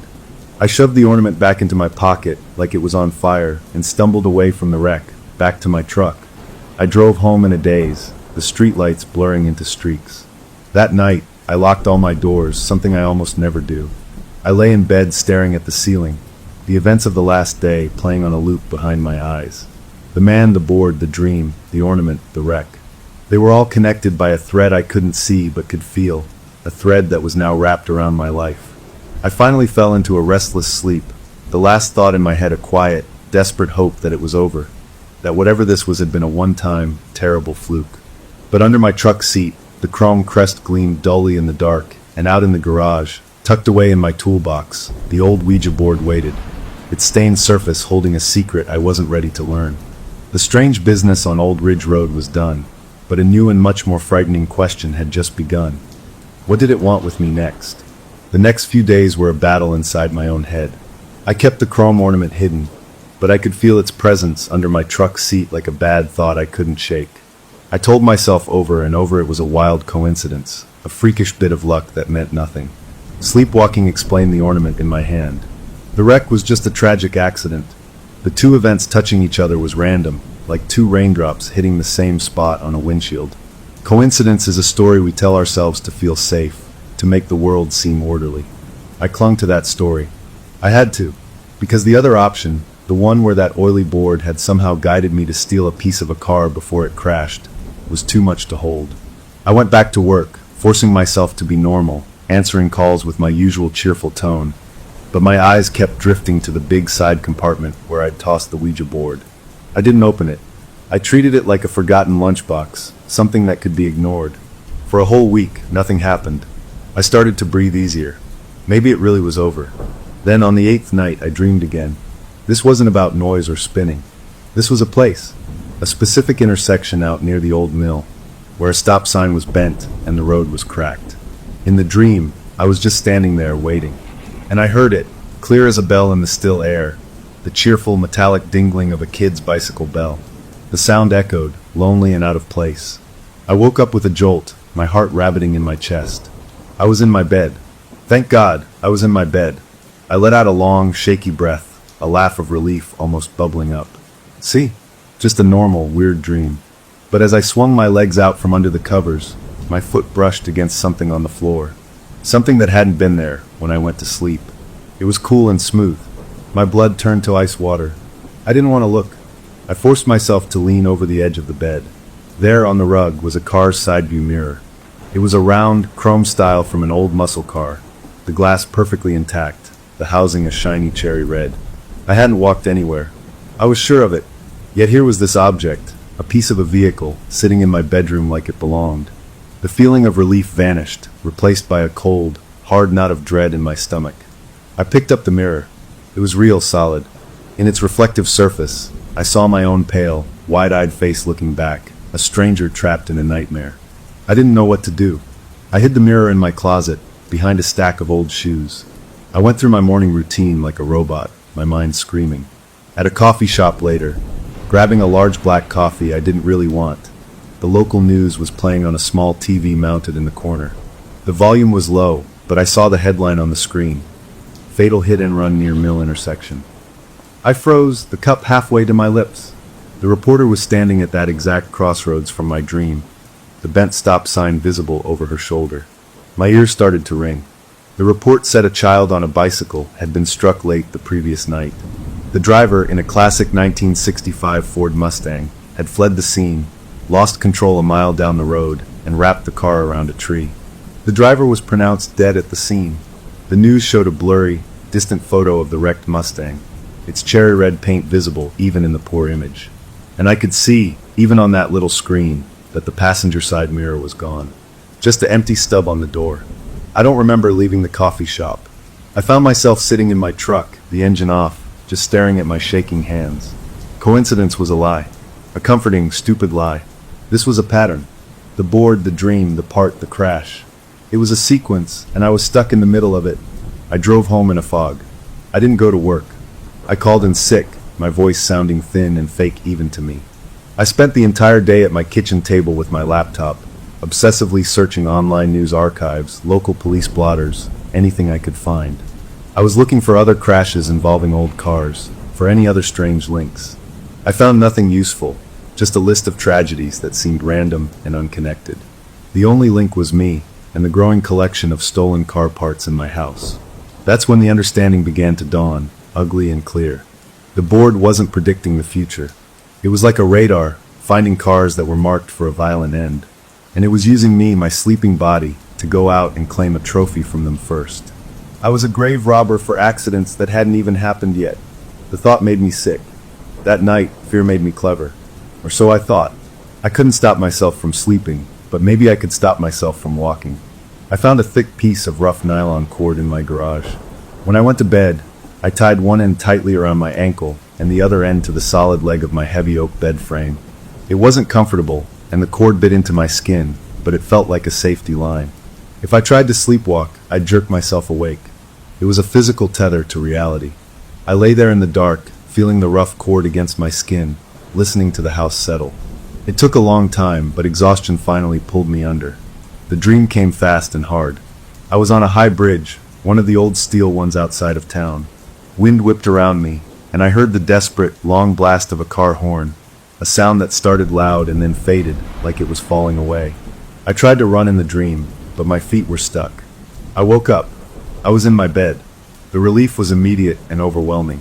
The cord had worked.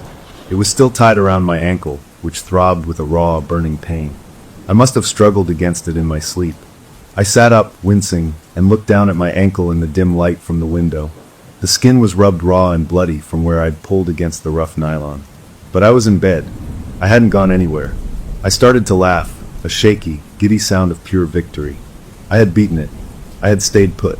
Then I felt something in my other hand, the one not checking my injured ankle. My fingers were clenched tight, cramped around an object. My laugh died in my throat. Slowly, I opened my hand. Lying in my palm, its leather strap wrapped around my fingers, was a vintage 8-track tape. The label was faded but cheerful, with bright letters that said "Greatest Road Trip Hits." The disconnect was so absolute, so horrifying, that my stomach revolted. I barely made it to the bathroom before I was sick, heaving nothing but bile into the toilet, the cheerful tape still clutched in my trembling hand. I had tied myself down. I had fought, and I had still taken something. The board, or whatever was behind it, was stronger than my knots. After I cleaned myself up, bandaged my ankle, and sat at the kitchen table with the stupid, happy-looking tape in front of me, I did the thing I was starting to hate. I turned on the police scanner. I didn't have to wait long. A report of a single-vehicle accident on the old steel bridge. A classic convertible had gone through the guardrail. The driver, an elderly man, was pronounced dead at the scene. No other details were given, but I didn't need them. I knew the 8-track player in that car would now be empty. The final piece of the puzzle clicked into place with a terrible finality. This was real. This was happening. And I was its tool. A white-hot rage mixed with my fear. This board, was using me. It was in my truck, in my toolbox, polluting my life. I couldn't break the pattern, but maybe I could get rid of the source. I marched out to my truck, yanked open the side compartment, and grabbed the Ouija board. It was still slick with that old oil, still smelling of dirt and decay. I didn't want to touch it, but I was too angry to care. I threw it onto the passenger seat of my truck and drove. I drove out of town, past the last suburbs to the city landfill. It was a vast, terrible place, hills of garbage under a gray sky. I paid the fee to dump, telling the attendant I had some old junk. I drove up onto the active mound, where machines were pushing fresh trash into piles. I stopped, grabbed the board, and without a second thought, hurled it as far as I could into a deep, foul trench of black plastic bags and rotting waste. I watched it arc through the air and disappear beneath a cascade of other people's discarded lives. A feeling of immense relief washed over me, so powerful it made my knees weak. It was gone, buried under tons of garbage. Whatever connection it had to me was now severed. I drove home feeling lighter than I had in weeks. The next morning, I woke up feeling almost normal. The sun was shining. The birds were chirping. I had a plan. I would clean out my truck, throw away the ornament and the mirror and the tape, and start fresh. I walked out to my driveway. The the concrete warm under my feet, and pulled open the driver's door of my truck. And there, centered perfectly on the seat, was the Ouija board. It was clean of landfill grime, not a speck of trash or dirt on it. But the dark, oily stains were still there, seeping into the wood grain. It looked like it had never been touched, never been thrown away. It was just waiting for me, as if our conversation had only been paused, not ended. I didn't scream. I didn't run. I just stood there, my hand on the door handle, staring at the impossible object on my seat. The relief of the previous day was gone, replaced by a hollow, bottomless understanding. This wasn't something I could throw away. This was something that had chosen me. And it was clear now that our business was far, far from over. The board on my truck seat stared back at me, a flat, wooden accusation. They say you can't kill an idea. This wasn't an idea. It was a tenant, and it had just signed a lifelong lease in my life. The hollow feeling from seeing it return turned into something else, a hot, jagged anger that pushed the fear aside. If I couldn't get rid of it, I would break it. I snatched it off the seat, its surface still weirdly slick, and carried it into my garage. I set it down on the concrete floor, in a square of sunlight from the window. I went to my workbench and grabbed my sledgehammer, the big one I used for driving stakes. It felt good and solid in my hands, a tool for solving physical problems. This was a physical problem. A few good whacks, and it would be splinters, and then I would burn the splinters. I hefted the hammer, took aim at the center of the board, and swung down with all my strength, putting my back into it. The impact was jarring, a sharp, metallic clang that shot up my arms and made my teeth rattle. The hammer didn't smash through wood. It bounced back as if I'd struck a solid anvil.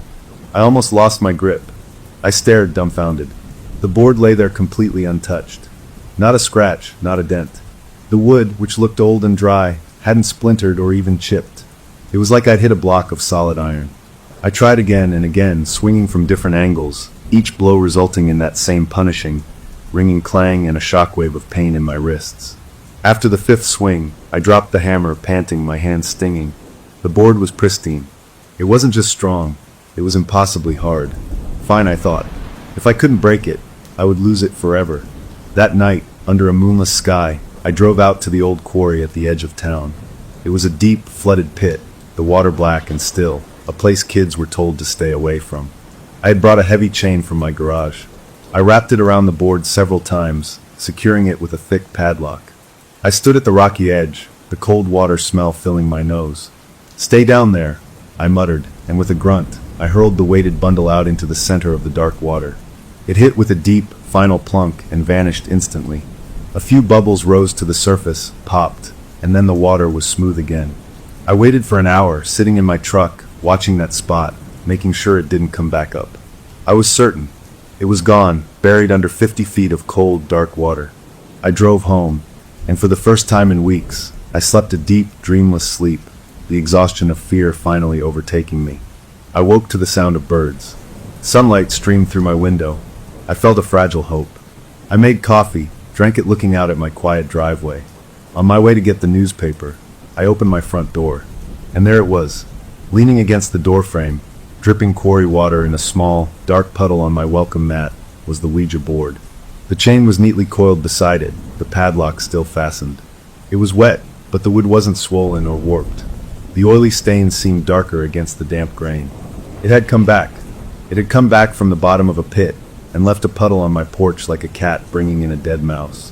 The hope shattered, replaced by a cold, simmering fury. Now it was toying with me. Fine. If water wouldn't take it, fire would. That afternoon, I built a fire pit in my backyard with some old bricks. I placed the board right in the center. I doused it in gasoline from my lawnmower kin, the liquid splashing over the wood, the sharp smell filling the air. I stood back, lit a match, and tossed it. The gasoline ignited with a loud hump, orange and blue flames roaring up, heat blasting my face. I watched, expecting the old wood to blacken, curl, and burn. But the flames didn't cling to it. They slid over the surface of the board like water over glass, dancing around it, but not touching it.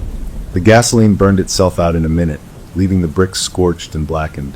In the center, amid the ashes, the Ouija board sat, completely untouched. Not even warm to the touch when I reached in, my fingers hesitating before grasping it. It was cool, the same temperature as the morning air. I pulled it from the ashes. The soot from the fire hadn't stuck to it.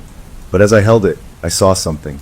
In the fine, gray ash now coating its surface. A single, clear line had been drawn, as if by a finger. It was a straight mark pointing from one edge of the board, directly towards my truck parked in the driveway. A chill that had nothing to do with temperature went through me. It was communicating, not with words, but with gestures. It was showing me it was connected to the truck. My truck, which was full of the parts I'd taken.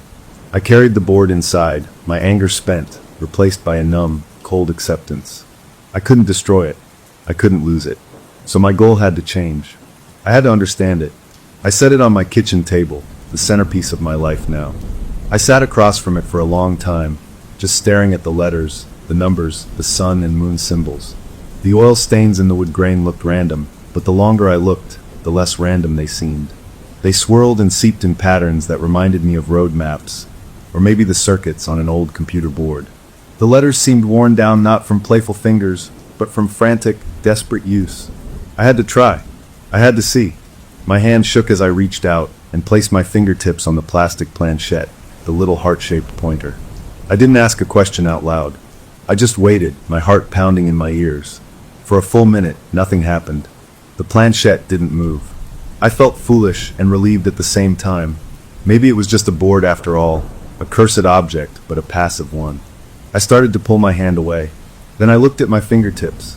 They were stained black with fresh, slick motor oil. The oil was wet and cold, and it hadn't been there before I touched the planchette. I hadn't seen it seep out. It was just suddenly on my skin. I wiped it frantically on my jeans, but the stain remained, a grimy tattoo. It was a sign, an unmistakable one. The connection was active. It was on me. The realization of my powerlessness settled over me like a lead blanket. I thought about warning someone. But who? The police? I'd tell them I was sleepwalking and stealing car parts before the owners died in crashes. They wouldn't believe me. They'd lock me up, think I was involved, or just crazy. I couldn't tell a friend. I'd just be the guy with the scary story. I was utterly alone with this knowledge, a prisoner in my own skin, watching a calendar of tragedies only I knew were coming. That night, I decided on a different approach. If I was going to be a vessel for this thing, I would document it. I found an old video camera, the kind that records to a tape. I set it up on a tripod at the foot of my bed, pointing right at me. I made sure the battery was charged, the tape was new. The little red recording light glowed in the dark room like a malevolent eye. It was a scientific move, a way to prove to myself what was happening, to catch myself in the act. Maybe seeing it would help me find a way to fight it. I lay down, the camera's faint electronic hum the only sound. I stared at the red light until my eyes grew tired. I drifted off, not into a dream of crashes, but into a simple, dark emptiness. And then he was there. Not in a car, not on a road. The gaunt motorist from Old Ridge Road was standing at the foot of my bed in my bedroom. He was just a shape in the gloom, but I could see his hollow eyes, his sharp chin. He didn't speak. He didn't smile. He simply raised one thin, pale arm and pointed a bony finger not at me, but at my bedroom door. The gesture was clear, a command. A silent order to get up and go. I woke up with a gasp, sitting bolt upright in bed. The room was empty. The red light of the camera still glowed. My heart was hammering so hard I could feel it in my throat. I looked at the door. It was closed. Had I dreamed him? It felt more real than any dream, more real than the waking world. I fumbled for the lamp, turning it on, flooding the room with yellow light. I was alone. I got out of bed, my legs unsteady, and walked over to the camera. I pressed the stop button and rewound the tape, my hands clumsy. I pressed play, the small view screen flickering to life. It showed me lying in bed from the foot of the frame. I watched myself toss and turn, then settle. The time code in the corner ticked on. For about 20 minutes, nothing. Then on the video, I saw myself sit up. My movements were smooth, not sleepy or clumsy. My eyes were open, but they had a blank, fixed look like a doll's eyes. I swung my legs out of bed and stood up. I turned and walked calmly, purposefully, out of the frame towards the bedroom door. The door opened, and I disappeared into the hall. The video showed my empty bed for the next several hours. Just before dawn, I walked back into the frame, climbed into bed, and lay down. My eyes closed. The recording ended. I had filmed myself sleepwalking. I had filmed myself obeying the pointing finger of a man who wasn't there. I didn't need to check what I had brought back. I already knew. There would be another piece of a car somewhere in my house, waiting for its tragedy to catch up. The camera hadn't given me control. It had only given me proof. I was not the investigator. I was the subject, and the experiment was just getting started. I turned off the camera, the red light dying with a final blink. I didn't look for the new artifact. I just sat on the edge of my bed, staring at the blank wall, listening to the sound of my own breathing, knowing that the pointing finger was now a permanent guest in my mind, and its next command was only a sleep away. The video proof changed everything and nothing. I stopped trying to fight. The terror and the rage burned themselves out, leaving behind a cold, gray ash of acceptance. A grim routine settled over my life, a schedule of horror I followed with the numb precision of a machine. I no longer woke in strange places. Now, I would simply wake up in my own bed, swing my feet to the floor, and walk into my kitchen to find my latest acquisition waiting for me on the counter, placed there by my own sleeping hands. It was a sick, domestic twist. One morning it was a shattered turn signal lens, amber plastic spiderwebbed with cracks. Another day it was a key fob from the 1980s, brown and boxy. The worst was a bent license plate frame, the chrome twisted, the words "World's Best Grandpa" still legible in cheerful script. I would pick these things up, turn them over in my hands, and feel nothing. The emotional part of me had shut down to survive. I had become a curator. After the discovery on the counter, my next move was always the same. I would make coffee, sit at the table with the board, and turn on the police scanner. I listened not with panic, but with a clinical, detached interest, waiting for the report that would match my new artifact. The scanner was my morning news, reporting on the tragedies I had previewed the night before. When the call came through, a rollover on the highway, a T-bone at an intersection, a single car wreck into a tree, I would note the details, the type of vehicle, the location. The connection was always there. Then, in the afternoon, I would visit, not the scene, but the aftermath. The city impound yard became my second home, a library of wreckage. I would walk the rows of crumpled metal until I found the car, the van, the truck that matched the scanner report. I would stand before it, not to confirm, but to bear witness, to see with my own eyes the empty spot where my new possession had come from. It was a ritual, a way to make the nightmare feel real, to ground it in twisted steel and broken glass. The smell of coolant and spent gunpowder from airbags became familiar, almost comforting in its awful consistency. I was logging the catalog of the damned. I started a notebook, a simple black composition book I hid under my mattress. On a fresh page for each entry, I would write the date, describe the part one had taken, and then, after the scanner call, the details of the crash. I was becoming a scholar of the curse, documenting its patterns, its tastes. It seemed to prefer older vehicles, classics, but not exclusively. The only common thread was the violence of the end. One day, after placing a vintage pair of fuzzy dice on the counter, the scanner reported a crash involving a restored VW bus. But this time, the report was different. The driver was critically injured, but alive, medevaced to the city hospital. For a wild, soaring moment, my heart leaped. A survivor. Had I broken the pattern? Had the curse failed? I drove to the tow yard with a flicker of stupid hope in my chest. I found the bus, its colorful paint scraped away, its side caved in. My eyes went to the rearview mirror. It was empty, the clip bare. The fuzzy dice were gone. The collection had still been made. The rule wasn't death. The rule was the tragic event itself. I was curating moments of profound vehicular violence, and a person surviving didn't negate the trophy. The hope died, leaving me colder than before. The board's criteria was simply the crash, and my role was to claim a piece of it. My own vehicle, my trusty tow truck, had become central to this whole operation. I realized it one day while staring at the oil-stained board on my table. The toolbox in the truck bed was its home. The cab, with the glove box and the space under the seats, was the hiding place for my growing collection of parts. I was driving a reliquary, a mobile shrine filled with the ghostly souvenirs of other people's worst days. I was the caretaker of a museum on wheels. This understanding led me to study the board more closely in the daylight. I brought it outside, sat on my back step with it in the sun. The oil stains were the key. I spilled a drop of my coffee on it accidentally, a dark brown bead on the worn wood. Instead of beating up or soaking in slowly, the liquid vanished instantly, absorbed like water into a sponge. And for just a second, the dark stains in the wood grain seemed to shift and swirl, the lines moving like live wires, forming a shape that looked unmistakably like a human skull before settling back into the vague, map-like patterns. I jerked back, almost dropping the board. It was reacting. It was alive in some way I couldn't understand. The board wasn't just a tool, it was a conduit, and it was connected to everything, the crashes, the parts, my truck, and me. My isolation was complete. I had quit my job weeks ago, calling my boss with a mumbled excuse about a family emergency. I couldn't risk being on the road, being recognized near a future crash site, or having another strange interaction like the one that started it all. My savings were dwindling, but money felt meaningless. The real economy I was dealing in was parts and pain. I left the house only for groceries and my grim trips to the impound. My neighbor, a friendly older man, mentioned seeing me walking around outside like a zombie late one night a few weeks back. I gave him a panicked, rambling story about stress and bad sleep medication, and he had patted my shoulder with a worried look. The curse was risking exposure. My waking life was now entirely dedicated to covering the tracks of my sleeping self, to maintaining the facade of a normal guy, while my nights were spent as a thief of fate. The frequency of the events was picking up. My logbook showed it.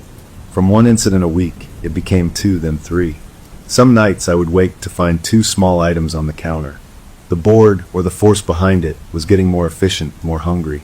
It was like a machine warming up, and I was the primary component. One night, the sleepwalking was different. I felt more tired upon waking, my muscles aching as if I'd been lifting weights. On the counter were 3 items: a truck's broken side mirror, a woman's tube of lipstick, and a small, grimy stuffed teddy bear with one black eye missing. The sight of them together, a tableau of unrelated lives, made my stomach turn. Later, the scanner confirmed a massive, chaotic pileup on the interstate involving 7 vehicles. 3 were older models. I knew without a doubt which 3. The board's collection was expanding, and its precision was chilling. It wasn't just taking a part, it was taking a piece of the story, the human detail inside the metal shell. The bear confirmed that. I opened my logbook that evening, the entries now filling many pages. I flipped to a fresh sheet. I wrote the date. Then I paused, my pen over the paper. The hook for the next artifact wasn't on the counter yet. I would sleep soon, and it would come. I looked at the previous entry, the one about the bicycle bell from the trailer. The board was refining its methods. It wasn't making mistakes. It was learning. I closed the book and looked at the board, sitting across from me like a dinner guest. What's next? I whispered to the empty kitchen. The board, of course, said nothing, but the feeling in the room was clear. The catalog was not complete. The collection was growing, and the most important exhibit, the centerpiece, was still missing. I had a terrible, growing certainty that I knew what it was, and that when the time came, I would be the one to go and fetch it. Walking in my sleep to a destination I was only beginning to fear. The spiral of my life was tightening, each loop closer and more dizzying than the last. My logbook was proof. The entries were no longer neat and spaced out. They crowded the pages, sometimes 2 or 3 to a sheet. The board was hungry, and I was its only server. The sleepwalking episodes grew longer and more strenuous. I'd wake up not just tired, but feeling like I'd run a marathon in my sleep, my muscles aching, my joints stiff. The collection on my kitchen counter one morning wasn't 1 or 2 items, but 3. A truck's chrome wing mirror snapped clean off its base, a woman's lipstick case, the color a bright, cheerful coral, and that small, one-eyed teddy bear, looking even sadder in the harsh kitchen light. I stared at them, my morning ritual now one of cataloging horror. The lipstick owner is dead, I thought with a cold, flat certainty. The truck driver is in a coma. The child who owned this bear is now an orphan. My kitchen is a museum of aftermaths, and I'm the unwilling curator. Later, the scanner spat out the details of a catastrophic pile-up on the interstate, a chain reaction crash involving 7 vehicles. The news would call it a tragedy of weather and speed. I knew better. 3 of those vehicles were classic or antique. I didn't need to visit the yard to know which 3. The board's taste was becoming an epidemic. In a moment of madness and frustration, I slammed my hands down on the board, my fingers gripping the planchette. "What do you want?" I snarled at the wood, my voice raw. The pointer didn't move. It sat still, a dead piece of plastic. But that night, my dream was different. No sounds of twisting metal, no smells of gasoline. I dreamed of highways, endless ribbons of gray concrete stretching in every direction under a sickly, yellow moon. I was driving, but I wasn't in control. The wheel turned under my hands without my command, leading me down an exit ramp that wasn't there, towards an overpass that dissolved into mist. The dream was a message of vast, empty scale. This was bigger than one road, one town. It was a network, and I was stuck on it. The physical toll became impossible to ignore. After one particularly grueling night of sleep, I woke to find new injuries. My knuckles were scraped raw, the skin torn and bloody, as if I'd been fighting with something or someone. Under my fingernails, when I finally thought to look, was packed gravel and tiny flecks of dark blue paint. I wasn't just sleepwalking to a car and plucking apart. I was struggling. I was working in my sleep, prying things loose, fighting to claim these trophies. The thought made me feel sick and violated. My own body was a tool being used roughly, without my consent. The fear of discovery became a constant, buzzing worry in the back of my skull. My neighbor's concerned comment about seeing me like a zombie had been a warning shot. What if someone saw me out there in the middle of the night, crawling around a parked car, my hands bleeding? They'd call the cops. I'd be arrested for burglary. And how would I explain the growing collection of car parts in my house? My alibi was a supernatural board game and a string of fatal accidents. I'd be locked away, but the board would find me. I knew it would. It would be waiting on my bunk. My isolation was now a necessary cage. I left the house only for absolute essentials, moving like a ghost through the supermarket aisles, avoiding eye contact. The world outside felt too bright, too loud, too real. My reality was the dim house, the board on the table, and the scanner's static-laced reports. I was a man waiting for the next bad thing to happen, and I always knew it was coming. The work was ramping up. The board was preparing for something. I could feel it in the increased frequency, in the way the dreams shifted from specific crashes to that endless, yellow highway feeling. It was like the calm before a storm, but the calm was filled with a terrible, gathering energy. One afternoon, while cleaning the gravel from my bleeding knuckles at the kitchen sink, I found something wrapped around my index finger. It wasn't a thread from my sheets or a bit of leaves. It was a single long hair. It was silver white, coarse and stiff, like the hair of a very old person or an animal. It smelled faintly of dust and dry leaves, that same smell from the motorist on Old Ridge Road. It was proof. Tangible, physical proof that he or it had been close. My sleeping self had been in its presence, close enough for a hair to transfer. The entity wasn't a distant force anymore. It was right there, in the dark with me, supervising the collection. This realization sparked a final, desperate gambit for control. If I couldn't stop the sleepwalking, I would refuse to sleep. I would stay awake until my body gave out, break the cycle through sheer exhaustion. I stocked up on caffeine pills and bitter black coffee. I paced my house. I turned on every light. I played loud music. For the first 24 hours, it worked. I was jittery and my eyes burned, but I was awake. The board sat on the table, inert. As the second night wore on, the exhaustion became a physical weight, pressing down on my skull, pulling at my eyelids. My thoughts turned fuzzy. I sat at the kitchen table, the board directly in front of me, the planchette centered on the sun symbol. I stared at it, trying to focus my wavering vision, using it as an anchor to stay conscious. I blinked. It was just a single, slow blink, the kind your body forces when your eyes are too dry. But in that fraction of a second, something shifted. When my eyes opened, my hands were already on the planchette. I hadn't moved them. They were just there, my fingers resting on the plastic heart. And the planchette was moving. It wasn't a gentle glide. It was a slow, deliberate, clicking drag from one letter to the next, the sound sharp in the quiet kitchen. My heart froze. I wasn't doing this. My muscles were locked. I was a passenger in my own body, watching my hand get pulled across the board. The pointer moved to the S. Click. Then to O click. It paused, then dragged itself to the next O click. Finally, it slid to the N click. It stopped, centered on the N. The word hung in the air between me and the board, soon. Then, as if a string had been cut, the connection broke. I could move. I yanked my hands back as if burned, scrambling away from the table, my chair tipping over with a crash. I stared at the board, at the words spelled out. It wasn't a question. It wasn't a plea. It was a statement. A promise. The waiting was over. The preparation was done. The entity had spoken, using my own hands to do it. The final phase was here. I didn't sleep that night. I couldn't. The words soon echoed in my head, a ticking clock with no numbers. I spent the remaining hours until dawn sitting on my living room floor, my back against the wall, watching the door, watching the windows, watching the board on the table. The coffee and pills had left me shattered, a wire pulled too tight, but the fear was a stronger stimulant. Whatever soon meant, it was coming for me. I wasn't just the collector anymore. I had a terrible, growing certainty that I was about to become part of the collection myself. The board had made its first direct communication, and the message was clear. The main event was on its way, and I had a front row seat. I just didn't know if I'd be in the audience or on the stage. The words soon carved a hole in my mind that sleep rushed in to fill. The fight was over. My body, pushed beyond its limits by days of fear and caffeine, finally shut down. I didn't feel myself drift off. There was just the cold leather of my truck's steering wheel against my cheek, and then a blank space. I came back to consciousness with a gasp, my eyes flying open. I was slumped over the wheel. The world outside the windshield was a vast, black nothing, pricked with a million cold, uncaring stars. The digital clock on the dashboard glowed a sickly green. 3:07 a.m. I didn't need to look around to know I was not in my driveway. I was not even in town. The air coming through the slightly open window was thin and cold, smelling of pine and altitude.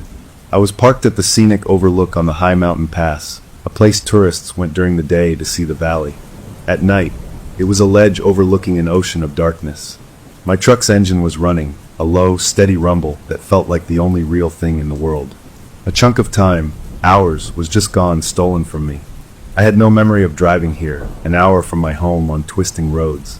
My hands were clenched on the wheel, my knuckles white. I forced myself to let go, to move. Every muscle screamed in protest, a deep ache that spoke of intense, prolonged labor. I opened the driver's door and stumbled out onto the asphalt, the mountain cold biting through my thin shirt. My legs almost buckled. I turned, leaning against the truck for support, and looked into the bed. What I saw there stole the breath from my lungs. The bed of my truck was full, not with tools or cargo, but with a heap of car parts. Dozens of them. Grills from the 1950s, hood ornaments from the 60s, side mirrors, wool caps, pieces of chrome trim. A junk pile of automotive history gleaming dully under the starlight. It was the entire collection from my house, from under my seats, from my closet. Every trophy I had ever taken. They had been loaded, by my sleeping hands, and brought here. But that wasn't the worst of it. On the wide, flat asphalt of the overlook, under the pale eye of the moon, I had arranged them. In my sleep, I had taken each piece and placed it in a specific, careful pattern. A vast, sprawling spiral that started near the cliff's edge and coiled inward. A mandala of ruin made from broken chrome and plastic. The pattern was intricate, precise, and it covered a huge area. My hands throbbed in time with my heartbeat. I looked down at them. They were a mess. Cut, scratched, bleeding from a dozen small wounds. Dirt and flecks of paint were ground into the skin. I had worked hard out here, in the cold and the dark, building this monument. A wave of dizziness hit me. I wasn't just the curator. I was the artist, and this was my masterpiece. I took a stumbling step toward the center of the spiral, drawn by a morbid, hypnotic pull. The parts glinted, each one a memory of a scream, a crash, a life ended or shattered. As I reached the very center of the spiral, a sudden, profound cold washed over me. A chill that came from inside, not from the mountain air. I felt a presence loom directly behind me, a solid darkness that blotted out the stars at my back. I went rigid, unable to turn, unable to breathe. My eyes dropped to the final piece I was still clutching, the one I must have been holding when I woke up. It was a Jaguar mascot, the sleek, leaping cat from a classic sports car. Its chrome so polished it reflected the moonlight like a mirror. I hadn't even realized I was holding it. In its highly polished surface, I saw a reflection of the scene over my shoulder. I saw my own terrified face, pale and wide-eyed. And I saw him. Standing right behind me, close enough to touch, was the gaunt motorist from Old Ridge Road. His reflection in the chrome was sharper, more real than he had ever looked in life. His face was desiccated, skin tight over bone, and he was grinning a wide, empty grin that showed too many teeth.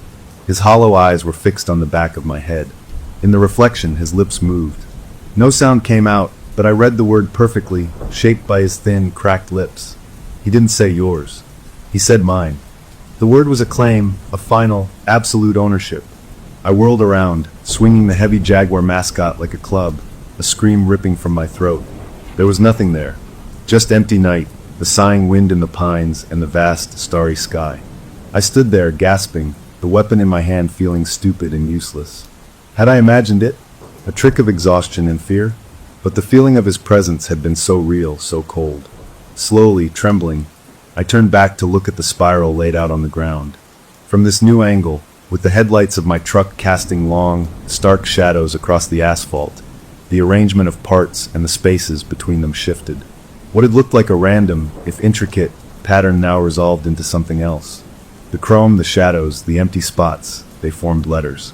A single, massive word spelled across the blacktop in a language of stolen memories. The word was mine. It wasn't written in oil or paint. It was written in absence and reflection, a negative image only visible from this one specific spot where I now stood. The entity hadn't just claimed the collection. It was declaring that all of this, the parts, the crashes, the spiral, and me belonged to it. The understanding was a physical blow. This wasn't just about collecting trophies from accidents. This was a ritual. The spiral was a map, a circuit board, a summoning circle. Each part was a point of energy, a note of tragedy placed with purpose. And I had built it. I had spent the night, under its command, constructing its monument. The soon was now. The preparation was complete. The spiral was the stage, and the word mine was the title of the final act. I looked from the awful word on the ground to the pile of parts in my truck, to the Jaguar mascot in my bleeding hand. This was the grand collection. But the spiral had a center, a blank space right where I was standing. A space just the right size for one final, specific item. The most important piece of all. The headlights of my truck suddenly seemed too bright, too exposing. I was standing in the middle of a supernatural billboard on a mountain pass, and dawn wasn't far off. I had to get out of here. I moved on pure instinct, scrambling to my truck. I couldn't leave the parts. They were evidence of my madness, of something much worse. I had to take them with me. I drove down the mountain as the sky began to lighten from black to deep blue, the spiral and its terrible message shrinking in my rearview mirror. I drove straight to the only place that made sense, the city impound yard. It was closed, the gates locked, but I parked in the empty lot across the street. I sat there as the sun rose, turning the world a normal, cheerful orange. I had built the entity's shrine. I had seen it, spoken to me through a reflection. It had declared its ownership. The fight was utterly gone. I was a tenant in my own life, and the landlord had just posted the final notice. I didn't know what the next step was, but the empty center of that spiral haunted me. It was a space waiting to be filled, and the word mine echoed in my head, a question with only one terrible answer. What did it want to put in that center? I had a horrible feeling I already knew, and that when the time came, I wouldn't be holding a chrome Jaguar. I'd be the one placed carefully on the ground, the final piece of its collection. The mountain pass had shown me the scale of the design. Now I was just waiting for the artist to make the last finishing move. The mountain pass broke something in me, the last stubborn piece that still believed this was a nightmare I could wake from. The spiral, the word in the shadows, the face in the chrome, they were a language I now understood, and the message was final. I drove home from the impound lot as the world woke up, the morning sun feeling like a lie. The board was waiting for me on the kitchen table, right where I'd left it. The planchette was no longer on the letters. It sat neatly, precisely on the word goodbye at the top of the board. It looked peaceful, like a conversation had ended. But I knew better. Goodbye wasn't for me. It was for the old phase, the collection phase. The next phase was about the centerpiece. My hands were shaking as I reached out, my fingertips hovering over the plastic heart. I had to know. I touched it. The moment my skin made contact, the planchette shot from goodbye as if yanked by a wire. It flew to the center of the board, to the sun symbol, and began to tremble violently, rattling against the wood. A jolt, like a weak electric current, buzzed up my arms. And then it wasn't a word or a letter that came to me. It was an image, sharp and clear as a photograph pushed directly into my brain. My own truck, not moving but wrecked. It was wrapped around a telephone pole on a street I didn't recognize, early morning light casting long shadows. Steam or smoke rose from its crumpled hood in a thin gray plume. The image was from a low angle, like I was looking at it from the ground. It was my own final crash. The understanding of the word mine from the mountain shifted, clicked into a new, more terrible alignment. It hadn't meant the collection belonged to it. It meant I belonged to it. The final piece of the collection wasn't apart from my truck. The final piece was my truck, and by extension me. The grand finale, the center of the spiral, was the vehicle of the curator himself. My truck had to be in a fatal wreck. I was to be the last exhibit. The thought wasn't even frightening anymore. It was just a fact, cold and hard as the chrome I'd been collecting. You don't understand true horror until you read your own obituary in the trembling of a wooden pointer on a piece of oil-stained wood.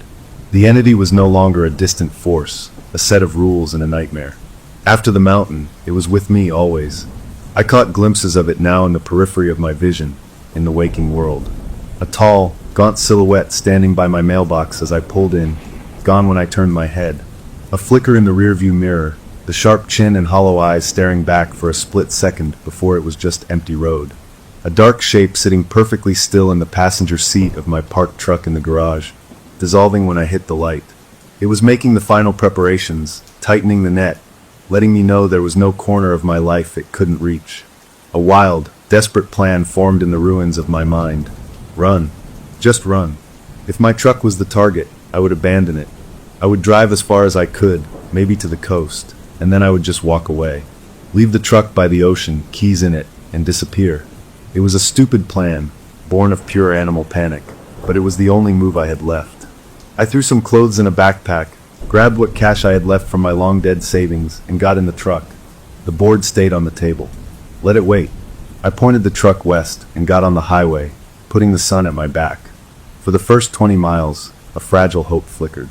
I was moving. I was leaving. Then the truck began to rebel. The radio, which was off, crackled to life by itself, scrolling through a blur of static and fragments of songs and talk shows, a chaotic babble of noise. The headlights flickered on and off in the bright daylight. Most unnerving was the steering wheel.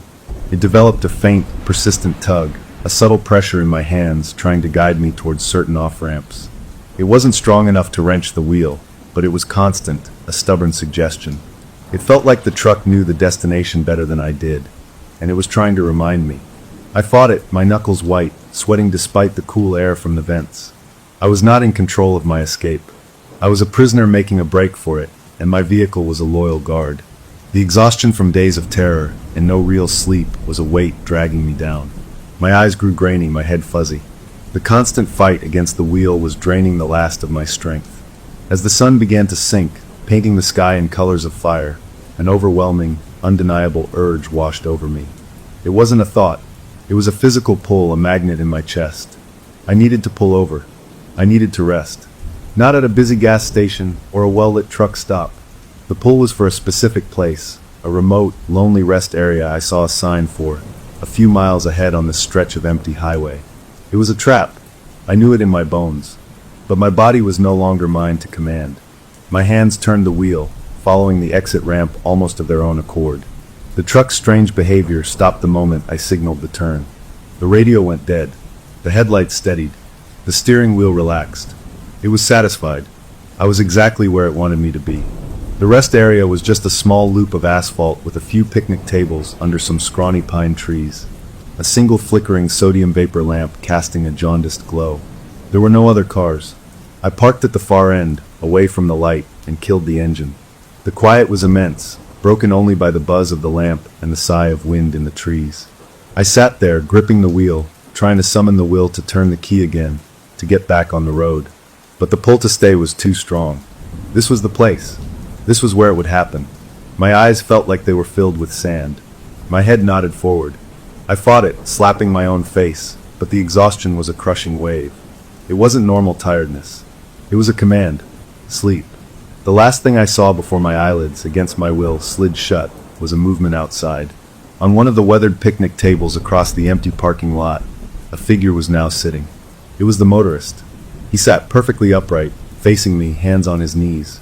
He was just a black cutout against the darker trees, but I could feel his gaze, patient and hungry, fixed on my truck. He wasn't in my mirror or in the corner of my eye. He was out there, in the real world, waiting for the show to begin. And I was too tired to do anything but give him what he wanted. My consciousness slipped away, not into dreams of crashes, but into a black, velvet nothingness, knowing I was parked at the edge of a stage, and the final act was about to start with me in the leading role. The running was over. The destination had been chosen. All that was left was to play my part. The sleep that took me was absolute, a bottomless black pool with no dreams, no sounds, just the pure, empty command of another will. I didn't dream of crashes or highways. I didn't dream at all. There was only a single, resonant word that wasn't a sound, but a vibration in my bones. Assemble. And my body obeyed. In that deep, commandeered sleep, I moved. I got out of my truck at the lonely rest stop. The night air was cold, but I didn't feel it. My hands knew what to do. I opened my own driver's door and leaned in. I didn't go for a tool. My fingers found the center of the steering wheel, the plastic cap with the manufacturer's insignia, a simple, meaningless logo. With a precision that came from somewhere else, my sleeping self worked, my bleeding fingers finding hidden clips and tabs no owner was meant to find. There was a soft pop, and the insignia came free in my hand. I stood there in the dark, holding the center of my own steering wheel, completing the first and most horrible act of the ritual, claiming the trophy from my own fate, from my own vehicle before the crash. The theft was an omen, a signature. Then, still deep under, I got back into the truck. I started the engine, the sound loud in the sleeping night. I drove out of the rest stop, but not back to the highway. I turned onto a narrow, unpaved service road I had never seen before, a track that shouldn't have been there, overgrown and unused. It wound up and up, the trees pressing close, scratching the sides of my truck. It led to a place that didn't exist on any map, a high, unfinished concrete bridge that spanned a deep, rocky ravine. The bridge ended in jagged rebar and a drop into blackness. I parked the truck at the very edge, its front grille kissing the empty air. I turned off the engine, and then finally I was allowed to wake up. Consciousness returned like a slap. I was in the driver's seat. The engine was off. An unnatural quiet pressed in from all sides. Ahead of me, through the windshield, was nothing but open sky and 100-foot drop onto sharp rocks. A gasp caught in my throat, trapped by sheer terror. In my lap, cold against my legs, was the steering wheel insignia. I was at the cliff's edge, holding the proof of what I had done to my own truck. I fumbled for the door handle, my movements frantic, jerky. It was locked. I hit the master lock switch. Nothing. I pulled the manual lock pin. It was stuck fast, as if welded. I tried to roll down the window. The switch was dead. I hammered on the glass, but it was thick factory glass. I was sealed in, a bug in a metal and glass coffin, perched on the brink. A smell filled the cab then, a smell I knew. Ozone like after a lightning strike. Dry rot like an old attic. And cold exhaust, the scent of a car that had been sitting in a winter garage for decades. I slowly turned my head to the right. In the passenger seat, solid and real and undeniable, sat the motorist from Old Ridge Road. He was not a reflection. He was not a glimpse. He was there. His clothes were the same, but they looked older, dustier. His gaunt face was turned toward me, a parody of a smile stretched across his thin lips. His eyes were the worst part, not hollow anymore, but filled with a swirling, dark intensity, like twin pools of crude oil. He smelled of the grave and the garage. "Hello, curator," he said, and his voice was a dry rustle, the sound of dead leaves skittering across pavement. It was the first time I had heard him speak outside of a dream or a vision. The sound froze the blood in my veins. I tried to speak, to scream, but only a choked rasp came out. "You have been so very diligent," the entity said, its head tilting as it studied me. "My collection has grown beautifully, but every gallery needs a centerpiece. A final, crowning work that gives meaning to all the others." It gestured a withered, bony hand toward the windshield, toward the drop. That was to be you. A simple, elegant conclusion. The collector collected. It paused, letting the horror of that sink in. I clutched the plastic insignia in my hand, my mind screaming. Then it gestured again, and the scene outside the windshield shimmered and changed. I didn't see the ravine anymore. I saw the mountain overlook, the spiral I had built. But now it was alive. Each part one had placed glowed with a faint, sickly green light, like foxfire. The spiral pulsed with a slow, rhythmic energy. And at the very center, where I had stood, was an empty, dark space. A hole waiting to be filled. "But I am not without appreciation," the entity whispered, leaning closer. The smell of decay grew stronger. "You have fed me well. Your horror, your attention, your very life force. Each confirmed crash was a prayer that made me stronger. You were not chosen at random that night. Your job, your loneliness, your acceptance of my board. You were the perfect custodian. It was all a ritual. Every stolen part, every night of terror, was me feeding it, strengthening it. I hadn't been a victim. I'd been a participant, a priest in a church of carnage. So I offer a choice," it said, its oil spill eyes holding mine. "A final curation." It pointed to the glowing spiral in the vision. "Join the collection, not as wreckage, but as its living heart, the permanent, sentient centerpiece of my gallery. You will stay there, in that moment, aware forever, surrounded by the echoes of every crash you helped document. You will be the meaning of it all." The image of that eternal, conscious torment in the cold and the dark was worse than any crash. My soul shriveled at the thought. Or, the entity continued, its voice dropping to a conspiratorial hush, you can refuse, and I will let you go. You will wake up in your bed. This will feel like a dream, and you will try to rebuild your life. For a second, a wild, impossible hope flared in my chest. It could end. But, it said, and the word was a nail in a coffin, I will need a new curator. The work must continue. The collection must grow. And I so enjoy a family connection. The vision in the windshield shifted again.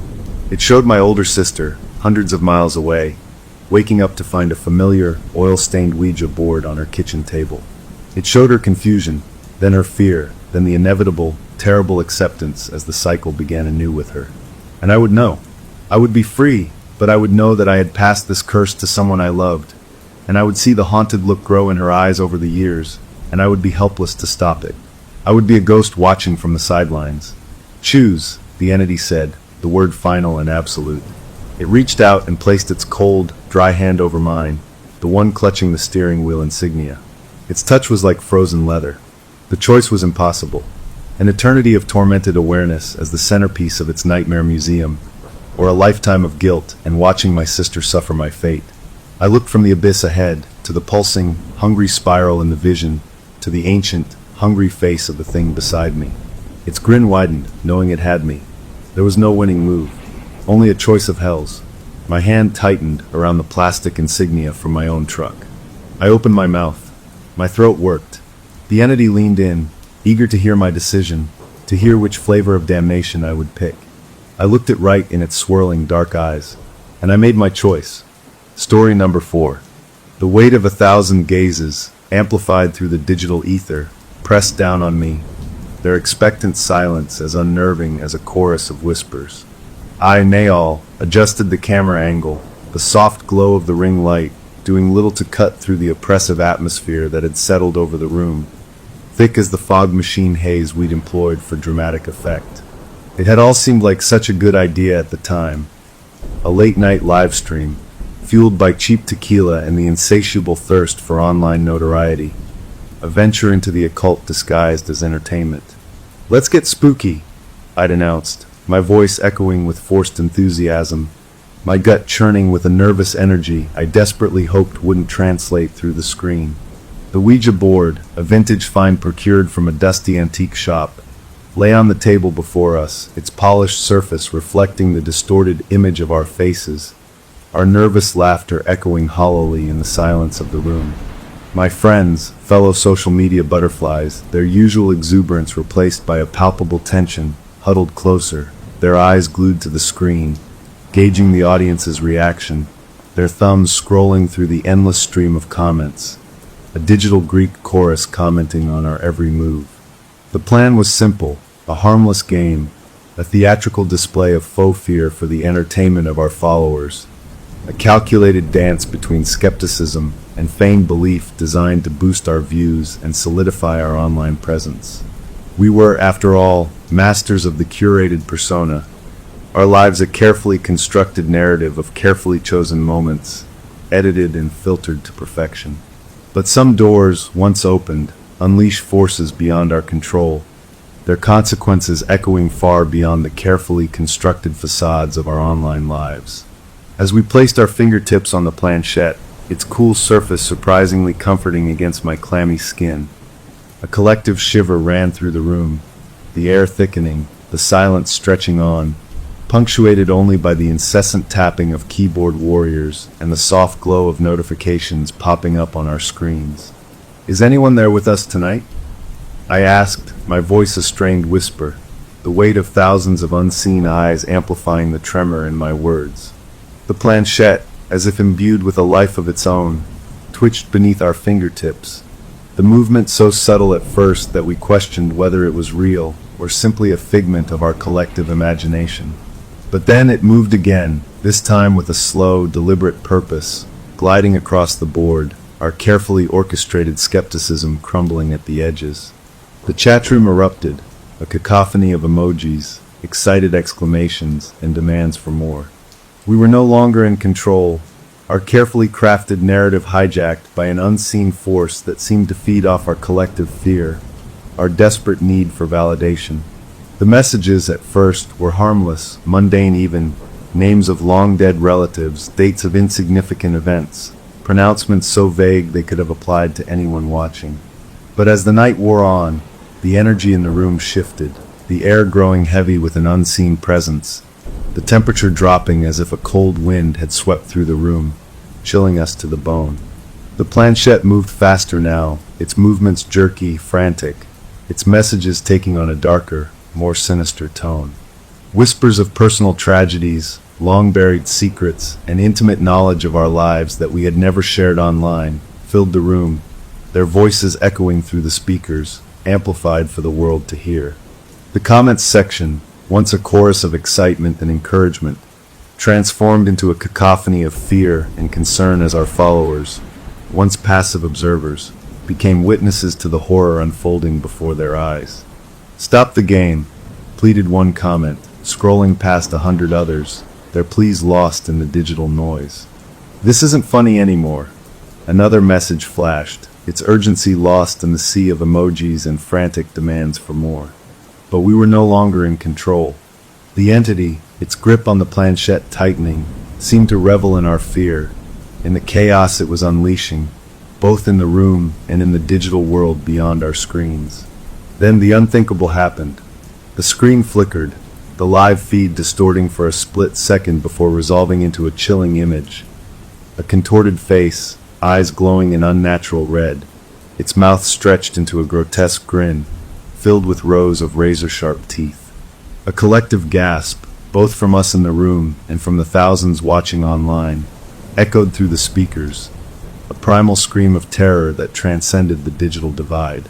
The entity, its image seared onto our retinas, its presence suffocating us, had breached the veil, its malevolent gaze fixed on us, its laughter echoing through the speakers, a chilling symphony of static and distorted glee. Then darkness. The screen went black, the live feed abruptly cut, the silence that followed deafening. The weight of 1,000 gazes, once a source of validation, now felt like a curse, their unseen eyes burning into us, their fear palpable in the silence that followed. We stumbled back from the Ouija board, its surface now cold to the touch, its power drained. The room plunged into an oppressive darkness, the air thick with a lingering sense of dread and the bitter tang of fear.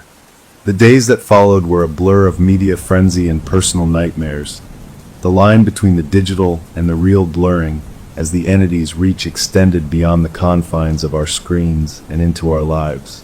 The police, skeptical yet intrigued, investigated the incident, their questions probing, their skepticism a thin veil masking their own unease.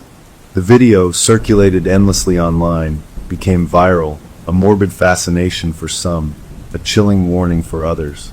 The comments, once a source of amusement, now terrified us, their words echoing the entity's threats, their tone shifting from concern to something darker, more menacing.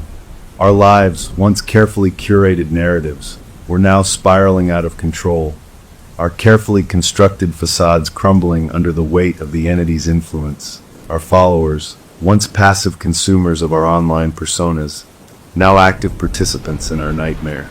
The entity, its presence a constant shadow lurking at the edges of our perception, toyed with us, its whispers echoing in the dark, its laughter a chilling reminder of its power, its threats becoming more specific, more terrifying with each passing day.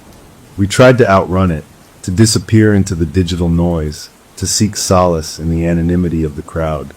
But the entity, its grip on us tightening, followed us, its presence felt in the flickering lights, in the distorted images on our screens, in the chilling whispers that followed us even in the safety of our own homes. We were no longer masters of our own narratives, our lives now a horrifying testament to the dangers of seeking validation in the digital void, of tampering with forces we didn't understand, of opening doors that were better left closed. The weight of 1,000 gazes, once a source of comfort, had become a curse, their unseen eyes watching our every move, waiting for the inevitable moment when the entity would claim us, its laughter echoing in the digital ether, a chilling reminder that some games, once started, can never truly be stopped. The air crackled with a nervous energy, a mix of anticipation and apprehension, as we, a group of internet sleuths, huddled in my dimly lit basement, our faces illuminated by the glow of multiple laptop screens, each displaying the same cryptic website, a hidden corner of the dark web we'd stumbled upon during one of our late-night digital excursions. We were, or at least we considered ourselves to be, seasoned explorers of the internet's underbelly, veterans of countless digital rabbit holes and virtual dead ends, our curiosity fueled by a shared thirst for the unusual, the unexplained, the forbidden knowledge that lurked in the shadowy corners of the digital world. But this was different. This website, its crudely designed homepage a jarring contrast to the sophisticated algorithms we were used to navigating, promised something more, something that sent shivers down my spine, a primal fear mixed with an irresistible allure. It detailed, in fragmented sentences and unsettling imagery, a ritual, an invocation involving a Ouija board, a gateway to a realm beyond our understanding, a way to communicate with entities that existed outside the realm of our perception. I, Odin, had always been the cautious one of the group, the voice of reason that often tempered my friends' enthusiasm for venturing into the unknown. But even I, with my ingrained skepticism and logical mind, couldn't shake off the feeling of unease, the prickling sensation on the back of my neck as we delved deeper into the website. Each page we accessed, each line of text we deciphered, drawing us further into its web of intrigue and dread. The ritual itself was described in vague, almost poetic language, the instructions open to interpretation, the warnings couched in riddles and cryptic pronouncements that seemed designed to both entice and terrify. But the underlying message was clear. This was not a game, not a parlor trick to be attempted by the curious or the foolhardy. This was a doorway, and what lay beyond it, watching, waiting, were entities of immense power, their intentions shrouded in mystery, their very existence a challenge to the fabric of our reality. Despite my reservations, my warnings drowned out by my friends' eagerness, their excitement fueled by a potent mix of adrenaline and morbid curiosity, we decided to proceed, our collective knowledge of the dark web, our confidence in our ability to navigate its treacherous depths, blinding us to the very real danger we were about to unleash. We gathered the necessary items, each one imbued with a sense of foreboding now that they were no longer abstract concepts on a screen, but tangible tools in our ill-conceived endeavor.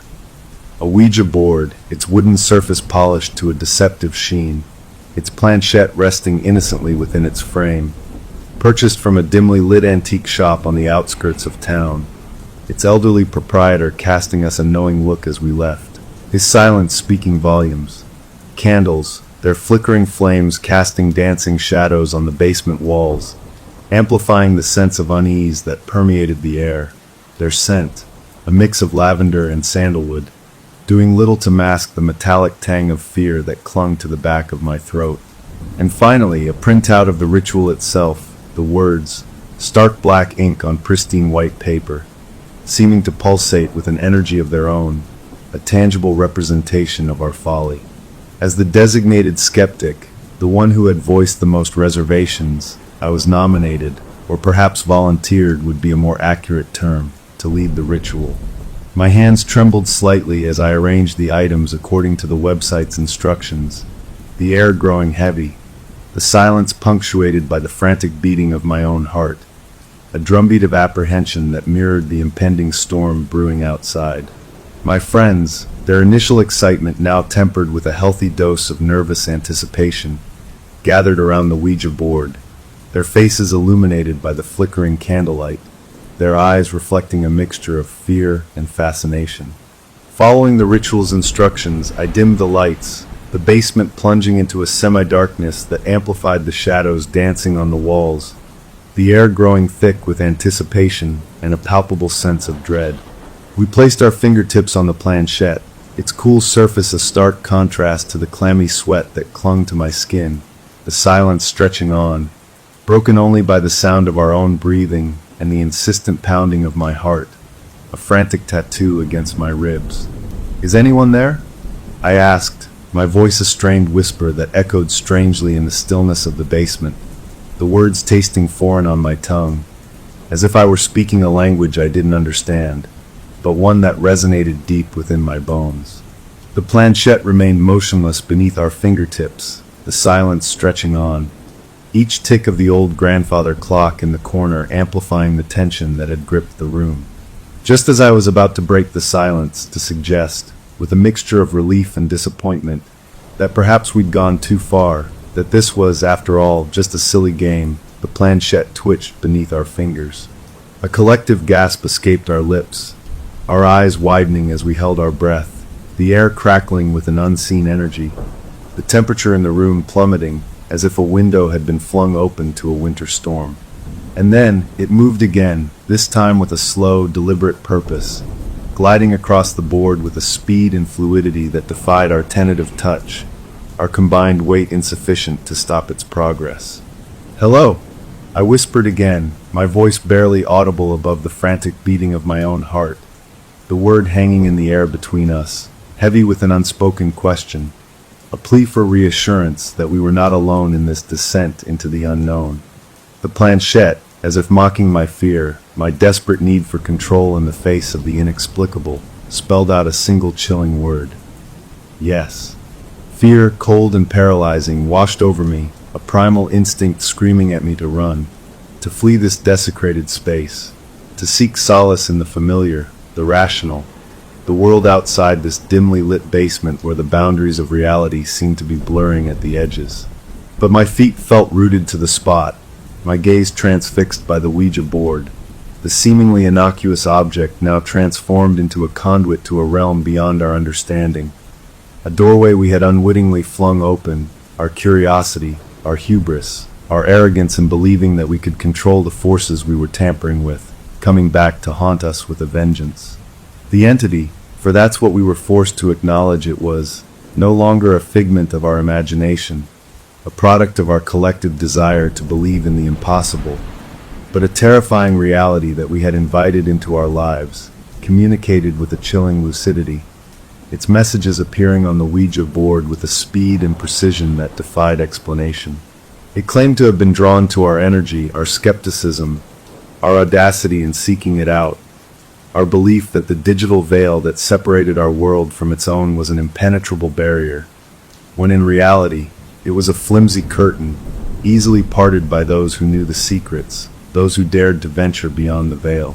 It spoke of a realm beyond our comprehension, a place where time and space were fluid concepts, where our laws of physics, our understanding of the universe, were nothing more than naive assumptions, a child's drawing of a much grander, more terrifying design.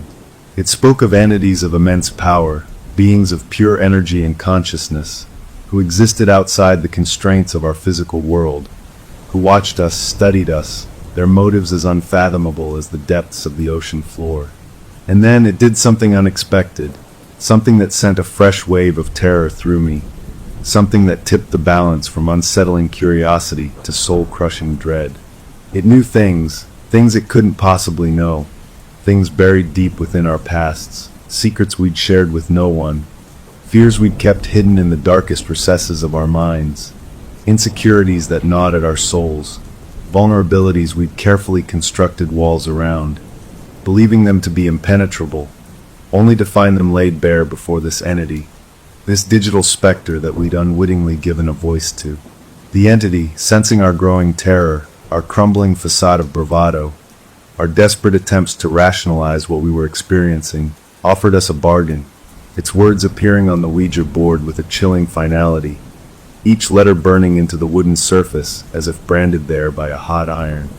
It promised us knowledge, power, insights into the universe that we, as mere mortals, could never hope to comprehend, in exchange for our assistance, our willingness to become its conduits in this world, its eyes and ears, its hands to shape the physical realm according to its will.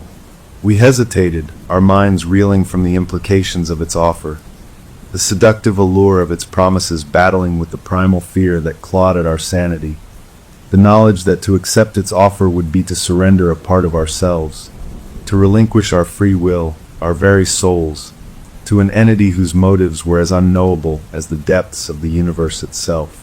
I wanted to say no, to reject its offer outright, to dismantle the Ouija board, to erase the website from our computers, to pretend that none of this had ever happened, to retreat back into the safety of our digital echo chambers, where the real world couldn't touch us. But the entity, sensing my hesitation, my internal struggle, my desperate desire to cling to the familiar, the rational, played its trump card.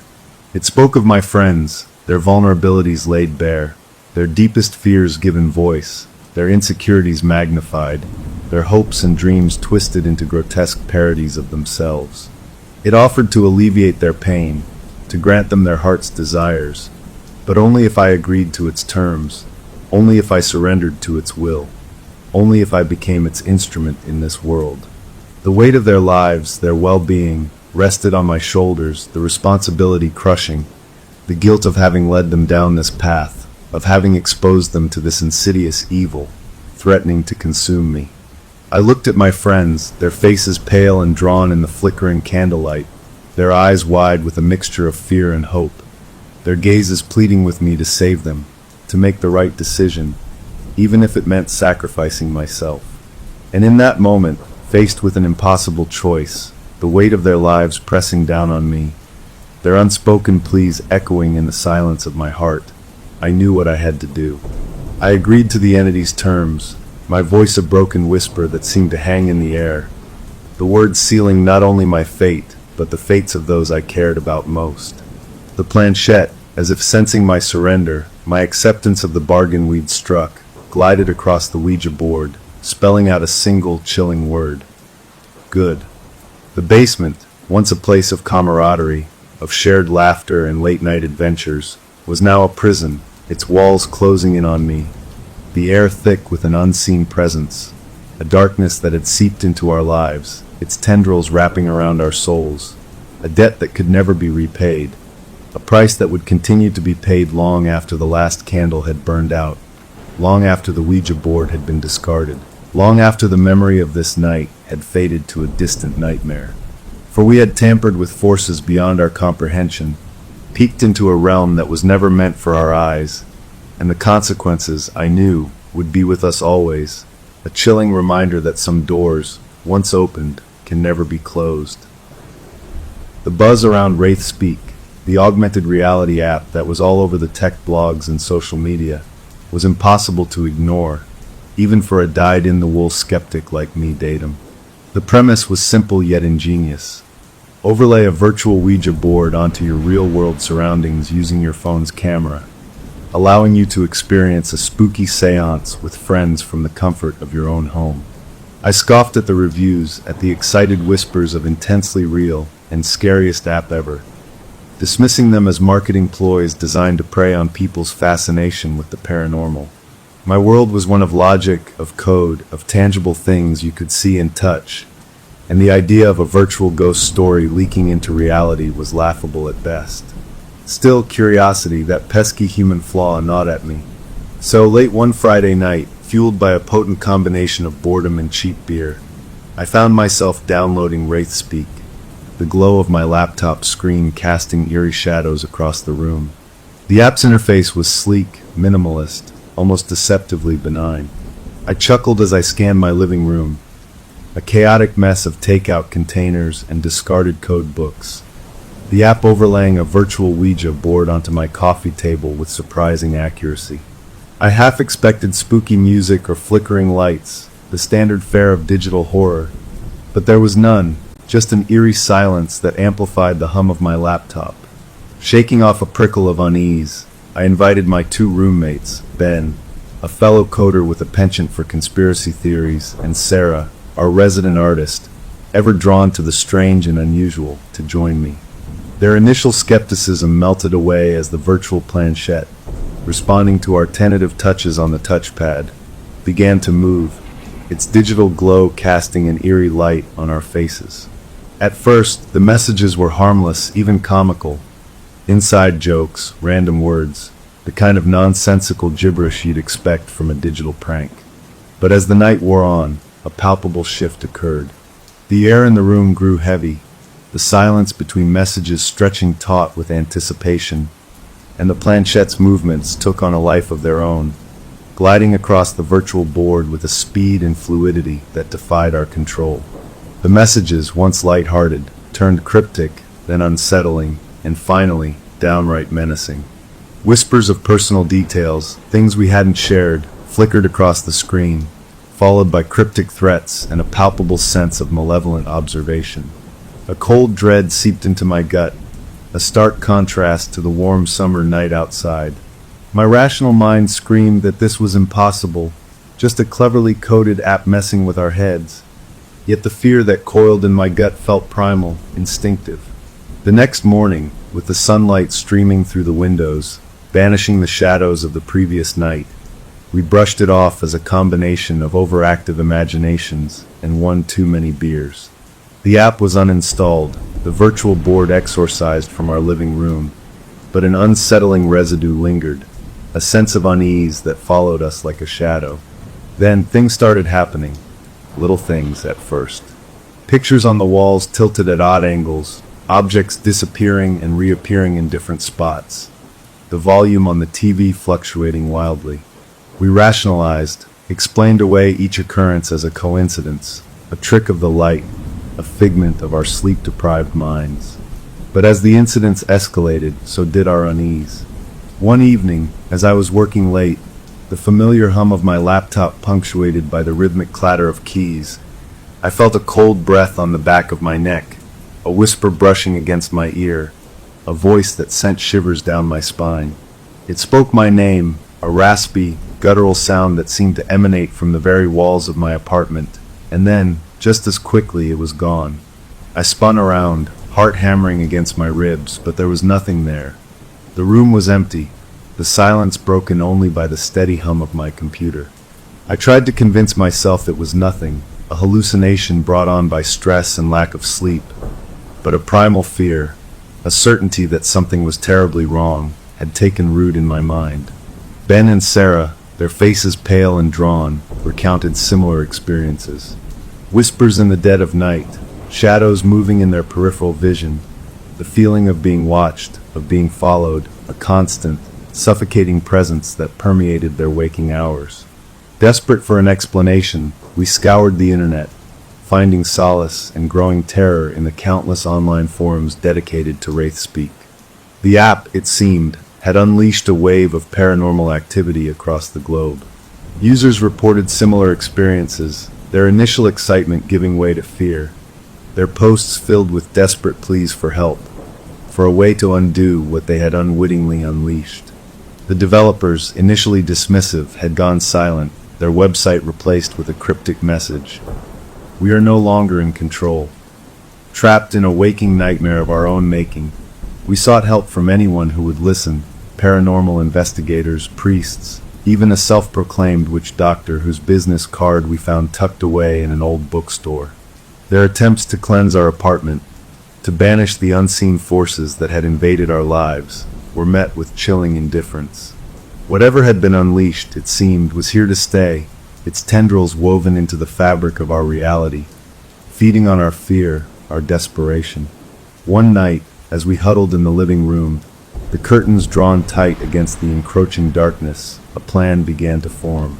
If the app was the conduit, the bridge between our world and the entity that now haunted us, then perhaps the answer lay within its code, within the very lines of programming that had brought this nightmare to life. Fueled by a desperate hope and a renewed sense of purpose, we gathered our laptops, the glow of their screens casting an eerie light on our faces, and delved into the digital abyss, determined to unravel the mystery of Wraithspeak and find a way to sever the connection we had so carelessly forged. We scoured the internet, searching for any scrap of information we could find about the app's creators, their motives, the code that pulsed at the heart of their creation. It started with a crackle, a burst of static that sent shivers down my spine, a shiver that had nothing to do with the chill of our makeshift workshop in my dad's old garage. It was a different kind of chill, the kind that settles deep in your bones, whispering of unseen things and the unsettling vastness of the unknown. We were a motley crew, united by our shared passion for all things radio. a brotherhood of the airwaves, our fingers dancing across dials and soldering irons, our minds alight with the thrill of connecting across impossible distances, our voices bridging continents through the magic of radio waves. There was Marcus, our resident electronics whiz, his fingers a blur as he coaxed life into discarded circuit boards, his mind a labyrinth of schematics and technical jargon. Emily, our level-headed voice of reason, her knowledge of radio protocols rivaled only by her ability to ground us when our experiments veered into the realm of the improbable. And then there was me, Aiden, the chronicler of our adventures, my fingers more at home on a keyboard than a soldering iron, but my fascination with the unseen, with the mysteries that whispered at the edges of our understanding, every bit as strong as my companions. That night, however, our usual banter about signal strength and antenna placement was replaced by a hushed anticipation, a nervous excitement that crackled in the air thicker than the scent of solder and dust. We were about to embark on an experiment that pushed the boundaries of our understanding, an experiment that bridged the gap between science and the supernatural, an experiment that would ultimately plunge us headfirst into a nightmare we could never have imagined. It all began innocently enough, fueled by a late-night conversation about the unexplored potential of radio waves, about the possibility of frequencies existing beyond our limited range of perception, frequencies that might carry more than just music and Morse code. What if, we mused, there were frequencies that resonated with something other than the physical world, frequencies that vibrated in harmony with the ethereal realm, with the whispers of spirits and the echoes of souls lost in the static? It was a question that ignited our imaginations, a question that led us down a rabbit hole of ancient rituals, forgotten lore, and whispered tales of communication with the other side. We stumbled upon the concept of the spirit radio, a Victorian-era contraption designed to facilitate contact with the dead, its construction a bizarre amalgamation of scientific instruments and occult paraphernalia. But it was the Ouija board, with its simple elegance and its reputation as a doorway to the unseen, that truly captivated our imaginations. What if, we wondered, we could combine the technological precision of radio with the mystical allure of the Ouija board, creating a bridge between the physical and ethereal realms, a transceiver for the souls of the departed? The idea, once conceived, took root in our minds like a weed, its tendrils winding their way around our thoughts, our conversations, our very dreams. We pored over ancient texts, deciphering cryptic diagrams and translating arcane symbols, our excitement growing with each new discovery, each piece of the puzzle falling into place. Marcus, ever the tinkerer, took the lead, his eyes gleaming with an almost manic intensity as he sketched out schematics, his fingers flying across his soldering iron, transforming our shared vision into a tangible reality. The modified Ouija board, its wooden surface now adorned with a network of copper wiring, transistors, and vacuum tubes, pulsated with an energy that sent shivers down our spines. The planchette, its usual wooden simplicity enhanced with a delicate antenna, seemed to vibrate with an unseen power, its presence both alluring and unnerving. It was Emily, ever the pragmatist, who insisted on establishing a set of protocols, a framework of rules designed to protect us, to keep us grounded in the face of the unknown we were about to encounter. We agreed on a set of predetermined questions, each one carefully chosen to elicit clear, unambiguous responses. Our hope that by maintaining a scientific approach, we could somehow control the forces we were about to unleash. The night of the experiment, the air in our makeshift workshop thick with anticipation and a healthy dose of trepidation, we dimmed the lights, the only illumination coming from a single flickering candle and the soft glow of the vacuum tubes that pulsed with a life of their own. We arranged ourselves around the modified Ouija board, our fingers hovering just above the planchette, our breaths held in unison as we prepared to step into uncharted territory. "Is anyone there?" Marcus's voice, usually confident and booming, was a barely audible whisper, betraying the fear that lurked beneath his bravado. The silence that followed was deafening, broken only by the hiss of static emanating from the nearby radio receiver, the air thick with anticipation and the unsettling awareness that we were no longer alone. Then it happened. The planchette, as if imbued with a life of its own, twitched beneath our fingertips, its movement so slight at first that we questioned whether it was real or a figment of our collective imagination. But then it moved again, this time with a slow, deliberate purpose, gliding across the modified Ouija board, its antenna quivering as if seeking a signal, its movement independent of our touch.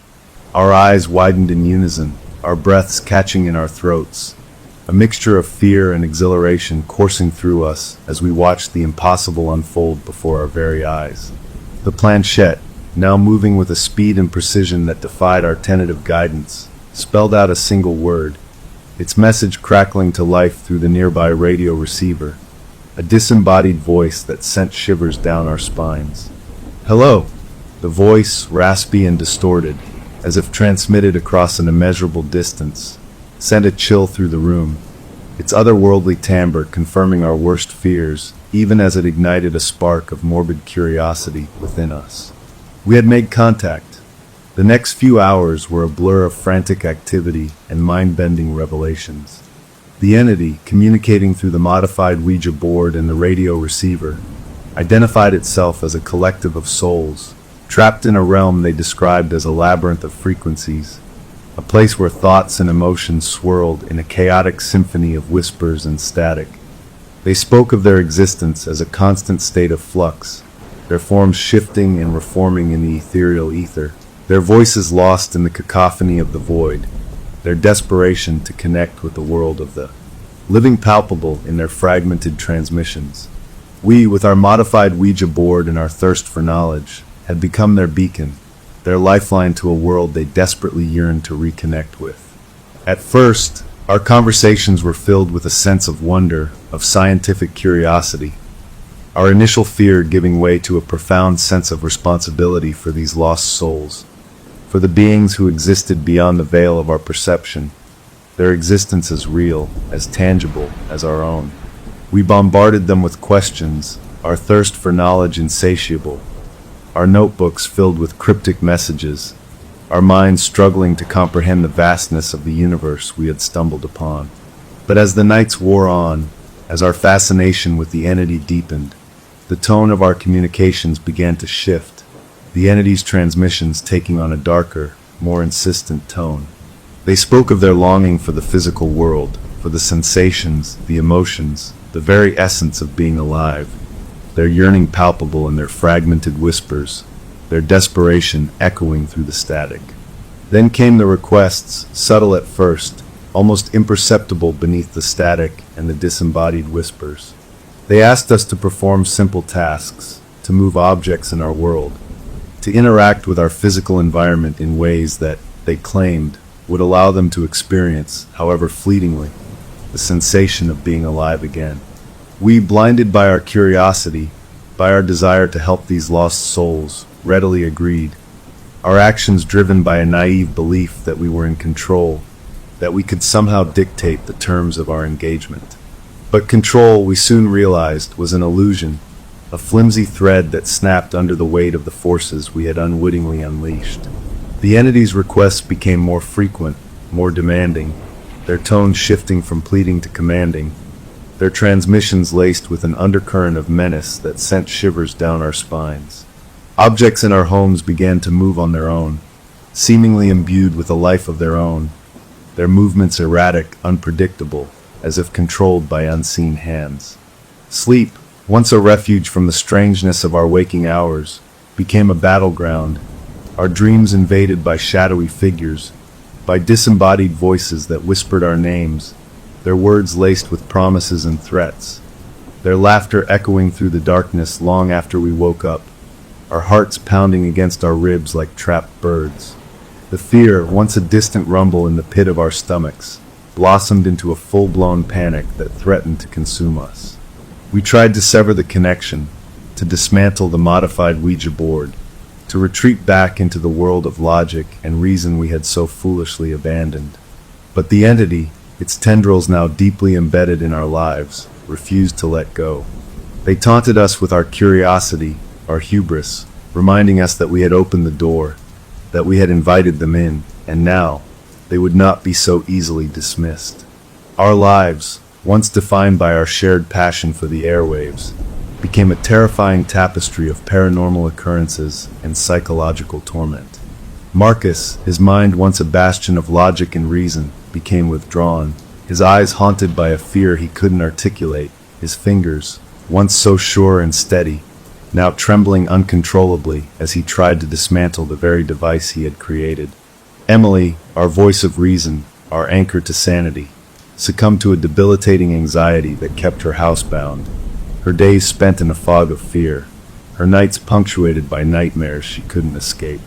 And I, Aiden, the chronicler of our adventures, found myself struggling to separate reality from the waking nightmare we had stumbled into, my fingers flying across the keyboard, desperate to document the horrors we were experiencing, hoping against hope that by putting it into words, I could somehow regain a semblance of control. The breaking point came on a night that mirrored the night of our first contact, the air heavy with the oppressive humidity that precedes a summer storm, the electricity crackling with an unseen energy that mirrored the chaos raging within us.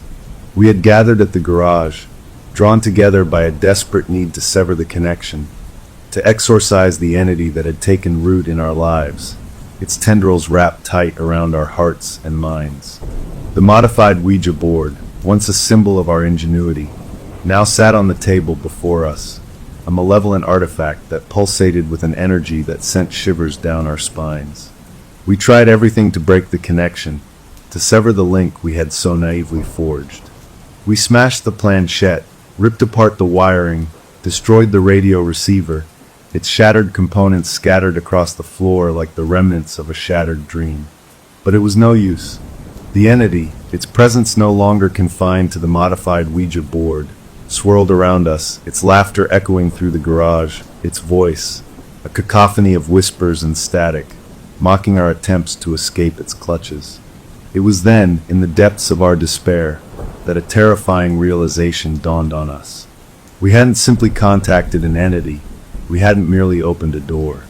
We had tuned ourselves to their frequency, our minds, our very souls, now resonating with the chaotic energy of the ethereal realm. And they, like parasites drawn to a host, had latched onto our fear, our desperation, their existence now inextricably linked to our own. We were no longer in control. We were haunted, not by a single entity, but by the countless lost souls trapped on the wrong frequency, their whispers forever echoing in our minds, their presence a constant reminder of the terrifying truth we had uncovered. Some doors, once opened, can never be closed, and some frequencies, once tuned into, can never be silenced. The air in the archives was always a degree cooler than the rest of the university, a damp chill that clung to the ancient texts and whispered tales of forgotten knowledge. It was here, surrounded by the ghosts of languages long dead, that I, Brooks, a scholar obsessed with deciphering the whispers of the past, stumbled upon something that would forever alter the course of my life. A discovery that would drag me from the dusty comfort of academia into a terrifying realm where the line between the living and the dead blurred into a terrifying, inescapable nightmare. It began innocently enough, a thrill of excitement coursing through me as I carefully unwrapped a recent acquisition. A package arriving from a crumbling estate on the windswept coast of Ireland. A Ouija board, its wooden surface polished to a deceptive sheen, its planchette nestled innocently within its frame. But this was no ordinary Ouija board, a mass-produced novelty item meant to titillate bored teenagers at slumber parties. This board, its surface etched with intricate carvings, whispered of an age steeped in ancient magic and forgotten rituals, its very presence radiating an energy that sent a shiver down my spine. The true treasure, however, lay not in the board itself, but in the inscription carved into its underside, a series of glyphs and symbols that spoke to me across time, their meaning hidden from the world for centuries, waiting for someone, for me, to unlock their secrets. I spent weeks hunched over my desk, the inscription consuming my thoughts, my waking hours a blur of ancient texts, linguistic puzzles, and the growing certainty that I had stumbled upon something extraordinary, something dangerous, something that could rewrite history as we knew it.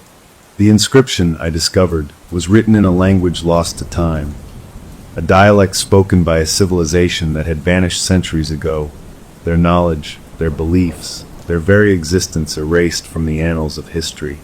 As I painstakingly translated the inscription, piecing together its fragmented message like shards of a shattered mirror, I realized with growing dread that I had stumbled upon a gateway, not just to a forgotten language, but to a realm beyond human comprehension, a realm of raw power and ancient entities, their existence shrouded in whispers and legends, their motives as unknowable as the depths of the ocean. The inscription, it turned out, was not a message of greeting, but a warning, a plea for help, and a binding oath, its words echoing with a desperation that transcended time, a chilling premonition of the darkness that awaited anyone foolish enough to unlock its secrets.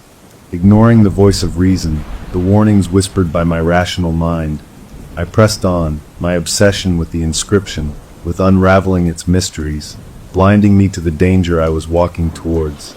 Each deciphered glyph another step towards an abyss from which there might be no return. The inscription, once translated, revealed a terrifying truth. The Ouija board was not merely a tool for communication, but a conduit, a bridge between our world and a realm of ancient entities, beings of immense power and insatiable hunger, imprisoned for centuries, their rage and resentment festering like a festering wound on the fabric of reality.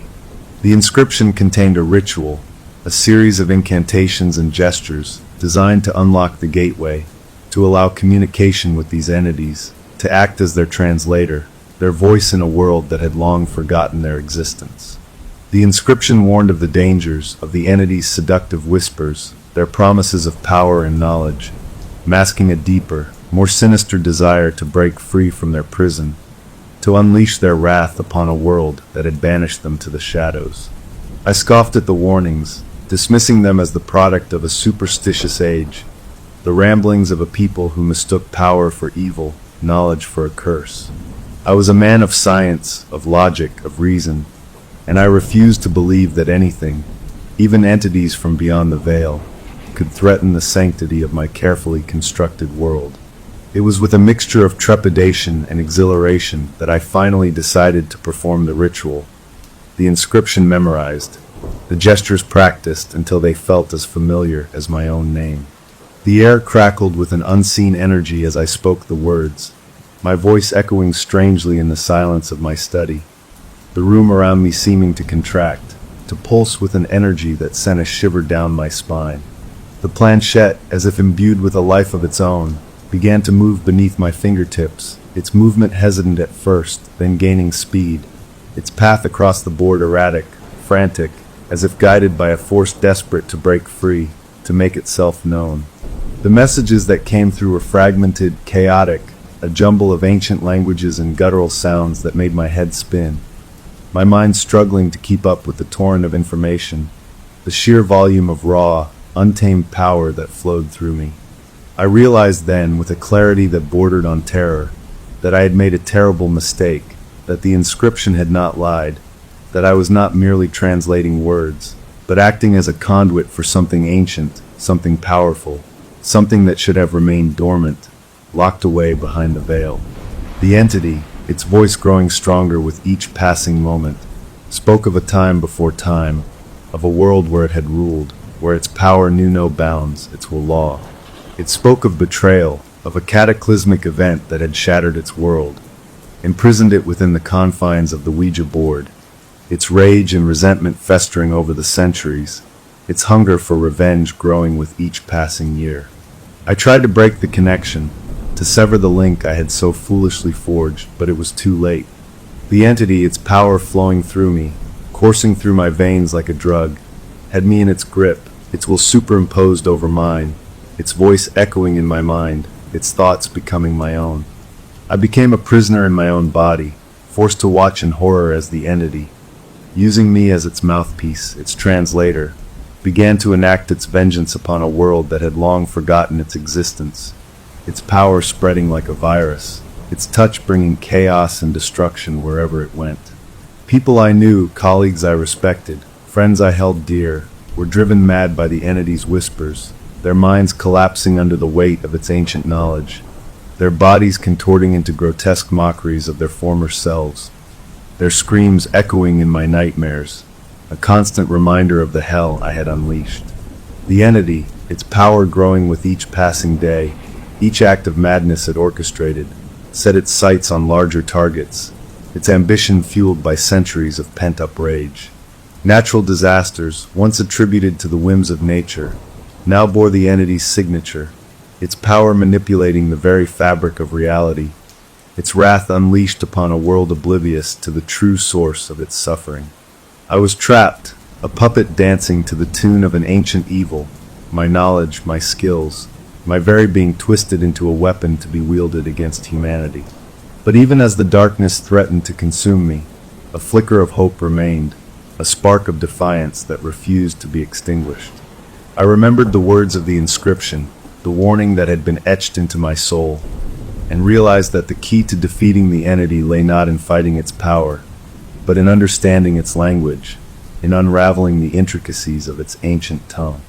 I delved deeper into the inscription, spending every free moment poring over its cryptic message, my mind working feverishly, desperately, to unlock its secrets, to find the flaw, the weakness that would allow me to sever the connection, to banish the entity back to its prison. The entity, sensing my defiance, my attempts to break free from its grasp, tightened its control, flooding my mind with visions of its former glory, of the power it promised me if I would only embrace its will, become its willing servant.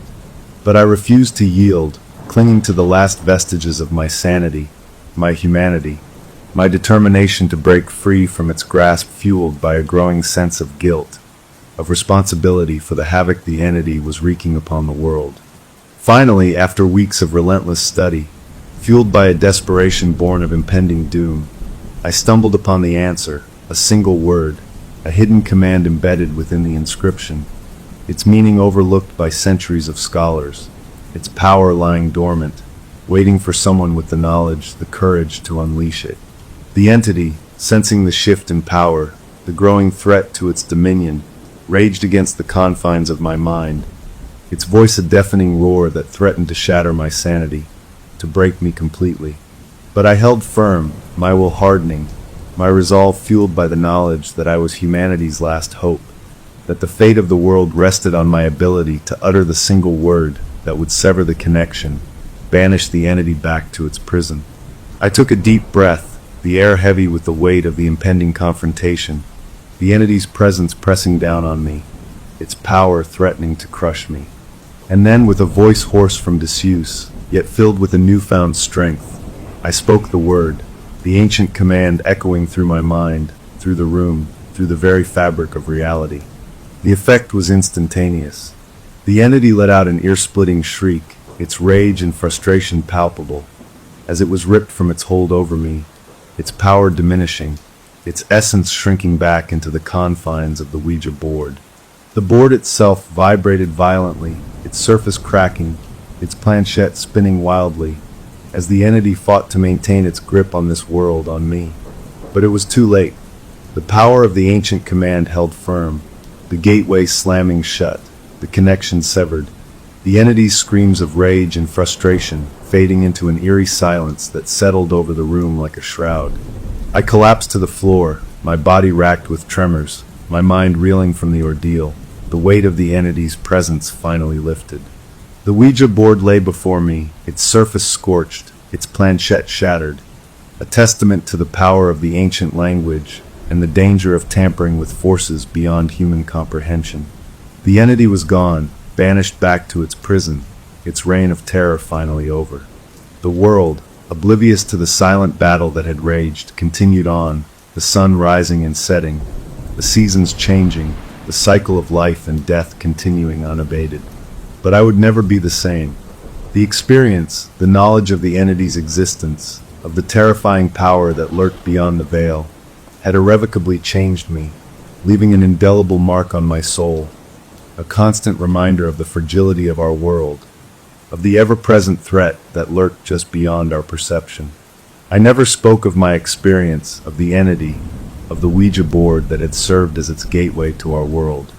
The board itself, a constant reminder of the darkness I had encountered, I destroyed, its remains scattered to the winds, its power neutralized, its threat to humanity extinguished. I continued my work as a linguist, but my focus shifted, my attention drawn to the hidden meanings behind ancient texts, to the warnings whispered through the ages. My life's work now dedicated to ensuring that the horrors I had witnessed would never again be unleashed upon an unsuspecting world. And sometimes, in the dead of night, when the wind howled outside my window and the shadows danced in the flickering candlelight, I could almost hear it, the entity's voice, a faint whisper from beyond the veil, its rage undiminished, its hunger for revenge unsated, its promise of my return echoing in the darkest recesses of my mind. Story number 5. I never wanted to come back to the lake house after Grandpa died, but the lawyer said the will was specific, it was mine now, and I had to spend a full month here alone to inherit, a fact that felt less like a gift and more like a test. My name is Alex, and I said it out loud to the empty living room just to hear a human voice, the sound swallowed by the dust and the scent of pine and old wool. The key felt like a stone in my palm when I unlocked the door, and that first step inside was the hardest, the floorboards groaning under my weight like they were sharing a secret pain. Everything was just as he left it. The faded plaid couch, the old wood stove cold and empty, the fishing rods standing in the corner like silent soldiers. It was too clean, though, like he had known he was leaving and wanted to make it easy for whoever came next. The quiet was the worst part. It wasn't peaceful. It was a waiting kind of quiet, the kind that makes your ears ring and your skin feel too tight. I dropped my duffel bag and walked through the small rooms, my footsteps too loud, touching the familiar things, the framed photo of me as a kid holding a tiny sunfish, Grandpa's hand on my shoulder, both of us smiling like we didn't have a care. I ended up in the boathouse, because that's where he always was, and that's where the rules were. The Fisherman's Accord, he called it, a list of 10 things handwritten on a piece of warped wood and nailed right next to the door. The nail itself rusted and bent from years of weather. As a kid, I thought they were just his quirky ways, his old man superstitions. Don't whistle on the boat. Always pour a little coffee overboard for the lake before your first sip. Release the first catch of the day. They were charming, part of the ritual. Reading them now alone, with the late afternoon light cutting through the dusty windows, they felt different. The handwriting, his shaky cursive, looked less like advice and more like warnings carved by someone scared. Rule 7. Any catch with unusual markings is to be returned immediately with an apology. I remembered that one vividly. I was 10, and I'd reeled in a bass with a weird, spiral-shaped scar on its flank, like a brand. I'd held it up, proud, and he'd gone pale. He'd snatched it from my hands so fast I'd almost fallen, muttering sorry to the fish before tossing it back. When I'd asked why, he'd just said, "That one's not ours." My eyes drifted down the list to Rule 9. The writing there was darker, the ink heavier, and it was double underlined. Absolutely no night fishing from the west dock. That water isn't ours. A chill, completely separate from the cool boathouse air, walked down my spine. That dock was the oldest one, the board sun-bleached silver, stretching out into the deepest, darkest part of the cove. We'd fished off it during the day plenty, but he'd always pack us up before the shadows got long. I'd never asked why. The way he said it, he just didn't. I shook my head, trying to dislodge the unease. I was just spooked, that was all.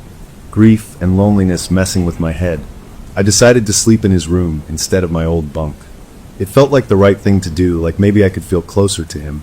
But the moment I pushed the door open, the decision felt huge, like I was stepping into a pair of shoes I could never fill. The room smelled like him, like pipe tobacco and sawdust, a smell that almost brought me to my knees. I put my bag down and started putting my things in the old dresser, trying to make the space mine. In the top drawer, under a stack of neatly folded handkerchiefs, my fingers found the corner of a small, hardbound book. It wasn't a photo album. It was a ledger, the kind used for bookkeeping, but the columns weren't for dollars and cents. The pages were water-stained, the old ink blurry in places. I sat on the edge of the bed and flipped it open. The entries were sporadic, going back decades. July 12th, 1998, one for the deep. Accepted. August 3rd, 2005, 2 tokens left in payment. Balance unsettled. May 15th, 2010, a season of quiet. Agreement upheld. What did that even mean? Tokens? Payment for what? A season of quiet? The last entry was just 2 weeks before he died. The line is thin. Steady hands. My heart was thumping a slow, heavy rhythm against my ribs. This wasn't the grandpa I knew. This was a stranger keeping accounts with something. I closed the book and shoved it back under the handkerchiefs like it was hot, then finished unpacking, my mind racing. As the sun began to dip, painting the sky in oranges and purples, I found myself pulled to the window that faced the lake. The view was perfect, the water turning to molten copper, and there was the west dock, a long, dark finger pointing into the deepening shadows of the cove. I don't know why I did it. Maybe habit, maybe just wanting to see the sunset from the best spot. But I left the house and walked down the path toward the water. The air was cool, and the first peepers started their evening song. It felt normal, almost peaceful. I stepped onto the first plank of the west dock, the old wood giving its familiar creak. And then it hit me, a wave of pure, instinctive wrongness. It was so sudden and so physical it stopped me dead. The air over the dock was colder, a good 10 degrees colder, and it was utterly still, while a light breeze stirred the leaves on shore. I looked down at the water underneath the dock. The rest of the lake had a gentle ripple from the breeze, but here, directly around and under the west dock, the water was a flat, black mirror. Perfectly smooth. Not a single ripple. It looked solid, like you could walk on it. My foot jerked back onto the grass of the shore all by itself. I stood there, hugging myself, staring at that patch of unnatural water until the last light faded, and it became just a black hole in the darker lake. I hurried back to the house, locking the door behind me, something I'd never done here before. I made a simple dinner, the sounds of the radio my only company, trying to laugh at my own jumpiness. I was a grown adult, scared of a calm patch of water. It was ridiculous. I went to bed early, exhausted from the drive and the emotion. His bed was comfortable, but sleep wouldn't come. The house settled around me, each pop and groan of the timber like a footstep. I stared at the ceiling, listening to the normal night sounds, the crickets, the distant loon call. And then I heard it, a soft, wet knock. It came from outside, down by the water. Not a branch, not an animal. It was a solid, deliberate thump of something heavy and wet against wood. A dock post. It came again, and a third time. A trio of knocks, slow and measured. My breath froze in my lungs. I lay there, straining to hear, my body rigid. Nothing. Just the crickets again.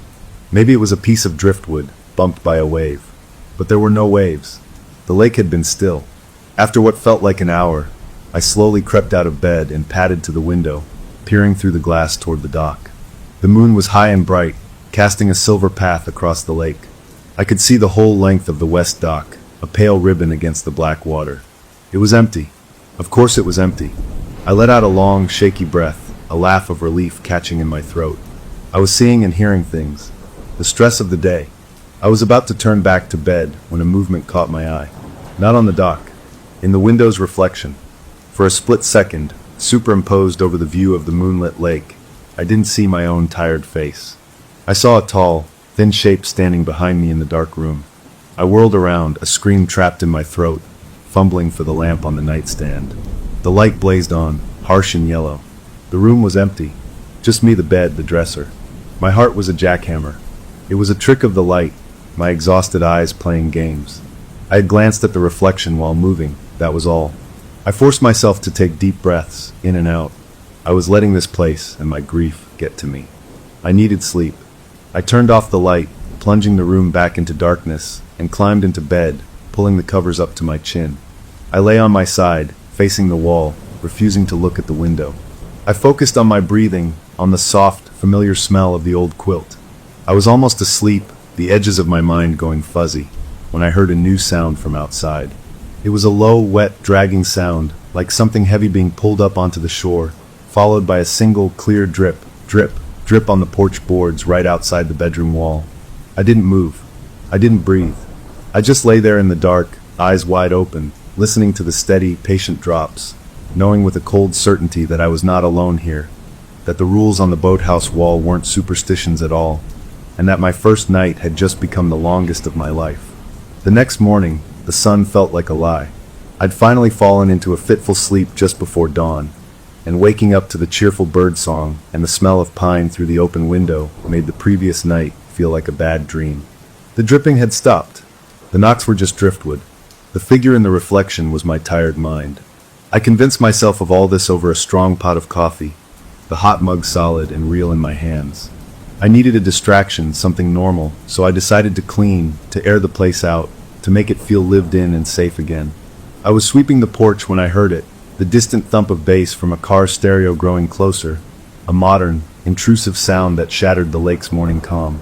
A beat-up Jeep came bouncing down the gravel drive, and my heart did a weird flip-flop between annoyance and a desperate, grateful relief. It was my brother.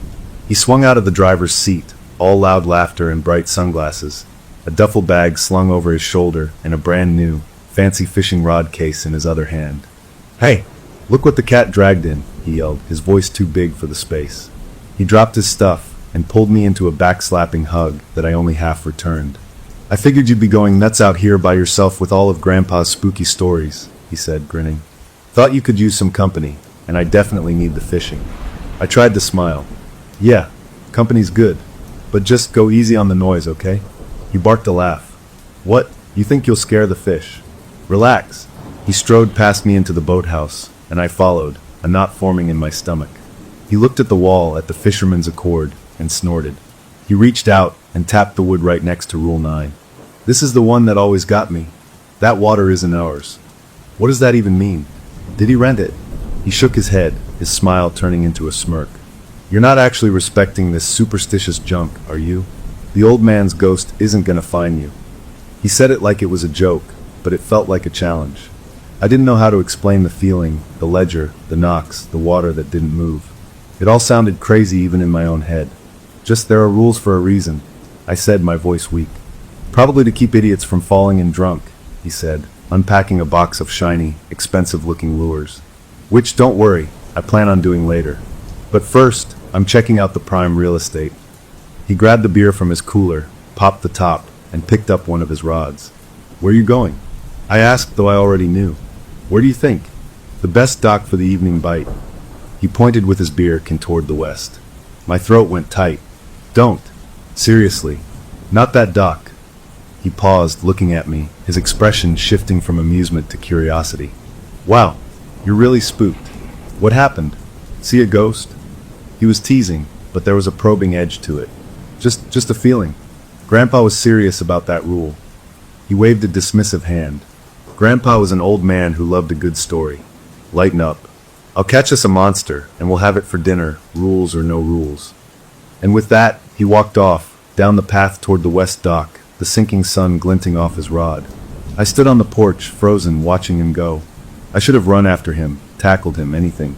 But a part of me, a small, shameful part, was curious. Let him test it. Let him prove me wrong.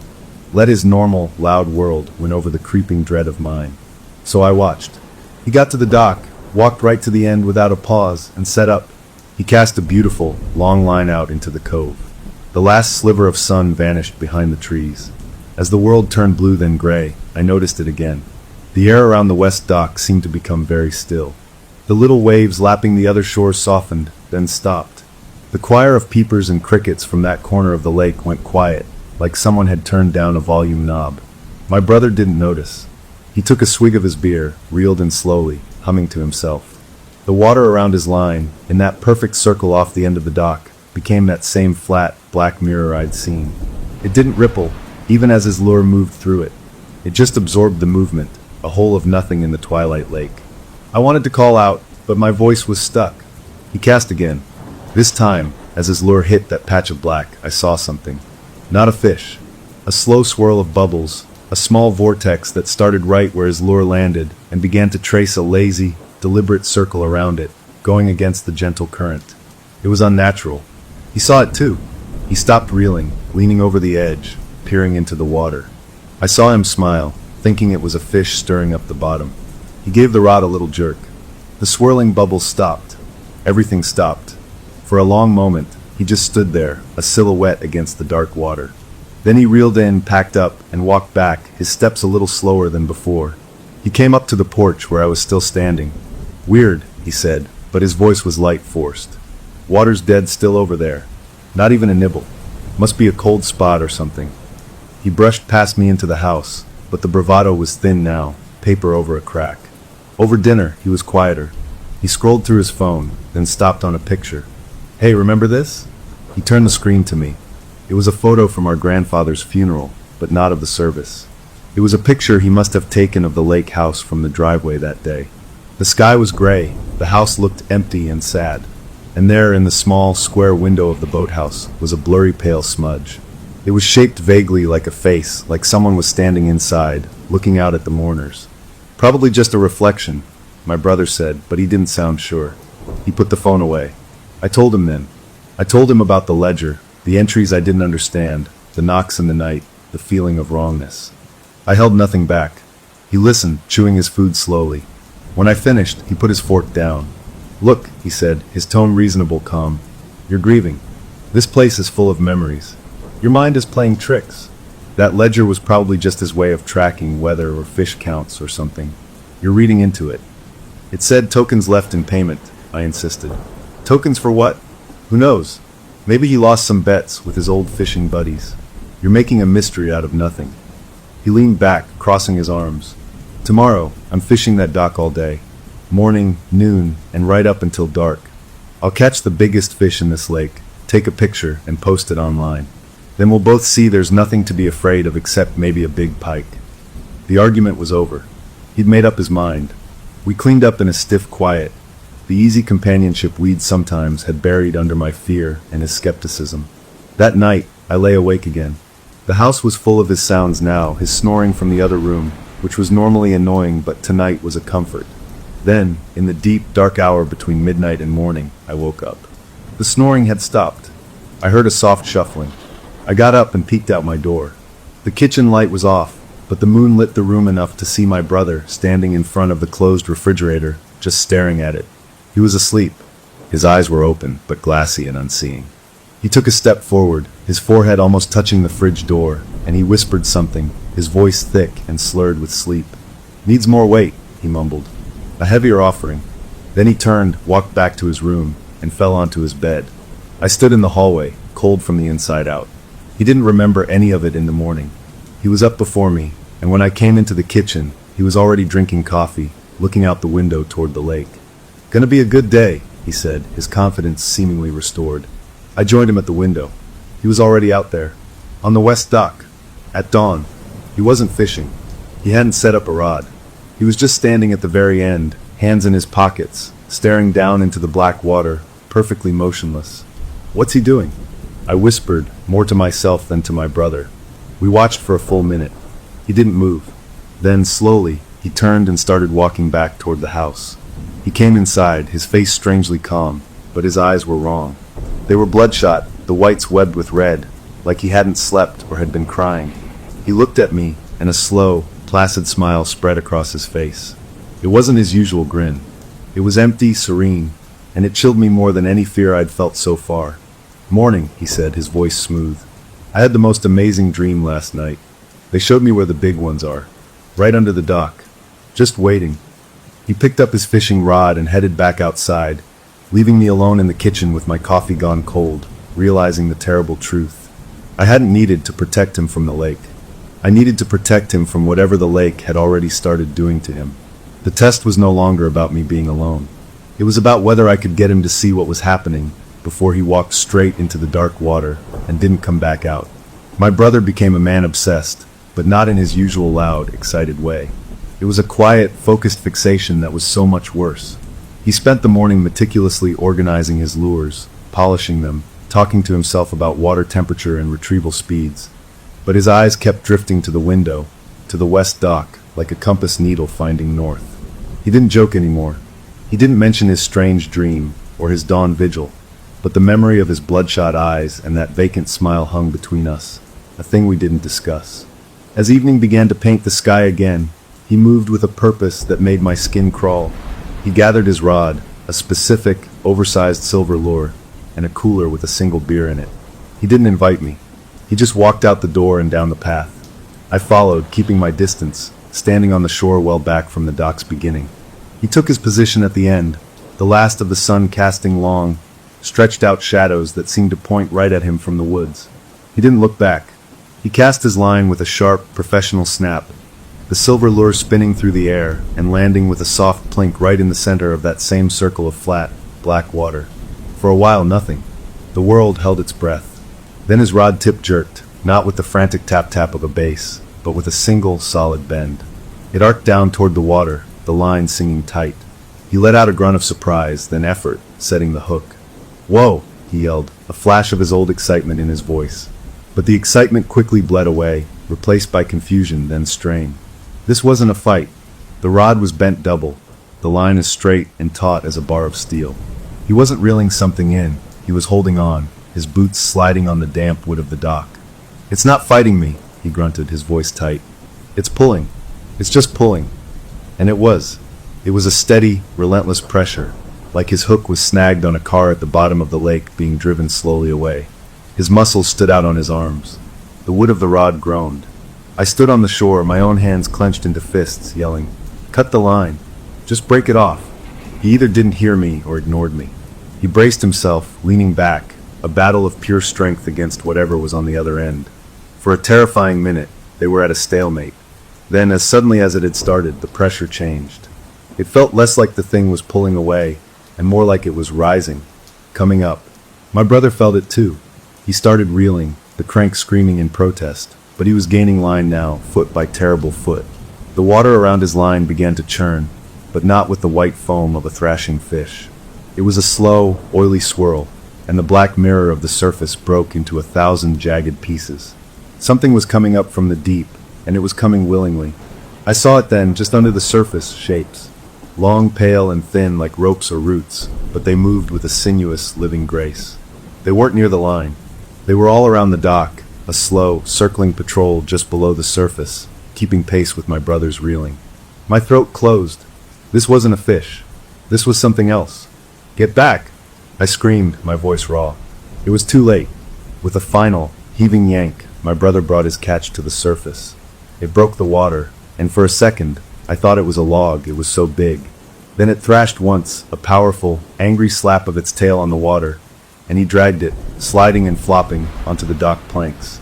It was a northern pike, but it was a pike like from a nightmare. It was ancient, longer than my brother's leg, its body a mottled green and yellow that looked more like mossy stone than scales. Its gills flared, opening and closing with a raspy, dry sound. It was the biggest freshwater fish I'd ever seen, and the sight of it should have been a moment of pure triumph. It wasn't. We both stood there, staring. My brother was panting, sweat pouring down his face, a wild look in his eyes. He knelt beside it, careful of its teeth. Its mouth was open, gasping in the air. And that's when I saw. Past the rows of needle-sharp pike teeth, further back in its throat, was a second set. Small, square, and pearly white. They were human teeth. A perfect, tiny set of adult human molars, set right in the fleshy roof of its mouth. My brain refused to process it. It was impossible. A trick of the light, a deformity. But they were there, clean and white and utterly wrong. "Do you see that?" I whispered, pointing a trembling finger. My brother leaned closer, his face a mask of horrified fascination. "What in the world?" he muttered. Then the fish moved. Its final gasps weren't just muscular spasms. Its jaw worked, and the corners of its mouth, those hard, bony edges, didn't just open and close. They pulled back. The shape of its face, the position of its unblinking black eyes above that gaping maw, contorted into something that wasn't a fish's expression. It was a smile, a wide, ghastly, knowing smile, and its eye, cold and round, seemed to swivel in its socket and fix directly on my brother's face. I stumbled backward. "Throw it back?" "No. That's Rule 4 and Rule 7. Throw it back." I was babbling, the rules screaming in my head. Unusual markings. An apology. My brother, however, was moving in a daze. The horror on his face was being crowded out by something else, a kind of stunned greed. "Are you kidding?" he breathed, not taking his eyes off the thing. This is viral. This is proof." He fumbled in his pocket with shaking, wet hands and pulled out his phone. He didn't throw it back. He didn't apologize. He lifted the monstrous pike, grunting with its weight, and held it up, the phone's camera flash blinding in the twilight. Click. The smile seemed wider in the white light. Click. In the flash, I saw the pale, swirling shapes in the water behind the dock freeze for an instant, a blurred, tangled mess just below the surface. Click. He took a third picture, a close-up of its head, the human teeth gleaming. The moment the flash died, the fish gave one last, violent jerk. My brother, startled, lost his grip. The pike slid from his hands, its body thumping on the wood, and with a final flip, it was off the dock and back into the black water. It didn't swim away wounded. It didn't dart for the deep. It simply slipped beneath the surface with a fluid, silent motion, and was gone, leaving not even a ripple behind. The black water swallowed it whole, and the circling pale shapes under the surface vanished with it. The world rushed back in. The peepers started chirping. A breeze lifted the leaves. The west dock was just an old dock again, the water around it gently moving. My brother stood there, soaked and shivering, staring at the spot where it had disappeared. He looked down at his phone, at the glowing screen showing the unbelievable picture. A slow, shaky smile touched his lips, the adrenaline turning to giddy, nervous energy. "Did you see that? Did you see that?" he kept saying. I didn't answer.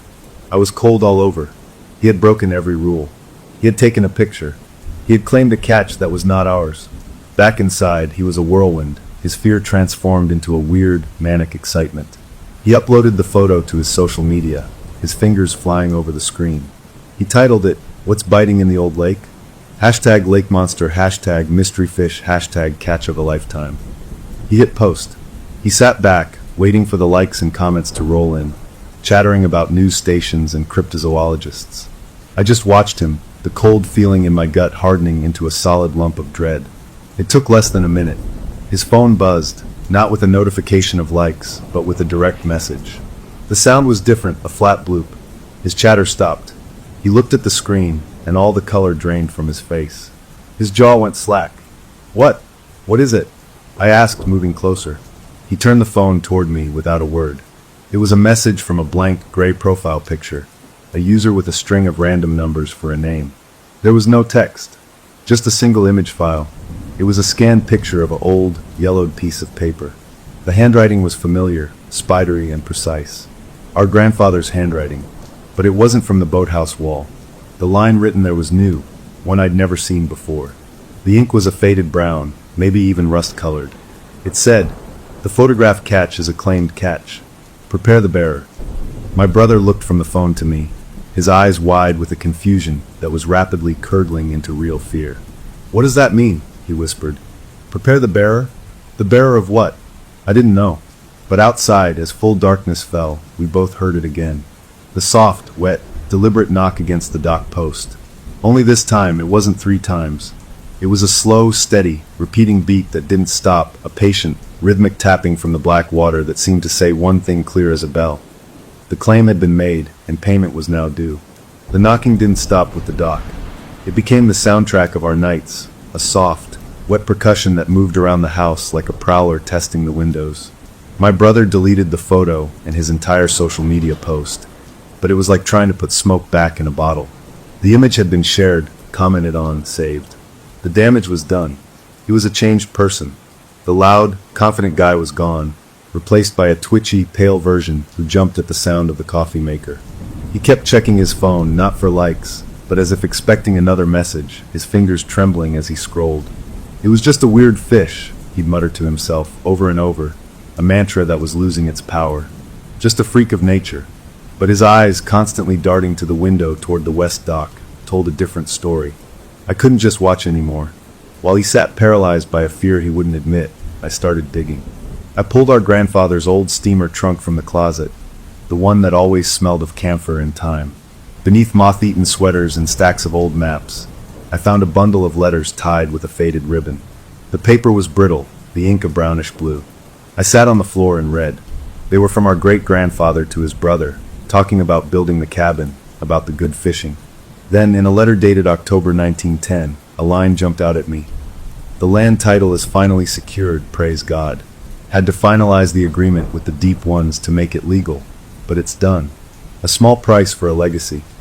The agreement. Not a fisherman's accord. An agreement. Capitola." My blood ran cold. The ledger entries, the rules, the feeling that the water wasn't ours. It wasn't superstition. It was a contract, and we were living in the house it built. That night, a storm rolled in, not with dramatic thunder, but with a steady, cold rain that tapped on the roof, making it hard to hear anything else. We both went to bed early, hiding in our rooms. I must have drifted off, because the sound that woke me was different. It wasn't a tap. It was a solid, sickening thump against the front door. Not a knock. An impact. The whole frame shuddered. I lay frozen. Another thump. Then a third. A deliberate, powerful trio of blows that shook the old house to its bones. From my brother's room, I heard a muffled curse. The pounding stopped. The only sound was the rain. We met in the dark hallway, both holding flashlights we'd started keeping by our beds. His face was a mask of sheer terror in the bouncing beam. "What was that?" he breathed. I just shook my head. We waited, listening, for what felt like an hour. Nothing. Finally, with a courage I didn't feel, I crept to the front window and peered through the rain-streaked glass. The porch was empty. I unlocked the door, my heart hammering against my ribs, and swung it open, the beam of my light cutting through the drizzle. There was no one there, but on the worn welcome mat was a large puddle of lake water, too much to be just rain. And leading away from the mat, pressed into the soft mud of the path, was a single footprint. It was long and narrow, the outline too precise. The toes were distinct, but they looked wrong. Too long, too articulated, like they had too many joints. The print pointed away from the house, back down toward the lake. We didn't sleep. We sat at the kitchen table with all the lights on, drinking coffee until dawn, not talking much. When the gray morning light finally came, we ventured out together. The rain had washed away the rest of the trail, but that one perfect footprint remained, a fossil of the night's visit. We checked the boathouse first. The door, which I always kept latched, was slightly ajar. Inside, it was a mess. Our grandfather's old tackle boxes were overturned, their contents. Ancient wooden lures, rusted hooks, lead weights, scattered across the floor like teeth. Fishing line was tangled everywhere, a chaotic web. But the Fisherman's Accord plaque was still nailed to the wall. It wasn't damaged. Instead, below Rule 10, a new line had been added. The writing wasn't in ink or paint. It was a slimy, dark brown streak, as if someone had dragged a mud-caked finger across the wood. It smelled, even from a few feet away, of rotting weeds and deep, stagnant water. It read, a debt recalled, interest due. My brother reached out toward it. "Don't," I snapped. He pulled his hand back. I found a stick and poked at the writing. It was cold and slick, and it didn't crumble like dried mud. It was fresh, and it was alien. This was the proof he couldn't laugh off. He stared at the words, his face slack. "What debt?" he whispered. "What are we supposed to pay?" I had no answer. That afternoon, he fell into a deep, exhausted sleep on the couch. I stayed awake, watching the lake, the letters from the trunk spread out on the table. The word agreement burned in my mind. As dusk approached, I realized the couch was empty. The blanket was on the floor. "Hey!" I called. No answer. A panic, sharp and electric, shot through me. I ran to the window. He wasn't on the porch. I threw open the back door and saw him. He was already halfway down the west dock, walking with a slow, steady sleepwalker's pace. And he wasn't alone in the water. Around the dock, just beneath the surface, I could see them, pale, blurred shapes keeping pace with him, like an honor guard or a pack of shepherds. He walked to the very end and stopped. Then, without a pause, he stepped off the dock. The black water swallowed him up to his waist. He just stood there, facing out into the deep part of the cove, motionless. I didn't think. I ran. I tore down the path, my feet pounding on the boards of the dock. The air grew colder with every step, the cheerful evening sounds of the lake dying away, until all I could hear was my own ragged breathing. "Hey!" I screamed when I was close. "Get out of there! Now!" He didn't move. I reached the end of the dock, leaned over, and grabbed his shoulder, yanking him hard. He turned, and the look on his face stopped my heart. It was peaceful, dreamy, a little smile playing on his lips. His eyes were open, but they didn't see me. They were looking at something far away. "They're singing," he murmured, his voice soft and full of wonder. "Can't you hear it? It's so pretty." There was no song, only the quiet and the cold, and the feeling of being watched from the deep, black water all around us. I hauled him back onto the dock, his clothes soaking wet and dripping. He was limp, compliant, like a child. I dragged him back to the house, his feet stumbling. Back inside, under the bright kitchen lights, he seemed to wake up. He started shivering violently, his teeth chattering. I was dreaming," he stammered. "About the water. It was warm. They were calling." I got him dry clothes and made him sit by the wood stove. As I helped him pull off his soaked sweater, something fell from his clenched fist and clattered on the floor. It wasn't a pebble or a piece of weed. It was a small white object. I picked it up. It was a bead, about the size of a blueberry, carved from some kind of bone or antler. It was drilled through the center, and it was slick with a fresh, greenish algae. It felt old, not just lake old, but ancient old.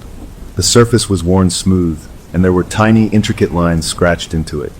a pattern that made my eyes hurt if I looked too long. "Where did you get this?" I asked, holding it up. He looked at it, confused. I don't know. I must have picked it up from the bottom." He didn't remember grabbing it. He didn't remember anything after walking onto the dock. I closed my hand around the bead. It was cold, and it seemed to hum with a faint, unpleasant energy, like a toothache you can feel in your jawbone. I knew with a certainty that settled into my bones that this was part of it. The debt, the agreement, the interest. This small, carved thing was a token. And if my brother had won, then the message on the boathouse wall was a simple, terrifying statement of fact. The payment was already underway, and we had no idea what the final price was going to be.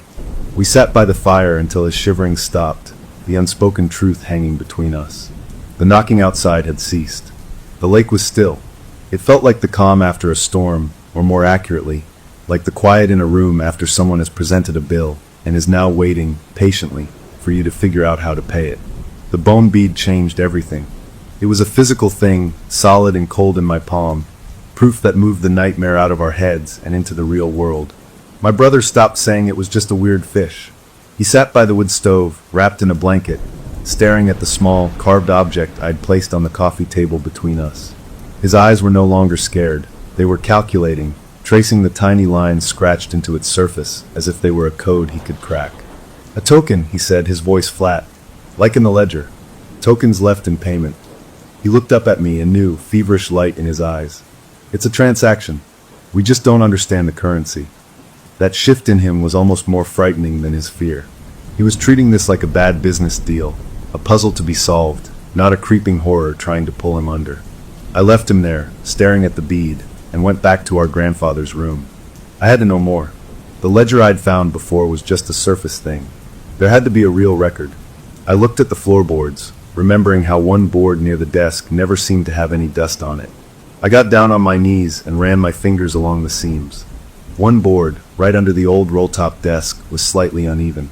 I wedged my fingernails into the gap and pulled. With a soft creak, it came up. Beneath it, in the hollow space between the joists, was a metal box, the kind used for important papers, and a larger leather-bound book. My hands were shaking as I lifted them out. The book was the true ledger. The entries here were stark, brutal, and written in our grandfather's firm, unshaking hand. It wasn't about fish. It was about people. Our family. The first entry was from 1910.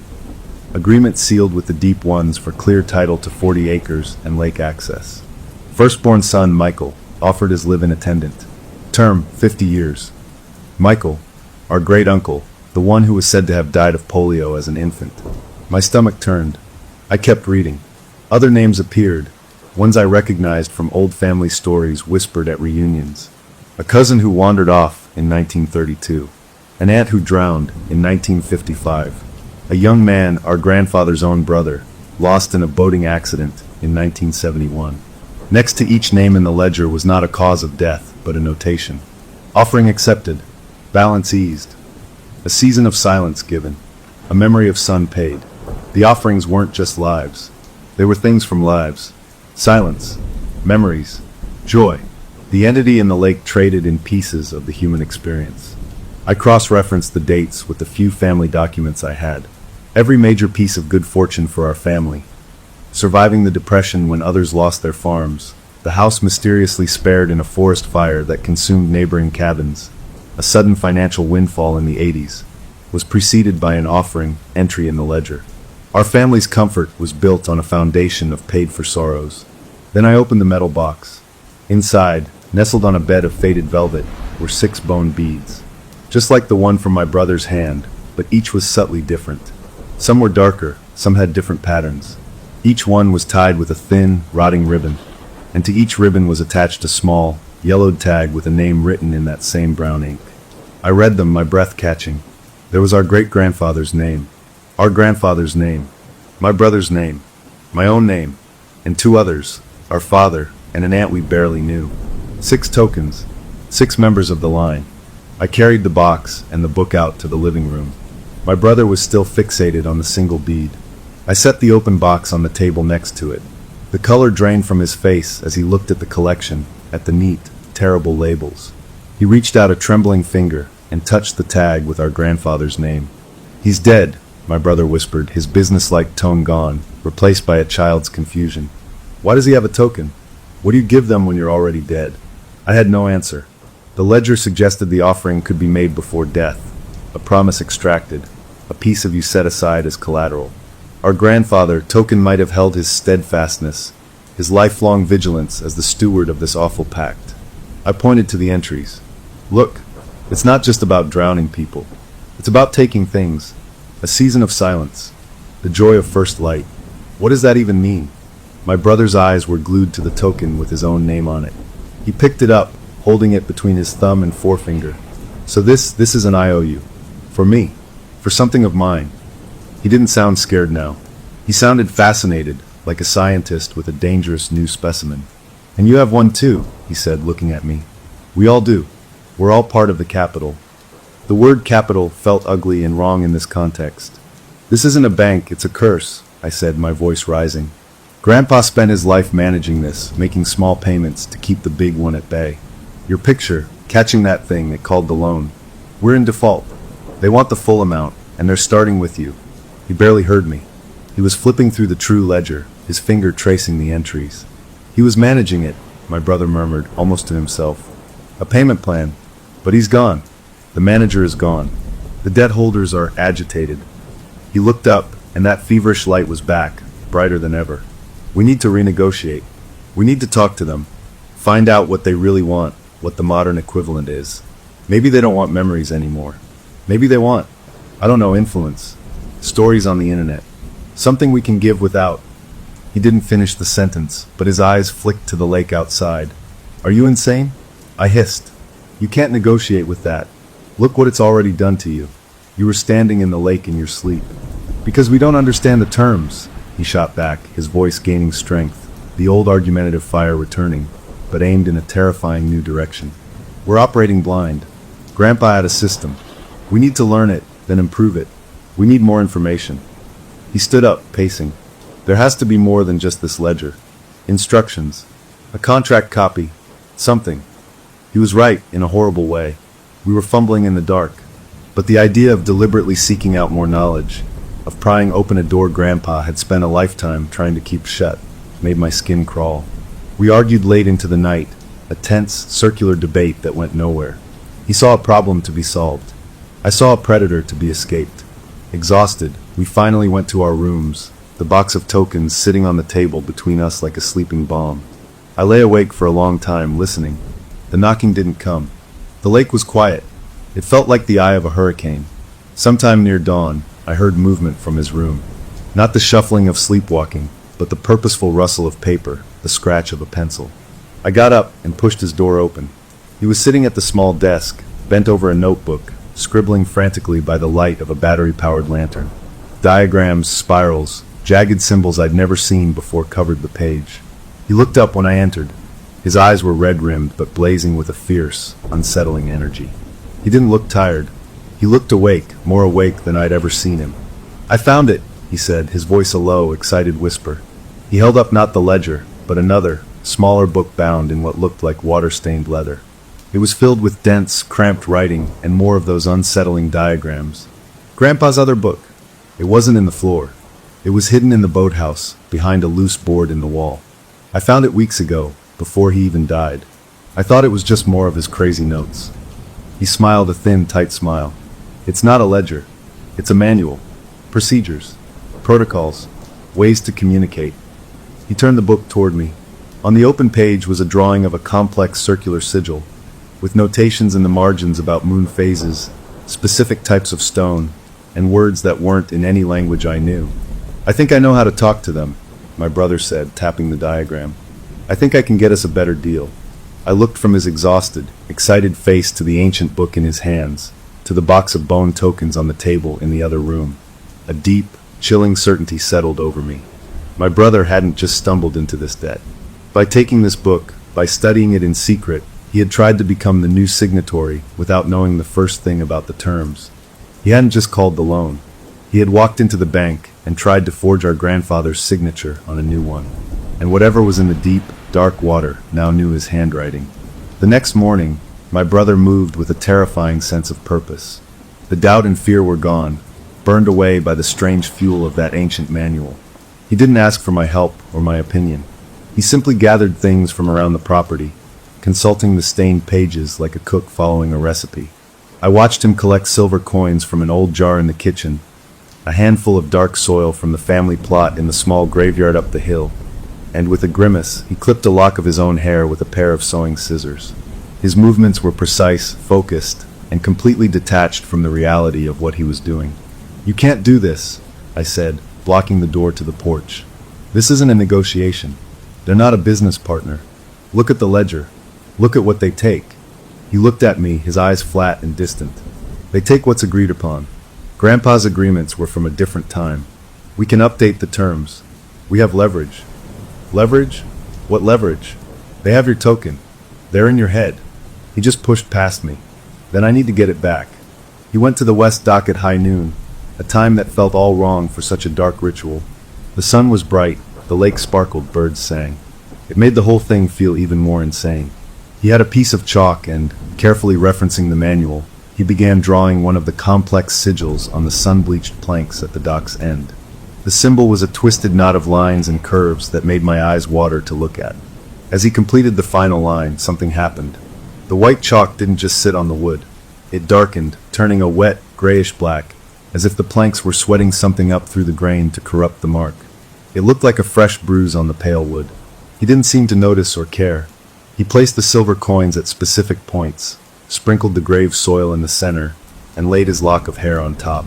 Then he opened the manual and began to read. The words were guttural, full of hard consonants and glottal stops that didn't belong in any human language. They sounded like rocks grinding together underwater. As he chanted, the air over the dock changed.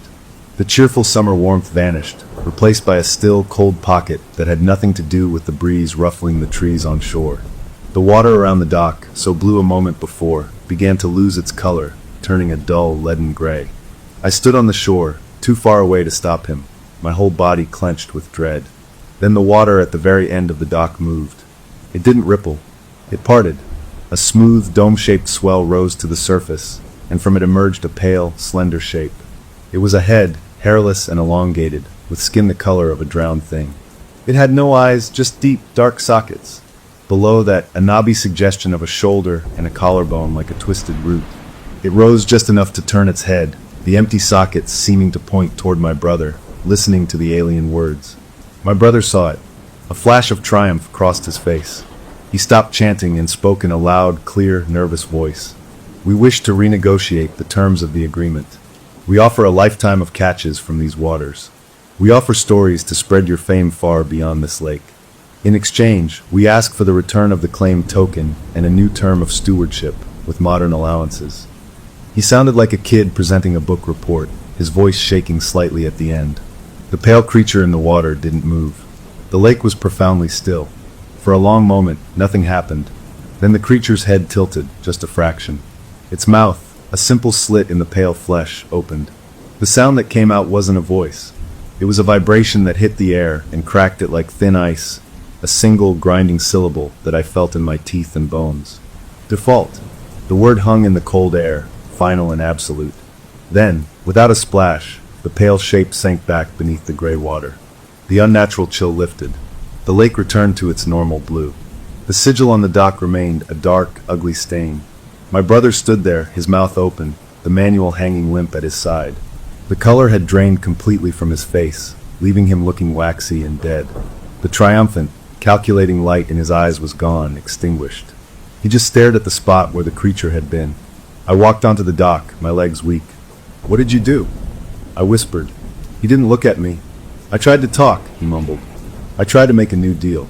"You stole that book, didn't you?" I said, the pieces clicking into place with awful clarity. "Before Grandpa died. You were already poking around." He nodded, a tiny, miserable motion. "I thought it was, I don't know, treasure maps. Family secrets. Not this." The full weight of it crashed down on me. Our grandfather's death had ended his stewardship. My brother, by taking the manual and performing an unsanctioned ritual, had effectively declared himself the new head of the family, the new signatory, without any of the understanding or the careful, decades-long balancing act our grandfather had maintained.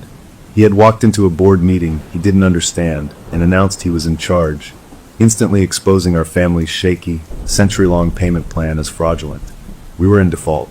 The word wasn't just a rejection. It was a verdict. I led him back to the house.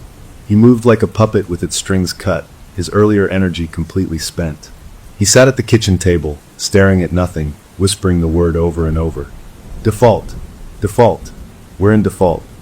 The rest of the day passed in a blur of numb horror. We didn't talk.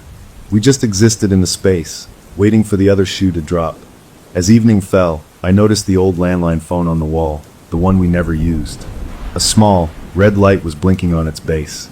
A message. We hadn't heard it ring. I walked over and pressed the play button. The speaker emitted a burst of static, then a sound of deep, wet, labored breathing, like someone struggling for air through water. Then a voice, strained and desperate, familiar and yet horribly wrong. It was our grandfather's voice. Don't let him pay, the voice gasped, each word an effort. The box is the only. The line cut off with a sudden, final blorp, the sound of a plug being pulled from a sink full of water. Then a dial tone. I stood frozen, my hand still on the phone. My brother was staring at me from the table, his eyes wide. Was that? He began. I nodded, unable to speak. The message was from today. The phone line was dead when I picked up the receiver to check. It hadn't been connected in years. That voice from beyond, or beneath, had warned me. Don't let him pay. The box is the only. The only what? The only way out. The only thing holding them back. The only thing we had left to pay with? I looked at the metal box on the table, the 6 bone tokens inside. My brother followed my gaze. A strange calm settled over his features, the shock wearing off into a hollow acceptance. It wants one of us, doesn't it? He said, his voice quiet. To settle the default. To make the books right. I didn't answer. The unspoken truth filled the room, colder than the air off the west dock. The knocking started again, just after full dark. Not on the dock this time. On the walls of the house. A soft, insistent tapping from all sides, as if we were surrounded by dozens of long, bony fingers. We sat together in the living room, all the lights on, listening to the encircling sound. My brother looked at me, and in his eyes, I saw the last of his defiance vanish, replaced by a grim understanding. He had tried to play a game with rules he couldn't comprehend, and he had lost. The debt was called. The collectors were at the door. And somewhere in the black water, our grandfather's spirit, or something wearing his voice, had tried to send a warning that we were only just beginning to understand. The tapping on the walls finally stopped just before dawn, leaving a quiet that felt even worse. It was the quiet of something that has finished its preparations. My brother fell into a deep, exhausted sleep on the couch, but I couldn't close my eyes. I sat by the window, watching the lake turn from black to gray to the soft pink of morning, listening. The normal sounds were gone. No birds greeted the sun. No squirrels chattered in the trees. The lake itself didn't lap at the shore. It just lay there, a flat, lifeless plate of glass. That's when I heard it, a sound that sent a jolt of pure electricity through my veins. The sputter and cough of an engine trying to turn over. Then the ragged 2-stroke roar of the old aluminum fishing boat's motor coming to life. It was Grandpa's boat, tied up at the west dock. It hadn't been started in years. I leapt to the window. My brother was not on the couch. I ran to the back door and threw it open. There he was, walking down the path toward the dock with the stiff, deliberate gait of a sleepwalker. In one hand, he carried the metal box with the bone tokens. In the other, he held our grandfather's big, green tackle box, the one he'd taken from the boathouse mess. He walked straight onto the west dock, not hesitating for a second, stepped down into the boat, and untied the rope. The little motor puttered, and the boat began to pull away from the dock, heading slowly but purposefully out into the middle of the cove, toward the deepest, blackest water. No! The scream was ripped from my throat. I sprinted out of the house, barefoot, the dew-soaked grass cold on my feet. I hit the path and ran for the dock. I had a choice. Stay on the safe, solid shore or go after him. The fisherman's accord screamed in my mind. This was it. This was the moment every single rule was written to prevent. I saw the old rowboat, tied up at the small, rickety dock we used for swimming. I didn't think. I ran to it, fumbled with the knot, and climbed in, grabbing the oars. I pushed off and began to row, my muscles burning with panic-fueled strength, aiming for the shrinking speck of my brother's boat. The moment my boat left the shore, everything changed. The warm, summer morning air vanished, replaced by a cold so deep and sudden it felt like plunging into an icy river. The world didn't just get quiet. All sound was vacuumed away. The putter of my brother's motor, the splash of my oars, the beat of my own heart in my ears. It all just stopped, swallowed by a thick, muffling blanket that pressed in from all sides. The light changed, too. The cheerful pink dawn light faded into a uniform, gloomy gray, like twilight under a thick fog. But the worst part was the water. It was no longer water. It was a void. A perfect, lightless black that didn't reflect the sky. It absorbed light, sucking it down into its depths. My oars dipped into it, and it felt wrong. There was no buoyant resistance, just a dense, pulling drag, like rowing through cold syrup. I couldn't see a wake behind me. I couldn't tell if I was moving forward or just paddling in place. The only anchor in this senseless gray void was the sound of my brother's boat motor. It was the only sound in the universe, weirdly clear and distinct, a tiny, sputtering beacon drawing me out into the nothingness. I rowed toward it, my breath pluming in the frigid air, my arms screaming in protest. Time lost all meaning. It could have been minutes or hours. The shore behind me vanished into the gray murk.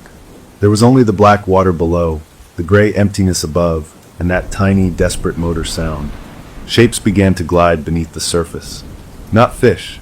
They were long and pale and man-sized, moving with a lazy, awful grace just below the black mirror. They didn't come up. They didn't attack. They paced me one on either side of my boat, escorts in a funeral procession. I couldn't look at them. I focused on the sound of the motor, rowing until my vision blurred with sweat and cold tears.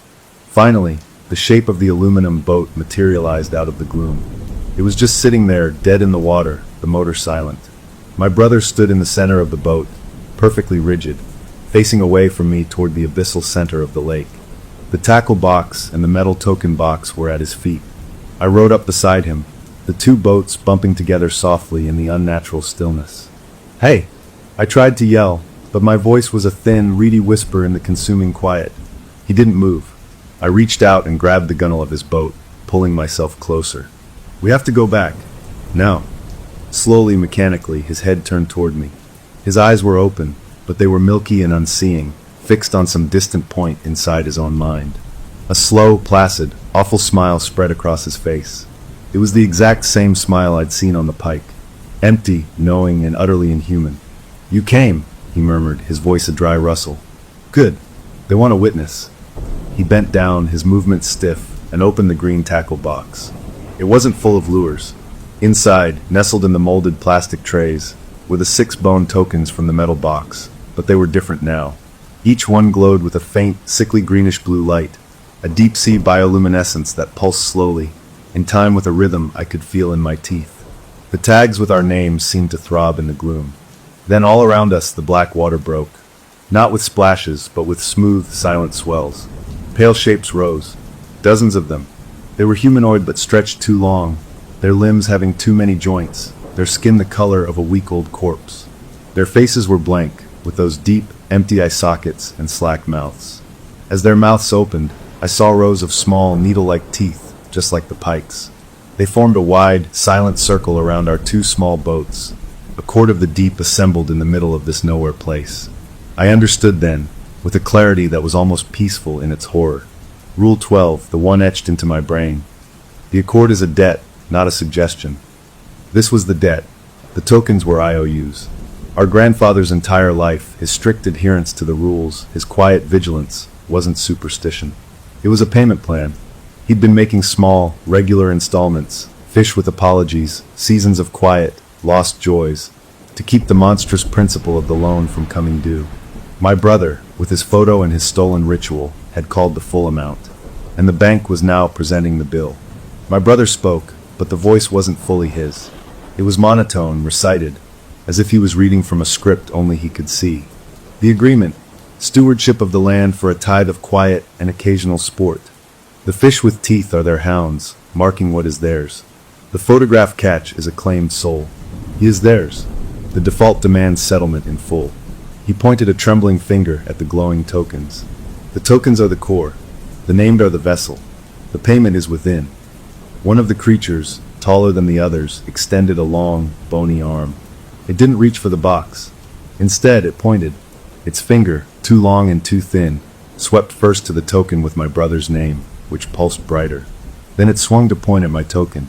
Then, slowly, it pointed down into the infinite black water beneath us. The meaning was as clear as it was terrible. One of us had to go down, now, to settle the immediate default. The choice was presented without words, in the pointing of a dead white finger in the dead gray light. My brother turned his milky eyes toward me, the pike smile still etched on his face. He was the claimed soul. He was already theirs. I was the witness, and I was the only other currency they would accept. The pointing finger hung in the dead air, an accusation and an invoice all in one. The circle of pale watchers didn't move, but their attention was a physical weight, pressing down on the boats, on me. My brother's token glowed with that sickly light, a beacon marking him as foreclosed property. Mine pulsed a duller, slower rhythm, an account still open but flagged for collection. The creature's fingers slowly curled inward, making a fist. In the tackle box, there was a sharp, crisp crack, like a walnut breaking. My brother's bone token split cleanly in half. The light in it winked out. At the same moment, my brother gasped a raw, wet sound. He clutched his chest, his eyes widening with a shock of pure, unthinking pain, as if the crack had happened inside his own ribs. He doubled over in the boat, his breath coming in ragged hitches. The verdict was in. His token was broken. He was no longer a borrower. He was collateral being cashed in. The tall creature lowered its fist and pointed again, this time only at the black water. The message was simple. The broken token was the judgment. He was the payment. Now, a low vibration began to rise through the water, a deep, subsonic hum that made the boats shiver and my bones ache. It wasn't a sound you heard with your ears. You felt it in your fillings, in the pit of your stomach. The black water in the center of the circle of creatures began to change. It didn't ripple or bubble. It swelled. A great, slow mound of water rose, pushing upward as if something unimaginably vast was ascending from the absolute deep below. The pale creatures all turned as one, bowing their grotesque heads toward the swelling water. The escorts, the courtiers, the debt collectors, they were showing reverence. The true holder of the debt was coming. The mound grew, a small hill of pure blackness against the gray void. It breached the surface not with a splash, but with a terrible, silent heave. The form that emerged was not a clean shape. It was a living mass of wet, dark things, tangled lakeweed the color of old bruises, waterlogged timber from sunken docks and boats, slick stones crusted with mussels, and thick, sediment-filled sludge. Woven through this amalgamation were patches of the same bleached, jointed flesh as the smaller creatures, like roots holding the nightmare together. It was less a body and more a moving piece of the lake's deepest, oldest bottom. And in the center of this rising mound, a gap opened. A maw. It wasn't a mouth with lips or teeth. It was a ragged hole lined with the bleached, skeletal wrecks of countless fishing boats, canoe ribs, splintered oars, and rusted outboard motors, all fused together into a jagged, crushing ring. This was the source, the ancient thing that had shaken hands with our shivering great-grandfather, the original creditor. It didn't speak. There were no words. Instead, a flood of images and sensations crashed into my mind, overwhelming my own thoughts. I felt the crushing pressure of the deep, the timeless cold. I saw the land when it was young, untouched by axes. I felt the greedy, desperate hope of my great-grandfather as he made his mark on the hide, and I tasted his fear, a coppery, sweet flavor. I felt the exhilarating rush of a child's stolen laughter, the first offering, and the bitter, acidic tang of my brother's modern arrogance and careless curiosity. It communicated the entire history of our family's debt not as a story, but as a series of stolen experiences, a gallery of flavors and feelings it had consumed over a century. This thing didn't just own the lake. It owned a piece of us, a share in our bloodline's very existence. From within its shifting bulk, a pseudopod of sludge and debris extended. Clutched in the grip of the muck was an object. It was the original fisherman's accord, but not on wood. It was on a stretched, cured piece of hide, dark and leathery. Even from a distance, I could see two marks at the bottom. One was our great-grandfather's shaky, spidery signature in faded brown ink. Below it was the other party's mark. It wasn't writing. It was a fossilized impression, a stamp of something that had no business existing on land, a spiraling, chaotic shape that hurt to look at. The contract, held by the thing that wrote it. The entity's attention, a force like gravity, shifted from the historical overview and settled on my brother. The broken token was the verdict, and now the appraisal began. My brother, still clutching his chest, began to shiver violently. His eyes rolled back in his head, showing the whites. He wasn't in pain anymore. He was being examined. His memories, his voice, his vitality, his very essence were being weighed and measured on some unseen scale deep within that monstrous form. In that moment, a desperate, stupid instinct took over. I couldn't let them take him. Not like this. Not while he wore that empty smile. I lunged across the space between the boats, my hands scrabbling in the tackle box. I ignored my brother's glowing, broken token and seized my own. It was warm, almost hot, and it throbbed in my hand with a rhythm that matched my pounding heart. I held it up toward the massive, rising entity, shouting into the psychic noise filling my head. Take this. Take my fear. My future. My whatever you want from me. Just leave him. Leave him alone. It was a child's bargain, a sibling's hopeless trade. The attention shifted. The crushing focus on my brother lessened. He slumped in his boat, gasping. The ancient holder's presence turned toward me. The flood of images in my mind changed. Gone were the tastes of past fears and joys. Now I saw a new vision, clear and sharp and horrifying. I saw myself standing on the west dock, not as a visitor, but as a permanent fixture. I saw the seasons blur, years passing, my skin growing pale and cool. I saw myself watching over the black water, enforcing the accord on future, unsuspecting family members who came to visit, becoming the thing that knocks on doors in the night to collect the small, terrible payments that kept the great debt at bay. I saw the loneliness, the cold, the slow leaching away of everything that made me human. It wasn't an image of being taken. It was an image of joining, of becoming the steward, the new manager of the debt. In return, the vision implied my brother would go free. The default would be reset. The family's protection would continue, with me as the warden of the prison. The offer hung in the air, not as words, but as a completed picture in my mind, seductive in its terrible simplicity. It offered an end to the fear, a purpose, a cold, powerful certainty. All I had to do was agree to become the next link in the chain, to pick up our grandfather's burden and wear it forever. I looked from the monstrous, waiting entity to my brother, broken and half aware in his boat, to the glowing token in my hand that was my ticket into that frozen, endless future. The choice was no longer between him or me going into the water. The choice was between him going into the water or me going onto the dock forever. The vision of the stewardship was horrifying, but it had a terrifying logic to it, a dark peace. To stand on the dock forever, to become a cold, powerful part of the machinery instead of its victim. For a second, the sheer relief of an end to the struggle was almost tempting. I could save my brother. I could ensure no one else in our family ever had to face this. The price was just me, my humanity, slowly traded away over decades for the safety of the bloodline. I saw myself in that future, a pale sentinel in the moonlight, my heart beating slower and slower until it matched the rhythm of the deep things below.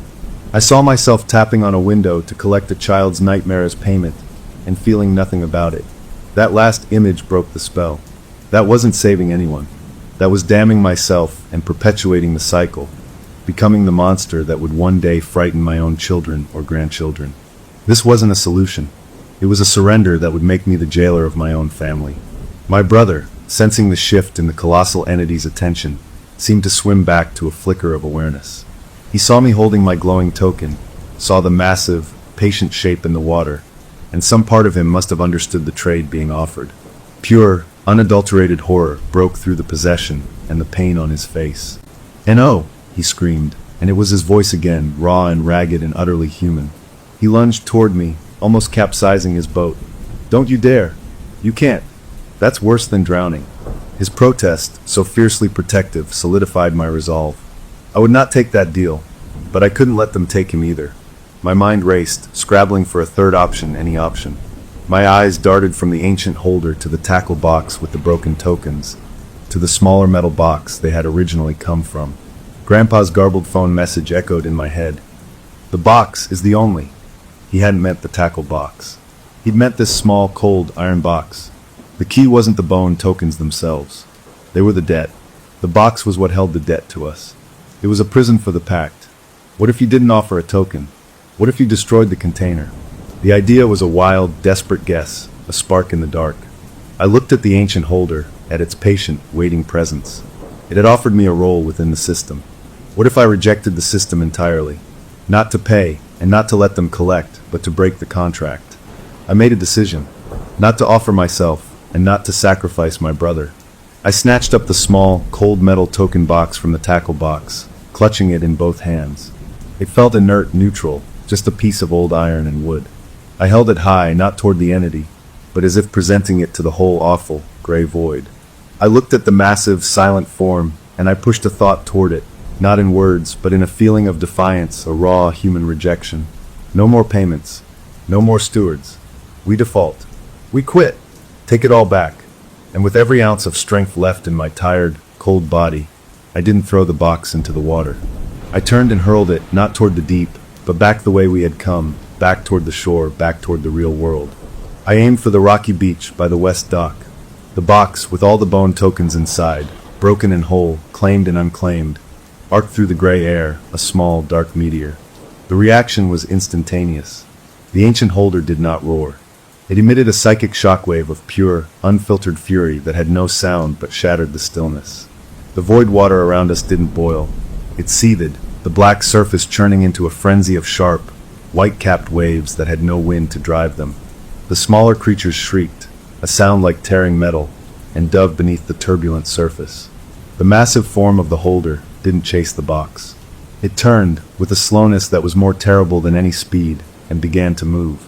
Not toward the box, but toward the shore. It surged through the black water, a living island of rage, its wreckage-filled maw now pointed at our home. It was coming to collect its property personally. The gray void began to shred around us. The muffled quiet ripped apart, replaced by the howl of a sudden, icy wind and the deafening crash of unnatural waves. The spell was broken. We were no longer in the nowhere place.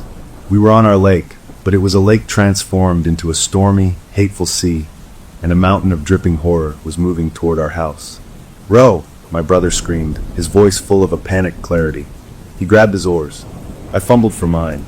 We both started rowing, not in unison, but in a frantic, chaotic scramble, fighting the suddenly violent water, trying to get back to the shore before the thing that owned us reached it first.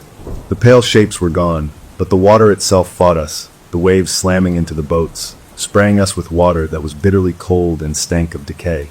The shore, which had vanished in the gray, now appeared, but it was wrong.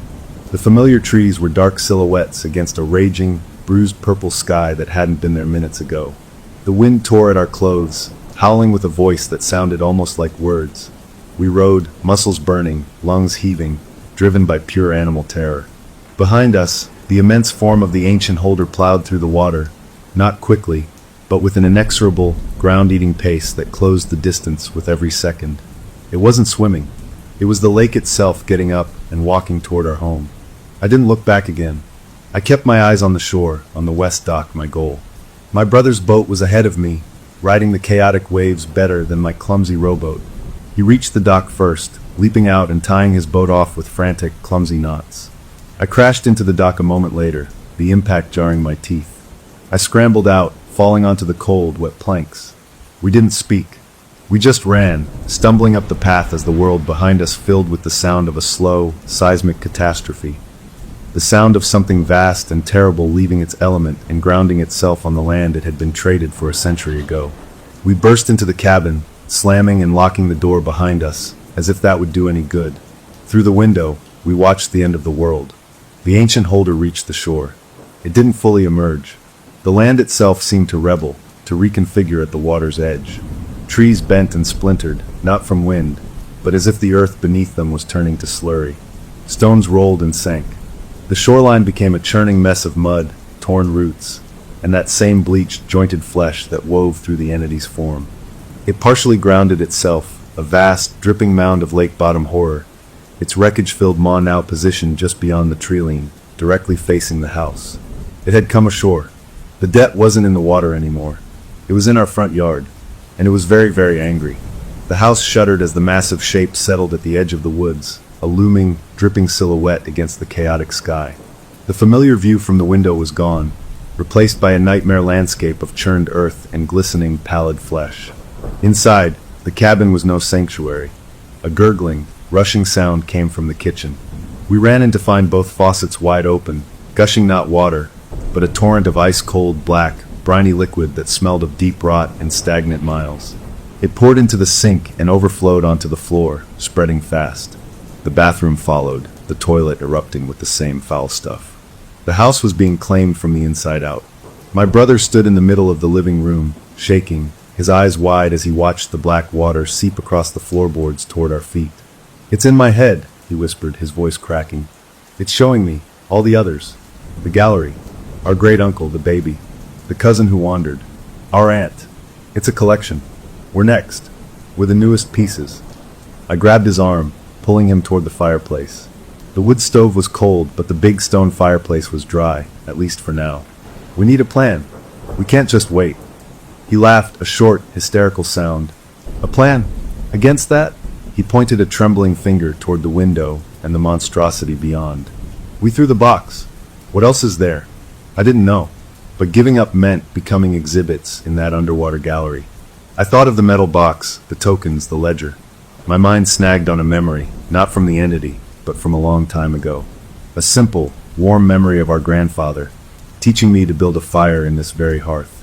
"You need the right tinder, kid," he'd said, his hands steady as he arranged the kindling. Old dry wood. And sometimes, he'd tap the long, iron poker against the stone. "You need to stir the ashes to kill the last embers." Iron and ash. Some old things can't stand a clean burn. Iron and ash. The words echoed in my head. The metal box was iron. The accord was ash. It had burned on the boathouse wall. The tokens inside were the embers, the last glowing pieces of the debt. A wild, impossible idea formed. To destroy the debt, we had to burn the tokens inside their iron prison, using the iron itself to contain the heat, to stir the ashes of the pact itself. It was a ritual born of desperation, using our grandfather's homespun wisdom against the ancient horror he'd served. "The box," I said, my voice firming with a certainty I didn't feel. "We need to get the metal box. It's on the shore. We bring it in here, put it in the fireplace, and burn it. Tokens and all." He stared at me like I'd lost my mind. "It's out there, with that thing. It's our only chance. The box is the anchor. Grandpa tried to tell us. We break the anchor, maybe the debt breaks." He looked from me to the window, to the black water creeping across the floor. The strange, calculating light I'd seen in him earlier was gone, burned away by terror. Now I saw a different kind of resolve settle in. A sad, final kind. He shook his head. "No, you can't go out there. It wants me more. My token is broken. I'm already foreclosed." He stepped toward the front door. "I'll draw them away. The smaller ones. You get the box. Don't you dare." I shouted, lunging for him. But he was faster. He threw open the front door. The howling wind and a spray of that icy, black brine rushed in. He turned and looked at me, just for a second, and in his eyes I saw my brother again, not the obsessed negotiator or the possessed puppet, but the kid who'd stick up for me. "Get the box," he said. Then he ran out into the madness, not toward the lake, but around the side of the house, screaming a raw, wordless challenge into the wind. I heard it immediately, a skittering, wet scrambling sound as the pale, smaller creatures, who had been clinging to the outer walls like ghastly barnacles, detached and swarmed after him, drawn by the more complete claim. This was my chance. I bolted out the back door, the one facing the west dock. The world outside was a tumult of wind and stinging spray. The ground underfoot was spongy and black, killing the grass. I sprinted for the rocky beach, my eyes scanning the stones. There, a glint of wet metal in the chaotic gloom. The small iron box lay where it had fallen, just at the water's edge, the waves of the enraged lake already licking at it. I didn't stop. I ran, my feet slipping on the slimy rocks. I was 10 feet away when a tendril of the black water, not a wave but a living, seeking vine, lashed out from the surf. It wrapped around my ankle with a burn like dry ice. I screamed, yanked off my feet, falling hard on the stones. The cold shot up my leg, a numbness that felt like death itself. I kicked, clawed at the rocky ground, but the tendril pulled, dragging me toward the violent water. I twisted, desperate, my fingers scrabbling for purchase. And I saw it. As I fell, my outstretched hand, instead of finding a rock, smacked against the iron box. The impact sent it skittering away from the water's edge, tumbling end over end. It arced through the air and landed with a solid clang just inside the collapsed back door of the cabin, on the stone hearth of the fireplace. It was inches from the old, dry firewood. Hope, sharp and painful, stabbed through me. The anchor was in the house, but the collector had its hand on the debtor. I looked back toward the lake. The massive, grounded form of the ancient holder had turned. It had heard my scream, felt my resistance. Its wreckage-filled maw, a cave of splintered wood and rusted metal, yawned wider. It wasn't interested in my brother anymore. I had thrown the box. I had rejected its deal. I was the one who had tried to break the contract. Its full, terrible attention settled on me, a pressure that made the air crackle. The tendril around my ankle tightened, pulling me steadily toward the water, toward the waiting maw beyond the shore. I dug my fingers into the mud and stones, fighting with everything I had, my eyes locked on the open back door, on the box on the hearth, so close and yet impossibly far. The wind screamed, the lake roared, and the thing that owned my family began to drag me home. The cold from the black tendril was more than just temperature. It was an emptiness, a sucking void that drained the strength from my muscles and the hope from my mind. I clawed at the ground, my fingers breaking nails on the stones, but I was sliding, inch by terrible inch, toward the churning water. The massive shape of the ancient holder filled my vision, its silent roar of fury a pressure in my skull. I was going to be pulled into that wreckage-filled maw, added to the collection of lost things. Then a sound cut through the howling wind, a human shout, raw and ragged. "Hey, over here!" It was my brother. He appeared from around the corner of the house, his clothes torn, his face pale but his eyes blazing with a fierce, wild light. He wasn't running from the pale creatures anymore. He was leading them, a tangled mass of long limbs and snapping teeth skittering after him. And in his hands, he held a can of gasoline from the boathouse and a road flare from the Jeep's emergency kit. He didn't hesitate. He spun, splashing the gasoline in a wide arc across the path of the chasing creatures, then struck the flare against the side of the house. It erupted with a blinding, hissing red light. He threw it. The gasoline ignited with a soft whump, creating a wall of fire between him and the creatures. They shrieked, recoiling from the flames, their pale skin smoking. The distraction was what I needed. The tendril's grip loosened for a split second, its attention divided. I pulled my leg with all my might, tearing it free from the sucking cold. The numbness stayed, but I could move. I scrambled to my feet, stumbling, and half ran, half fell through the open back door into the cabin. My brother sprinted after me, diving inside just as the enraged pale creatures, avoiding the fire, began to swarm up the outside walls again, their long fingers tapping and scratching at the windows and logs. We slammed the door and barred it with the thick wooden plank our grandfather had always kept there, a final, feeble defense. Inside, the cabin was a ship sinking in a black sea. The foul water was ankle-deep on the floor, still gushing from the taps. The electrical system gave one last pop and a shower of sparks from an outlet, then died, plunging us into a darkness broken only by the erratic, hellish glow of the creatures moving outside the windows and the dull red pulse of the burning gasoline fire casting moving shadows. And there, on the stone hearth, was the iron box. It sat like an offering, untouched by the black water that swirled around the base of the fireplace. "Now what?" my brother gasped, leaning against the door, which shuddered under impacts from outside. "We burn it," I said, wading through the cold water to the fireplace.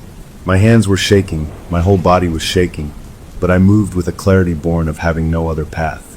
I grabbed the old kindling and logs, the dry wood our grandfather had stacked neatly months ago. I built a fire the way he taught me, my numb fingers fumbling, but remembering the pattern. Crumpled newspaper, thin sticks, thicker logs in a teepee. My brother found matches in a dry drawer. He struck one, the tiny flame a brave, fragile star in the gloom. He touched it to the paper. For a heart-stopping moment, nothing. Then a curl of smoke, a tiny orange tongue, and the fire caught, eating the dry tinder, growing, climbing the logs. The warm, yellow light of real fire pushed back the unnatural darkness, just a little. The warmth on my face was the most beautiful thing I'd ever felt. I picked up the iron box. It was cold, even colder than the water. I could feel the tokens inside, a faint, angry vibration. This was it. This was the stirring of the ashes. I placed the box directly into the heart of the newly built fire, right on top of the growing logs. The wood crackled around it. We watched, holding our breath. The black water on the floor seemed to flinch back from the growing circle of firelight. The tapping on the walls became more frantic, a frenzied drumming. The iron box began to darken in the flames, turning from wet gray to sooty black. Then, a sound came from inside it. A high, sharp whine, like 6 voices screaming on a frequency just at the edge of hearing. The bone tokens were heating up inside their iron prison. The glow I'd seen in the void, that sickly blue-green light, began to seep out through the seams of the box, pulsing in time with the screaming whine. The fire around the box roared hotter. as if fed by something more than wood. The flames turned strange colors, touches of that same ugly green, flashes of deep violet.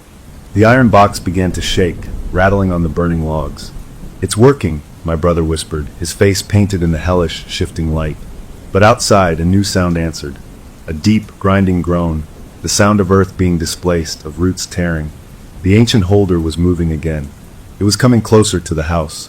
We could feel its approach in the vibrations through the floor. The creature wasn't waiting for its claim. It was coming to stop us. The box rattled violently, the whine rising to a painful shriek. A crack appeared along its side, and a beam of that ghastly light shot out, cutting a line across the ceiling. The debt wasn't burning quietly. It was fighting back. I remembered my grandfather's lesson fully now. Iron and ash. The iron contained it. The fire turned it to ash. But you had to stir it. You had to make sure every ember was dead. I grabbed the iron fireplace poker from its stand. It was cold and solid in my hand. I stepped toward the fire, the heat blasting my face. "What are you doing?" my brother yelled. I didn't answer. I thrust the poker into the flames, hooked the tip of it under the shaking, glowing box, and lifted. The box was blazing hot, even through the iron. I could feel the heat through the poker's handle. I raised the box, now a small, shrieking star of contained agony, out of the center of the fire. With a grunt, I slammed it down onto the stones at the edge of the hearth where the fire was hottest. Then I brought the poker down on it like a hammer. Clang! The impact was metallic and final. The shriek from inside the box cut off abruptly. The light winked out. The box split open along the crack. Inside, the 6 bone tokens were not burning. They were dissolving, crumbling into a fine gray-white powder like ash. The wine was gone. The strange colors in the fire vanished, leaving only normal, yellow-orange flames. For a moment, there was no sound but the crackle of the fire and our own ragged breathing. Then, from outside, came a sound I will never forget. It was a long, low, shuddering wail of loss and rage that seemed to come from the land, the lake, and the sky all at once. It wasn't loud, but it was everywhere, vibrating in the glass of the windows, in the water on the floor, in the marrow of our bones. It was the sound of a century-old chain breaking. The frantic tapping on the walls stopped. The gushing black water from the faucet sputtered, coughed, and then ran clear and cold before trickling to a stop. The deep, subsonic vibration of the approaching holder ceased. The sudden absence of sound and pressure was as shocking as the noise had been. We stood there, dripping and shivering in the firelight, waiting for the walls to crash in. They didn't. My brother slowly, cautiously, walked to the front window and wiped away the condensation. He looked out for a long time. "It's leaving," he said, his voice full of disbelief. I joined him. The massive, grounded shape was receding, pulling back into the lake with a slow, weary motion, like a great beast gravely wounded. The churned, blackened earth it left behind began to settle, the pale, fleshy roots retracting into the mud. The smaller pale creatures were gone, vanished into the night or back into the depths with their master. The unnatural storm was fading, the wind dropping to a breeze, the bruised sky lightening to the deep blue of true night, dotted with actual stars. We had done it. We had broken the anchor. We had stirred the ashes of the debt until nothing was left. The lake, under the returning moonlight, looked like a lake again, not a hole into nothing. It was over. We slumped to the floor by the fire, too exhausted to even speak, watching as the first true, peaceful dawn of our inheritance began to lighten the sky over the water that was finally and truly ours. The dawn that broke over the lake was the most beautiful I had ever seen. It wasn't just the colors, the soft peach and lavender bleeding into the deep blue. It was the feeling in the air. The waiting pressure, the sense of being watched from the deep, was gone. The air was just air, cool and clean, smelling of pine and wet earth, not of decay and stagnant depths. The lake lapped gently at the shore, a normal, friendly sound. We spent the first day in a daze, cleaning up the mess. The black water had left a slimy, foul residue on everything it touched, but it was just water now, just a stain. We mopped and scrubbed, opened all the windows to let the sun and fresh breeze blow through. We didn't talk much. There was too much to process. The iron box sat on the hearth, cold and empty, a split husk. The ash from the tokens had been washed away in our cleaning. It was just a box now. My brother's hands shook for hours afterwards, a combination of adrenaline crash and the lingering cold from the tendril that had grabbed him. He kept looking at the west dock, as if expecting to see the flat, black water or the pale shapes, but the dock was just an old dock, the water beneath it rippling normally in the breeze. By the afternoon, we ventured outside. The ground where the ancient holder had grounded itself was churned and muddy, but already grass seeds from the untouched soil nearby were visible in the muck, a promise of green returning. The woods stood tall again, no longer bent and broken. It felt like a wound the land was quickly healing. That evening, we sat on the porch as the sun set, a real sunset that reflected in 1,000 dancing wavelets, not a flat, black mirror. My brother broke the long quiet. "Do you think it's really gone?" he asked, his voice low. "I mean for good." I looked at the lake, at the peaceful cove. "The dead is gone," I said, choosing my words carefully. "The contract is ash. The tokens are gone. Whatever that thing was, it lost its claim. It doesn't own a piece of us anymore." He nodded slowly. "But it's still out there, in the deep parts." It wasn't a question. We both knew it was true. We hadn't killed a god. We had broken a deal. The deep, dark water at the center of the lake was still deep and dark. The thing that lived there was still there, nursing its loss. But it was no longer our landlord. It was just a neighbor again, a dangerous, ancient neighbor you knew better than to whistle at or fish for after dark. "We'll take the dock down," I said. "The west dock. We'll pull up the planks. Let the shore return to normal there." "Good," he said, and I heard real relief in his voice. A week passed. The normalcy was almost jarring. Birds sang, fish jumped in the evening, and we slept through the nights without strange sounds or colder pockets of air. We took down the west dock, as promised. It was hard work, pulling up the old, nailed-in planks. As we pried up the final board at the very end, the one where my brother had stood to cast his fateful line, we found something. Carved into the support post beneath the waterline, hidden for who knows how long, was that same spiraling, chaotic symbol from the original Hyde contract. It was old, the carving filled with algae and time. We didn't touch it. We just looked at it, a final reminder etched into the bones of the place. Then we pulled the post out of the lake bed and added it to the pile of old wood. We burned the pile in a big bonfire on the beach, a celebration and a cleansing. The fire was warm and bright, and the smoke smelled of old, dry pine, not of otherworldly things. The last night of the month arrived, the term of the will fulfilled. We sat inside, a simple meal between us, the cabin feeling more like a home than it ever had before. It was ours, free and clear. The lawyer would get his paperwork, and the legacy would continue, but without the hidden clauses, the terrible interest. My brother was leaving in the morning, returning to his life in the city. I was staying. I had decided that much. Someone had to keep an eye on the lake, not as a steward of a debt, but as a caretaker of a place that had been through a lot. We said our goodbyes early the next morning, a quiet, firm handshake that turned into a quick, backslapping hug. "You'll call if, you know," he said, looking past me at the water. "I will, but I don't think I'll need to." He nodded, got in his Jeep, and drove off down the gravel road, the sound of his engine fading into the sounds of the waking forest. I was alone again, but the aloneness felt different. It was a choice, not a sentence. I spent the day walking the property lines, feeling the sun on my face, listening to the life all around. I ended up at the boathouse as evening drew in. The Fisherman's Accord plaque was gone, of course, burned to nothing. The nail was still in the wall. I pulled it out with a claw hammer, the rusted metal coming free with a squeak. I held the bent nail in my palm, the same nail that had held the rules that governed my grandfather's life, that had almost claimed my brother and me. It was just a nail now. I threw it far out into the lake. It plunked into the water and sank, a tiny, insignificant thing swallowed by the deep.